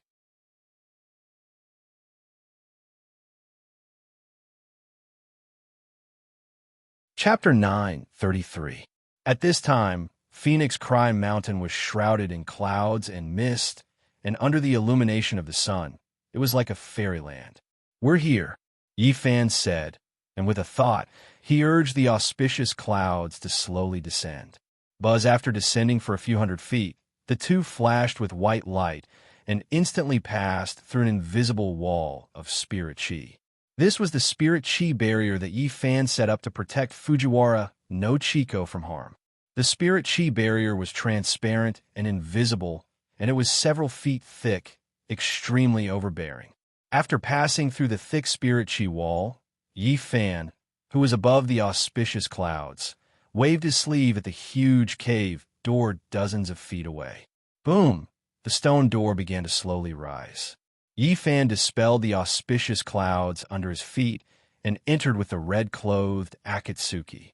Boom! The stone door slowly closed. Inside the cave, there were pavilions, small bridges, flowing water, rockery, and waterfalls. Birds chirped and flowers bloomed. It was a scene of paradise. Looking at the fairyland-like Lingyun cave in front of her, Akatsuki couldn't help but sigh. She had always hoped to live alone with Yi Fan in this Lingyun cave for a period of time, and now her dream had finally come true. God was very good to her, fulfilling her dream. But this time, it might be the last time she came here. What are you thinking about? Yi Fan looked around the cave and asked Akatsuki. Since leaving the East Sea, Akatsuki always had a heavy look on her face, and Yi Fan couldn't guess what she was thinking. What monster dares to trespass into the Lingyun cave? Akatsuki was about to make up an excuse to answer Yi Fan when an angry shout suddenly came. Whoosh! Two bright black lights lit up instantly, and the yin-yang ghosts appeared out of thin air. Before rushing to the demon realm to rescue the demon palace, Yi Fan had ordered the two ghosts to stay here and guard the cave. Later on, Yi Fan was in a hurry to find the yin-yang eccentric old man in the swamp, so he did not rush back to the Lingyun cave. Yi Fan left for more than a month. Over the past month, the two ghosts had been guarding the cave, not daring to slack off in the slightest. When the cave door opened, the two ghosts thought that Yi Fan had returned and hurried to welcome him. Who would have thought that when the door opened, there would be no one in sight? The two ghosts thought that a demon had barged into the Lingyun cave, so they roared and appeared out of thin air. Seeing the appearance of the two ghosts, Yi Fan smiled and slowly withdrew the Tian Luo umbrella in his hand. His brother Kim had once told him that Eldritch had set up several secret barriers in the Lingyun cave. It was extremely safe, and all kinds of spells were ineffective against this place. Because of this, Yi Fan put away the Tian Luo umbrella without worry. Whoosh! As the dazzling green light was slowly absorbed into the umbrella, two people and one fox appeared out of thin air. Mystery. The moment they saw Yi Fan appear, the two ghosts were instantly dumbstruck and cried out involuntarily. We haven't seen each other for a month, and you can't even recognize me? Yi Fan said to the two ghosts with a smile as he withdrew the umbrella. We didn't know you were back. Please forgive us. As the two ghosts spoke, they knelt on the ground and bowed to Yi Fan. You've been focused on guarding the cave. There's nothing wrong with that. Get up, Yi Fan said to the two ghosts. The two ghosts got up and stood respectfully with their hands by their sides. Did anything happen in the cave in the month I was gone? Yi Fan asked. He was not worried about the safety of the cave. He just wanted to know if his brother Kim had returned recently. Sir, everything was normal in the cave while we were guarding it, Zhang Gong, who was dressed in a white jade robe, replied respectfully. No one came to look for me. Yi Fan continued to ask. Sir, we were guarding the cave day and night. We didn't dare to slack off. During this time, no one came to look for you. Wide, who was dressed in a green jade robe, cupped his hands and replied. Yi Fan nodded slowly. It seemed that Brother Kim hadn't returned. You've worked hard guarding the cave. Go back to the seal and rest, Yi Fan said to the two ghosts. He wanted to teach Akatsuki the cultivation method. It was inconvenient for the two ghosts to be around. Yes, sir, the two ghosts replied. Their bodies turned into two streaks of black light and flew into the yin-yang ghost seal in Yi Fan's arms. The two ghosts always followed Yi Fan's orders strictly and never asked questions. Take a rest. I'll get something to eat, Yi Fan said and walked toward the stone room. I'm not hungry. Akatsuki took off her veil and said to Yi Fan, I'm going to teach you cultivation in a while. It will consume a lot of energy. If you don't eat, I'm afraid you won't be able to hold on. Yi Fan turned and looked at Akatsuki and said with a smile. After saying that, he turned around and walked into a stone room. Looking at Yi Fan's back, Akatsuki stood in place and didn't say anything. If he wants to cook, then let him. Even if she wanted to eat the dishes he made in the future, it would be impossible, Yu Hongji thought as she sat down in front of a stone table. After half an hour, Yi Fan walked out of the stone room with a smile. He held a stone tray in his left hand and a simple wine jar in his right hand. On the tray, there were 6 dishes, 3 meat, and 3 vegetable. The 3 vegetable dishes were stir-fried vegetables, fried eggplant, and sweet and sour peanuts. The 3 meat dishes were braised crab, Westlake fish and vinegar, and braised pork ribs. In the wine jar in his hand was the exceptional wine that Eldritch personally brewed, 100 Flowers Drunk. Why did you make so many dishes? Seeing Yi Fan make so many dishes, Akatsuki stood up from the stone bench and asked in surprise. Didn't I just tell you? Cultivation will consume a lot of energy. Yi Fan placed the dishes on the stone table and said with a smile, It's not like I haven't cultivated before. How much energy can it consume? Akatsuki asked Yi Fan in confusion. You'll know in a while. Yi Fan removed the tray and sat across from Akatsuki. You also prepared wine? Seeing the 100 flowers drunk on the table, Akatsuki was even more confused. You have to drink more of this wine. It will be useful for your cultivation later. Yi Fan smiled as he picked up the wine jar, broke the yellow clay wine seal, and filled the stone cup in front of Akatsuki to the brim. In an instant, the fragrance of the wine filled the air. Drink wine? Used for cultivation? Akatsuki opened her eyes wide, not understanding what Yi Fan was planning.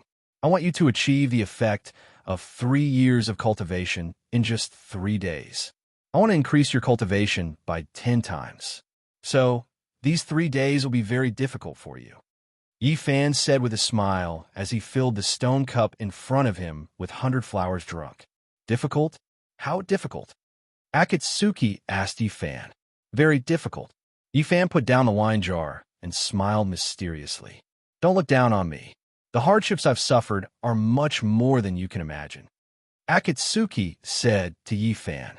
All the hardships you've suffered so far are nothing compared to the training we'll be going through in a moment. Yi Fan raised his wine cup and took a small sip.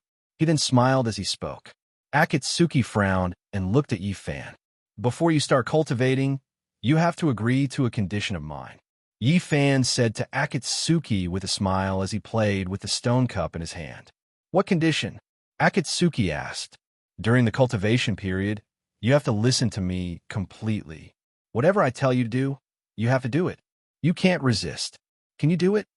Yi Fan looked at Akatsuki and asked with a smile. What will you tell me to do? Akatsuki asked with a frown. You don't have to worry about that. Yi Fan smiled. I'm only asking you.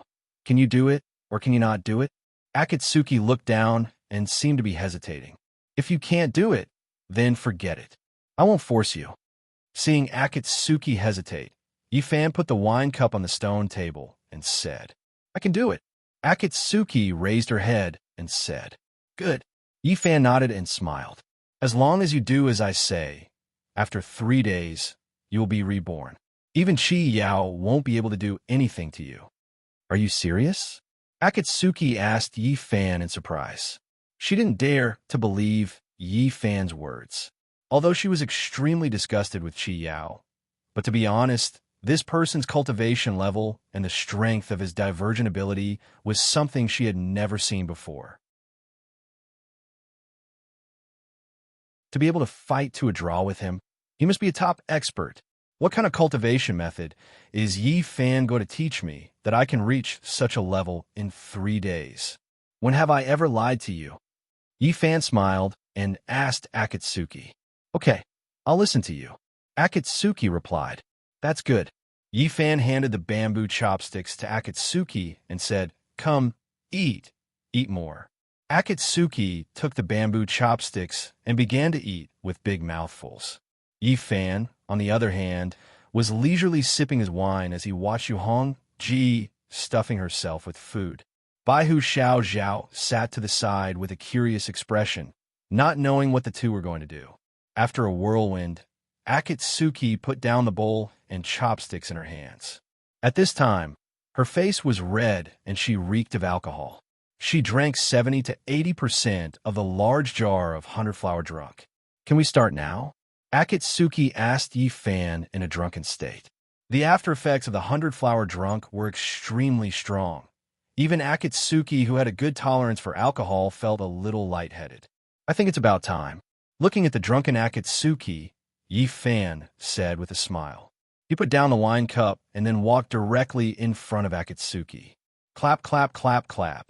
Yi Fan's sword fingers shot out and quickly pointed at Akatsuki's body. Wherever the sword fingers went, there were specks of white light, dazzling the eyes. In an instant, more than 10 major acupoints on Akatsuki's body were all sealed by Yi Fan. What are you doing? Akatsuki looked up and asked Yi Fan in shock. She felt her whole body go numb. Her blood and chi were blocked, and she couldn't move at all. Cultivating, Yi Fan said with a mischievous smile. How am I supposed to cultivate like this? Akatsuki asked as she urged her spirit energy, preparing to use it to open her acupoints. But no matter how hard she tried, the spirit energy in her dantian was not moving at all. I've already sealed more than 10 major acupoints on your spirit meridian. With your current cultivation, you won't be able to open them.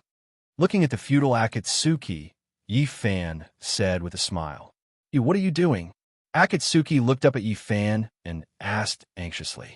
She didn't understand why Yi Fan wanted to seal her spirit meridian acupoints. Yi Fan smiled and didn't say anything. He turned around and waved his hand at the wide open space. Whoosh! Ice fog rose up and cold air filled the air. The entire open space was covered in fog and cold smoke rose up. In an instant, the temperature of the air plummeted and it was as cold as an ice cellar. Gee, when the cold smoke and ice fog dissipated, a 9 feet long and 3 feet wide ice coffin appeared. The ice coffin was crystal clear and full of light. The cold air was biting cold, and it penetrated one's bone marrow. Seeing the ice coffin appear out of thin air, Akatsuki's expression changed instantly. What are you trying to do? She asked Yi Fan again. Yi Fan still didn't answer her. He carried Akatsuki by the waist and turned around to walk slowly toward the ice coffin. You let go of me.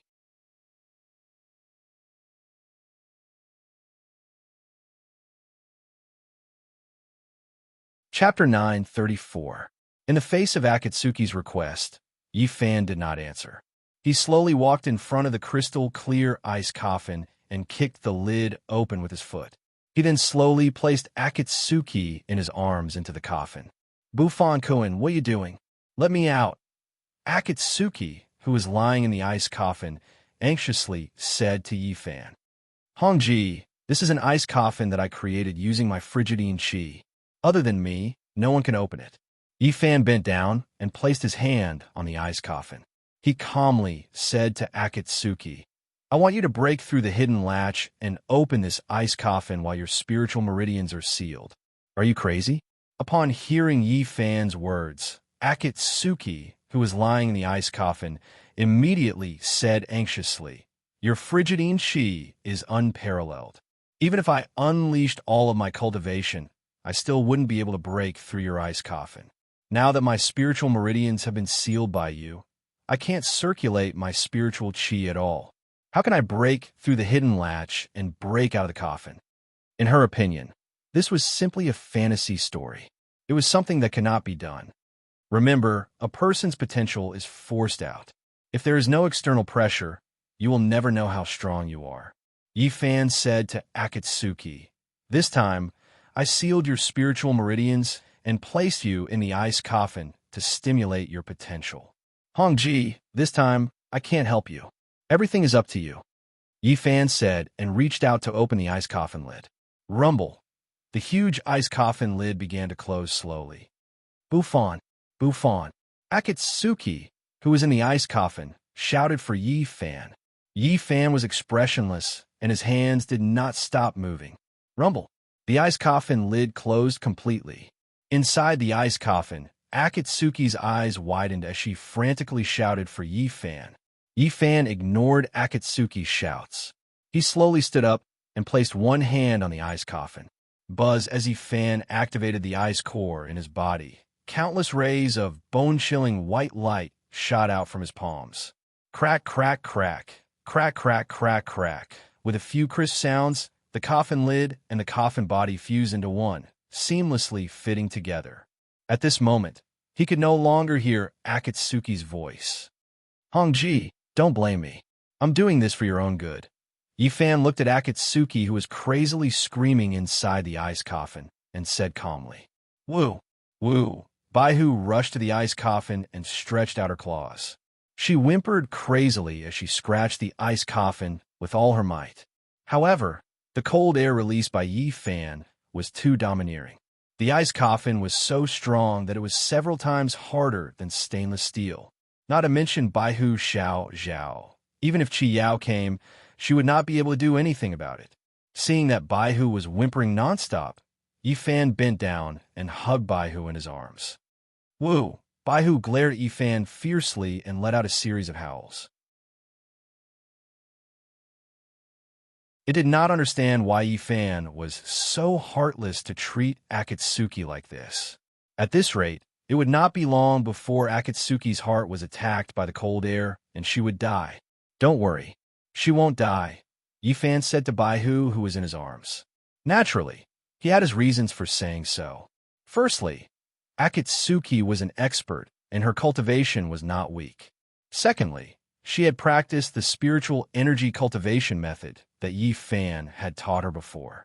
Her spiritual energy cultivation was not what it used to be. More importantly, she had already obtained Yi Fan's heavenly demon blood. With the heavenly demon blood circulating in her body, even if Akatsuki wanted to die, it would not be that easy. It was also because of this that Yi Fan came up with the idea of using the ice coffin to stimulate Akatsuki's potential. Yi Fan said as he hugged the wailing Baihu Xiao Zhao and turned to leave. He had to leave. Otherwise, Akatsuki would not be able to calm down. Looking at Yi Fan's back view, Akatsuki, who was in the ice coffin, was in despair. She did not expect that the cultivation method that Yi Fan was talking about was actually using this method. However, he had overestimated himself. The difference between their cultivation levels was like the difference between heaven and earth. Like the difference between heaven and earth. When she was in her peak condition, she could not even destroy a corner of the ice coffin. Now that her spiritual meridians were sealed and her spiritual energy was stagnant, how could she possibly break the ice coffin and escape? Yi Fan, Yi Fan, how are you teaching me cultivation? You are obviously trying to take my life. Akatsuki thought to herself. Chi, inside the ice coffin. The cold air was steaming and seeped into one's bone marrow. Not only that, the air inside was becoming thinner and thinner. At this moment, Akatsuki had difficulty breathing.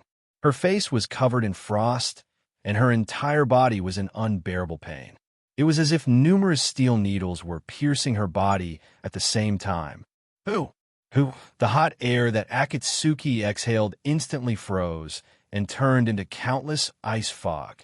Instinctively, Akatsuki closed her eyes and started to adjust her breathing. She gradually slowed down her breathing rhythm. She had to do this. Otherwise, the air in the ice coffin would quickly be depleted by her. Fortunately, she had practiced the turtle breath qigong before and was quite good at it. To the Japanese experts, the turtle breath qigong was one of the most basic techniques. One had to know that in the land of Japan, there were many ninjas. Using poisonous smoke to assassinate their targets was one of their most common methods. In order to counter such killing tactics, the turtle breath qigong had been passed down and developed very well in the land of Japan. Whether it was an ordinary ninja or a top-notch expert, they were all good at holding their breath. Akatsuki was a Japanese expert, so her turtle breath qigong was naturally not weak. Under the condition of holding her breath, she could last for half an incense stick's time. After gradually stopping her breathing, Akatsuki tried to use her telekinesis to adjust the spiritual energy in her dantian. No matter what, she could not sit still and wait for death. Her turtle breath qigong could temporarily preserve her breath, but it could not resist the biting cold air in the ice coffin. If she did not want to be frozen, she had to resist and prevent the cold air from entering her body. However, what made Akatsuki feel despair was that no matter how she tried to adjust the spiritual energy in her dantian, it was stagnant and did not react at all. All the major acupoints on her dantian had been completely sealed by Yifan. She could not use her spiritual energy at all. What should she do? Akatsuki's face was covered with frost as she frowned. She was in a terrible fix. Without spiritual energy to resist the cold air, it would not be long before her blood froze and her divine sense fainted. At that time, she could only wait for death. No, she had to think of a way. She could die in any way, but she could not die in an ice coffin. Akatsuki thought to herself as she forced her anxious heart to calm down. Her master, Guqing-e, was a ninja. Naturally, he had taught Akatsuki the ninja's ninja character formula. Even if Mount Tai collapsed in front of her, her expression would not change. Even if a tiger roared behind her, her heart would not be shaken. The ninja's ninja character formula was not just for show. After calming her heart, Akatsuki in the ice coffin began to meditate. How could she break through the restrictions that Yifan had placed on her dantian and allow her spiritual energy to circulate? Akatsuki began to ponder. Under the current conditions, it was impossible to break through the restrictions. The restrictions that Yifan had placed were extremely overbearing. If she could not circulate her spiritual energy, she would not be able to break through them. The current plan was to circulate her spiritual energy through her meridians. If the spiritual energy in her dantian could bypass those restrictions, that would be great. Akatsuki thought to herself. Wait a minute. With this thought, Akatsuki's mind suddenly flashed. That's right. Although the major acupoints on her dantian were sealed, there were still other meridians that could be used. As long as she bypassed these restrictions, she could still circulate her spiritual energy throughout her body. Thinking of this, Akatsuki's heart was filled with joy. When Yifan had passed on his spiritual energy to her, the circulation route of the spiritual energy was all the main meridians of the human body, which were the 8 extraordinary meridians and 12 meridians. As for the other meridians, the spiritual energy was not able to open them up and circulate through them. It was also because of this that the spiritual energy in her dantian could not circulate. After all, apart from the main meridians, there was no other way for the spiritual energy to circulate. As long as she opened up an exit in the other small meridians in her dantian, she could guide the spiritual energy out. That's what I'll do. Thinking of this, Akatsuki immediately began to concentrate and use all her strength to open up the peripheral meridians. This time, she circulated her true chi. As long as one was alive, they would have their own primordial true chi. It was different from spiritual energy. Primordial true chi was innately possessed by the human body. Ordinary martial arts masters could freely activate their own true chi and circulate it in their bodies.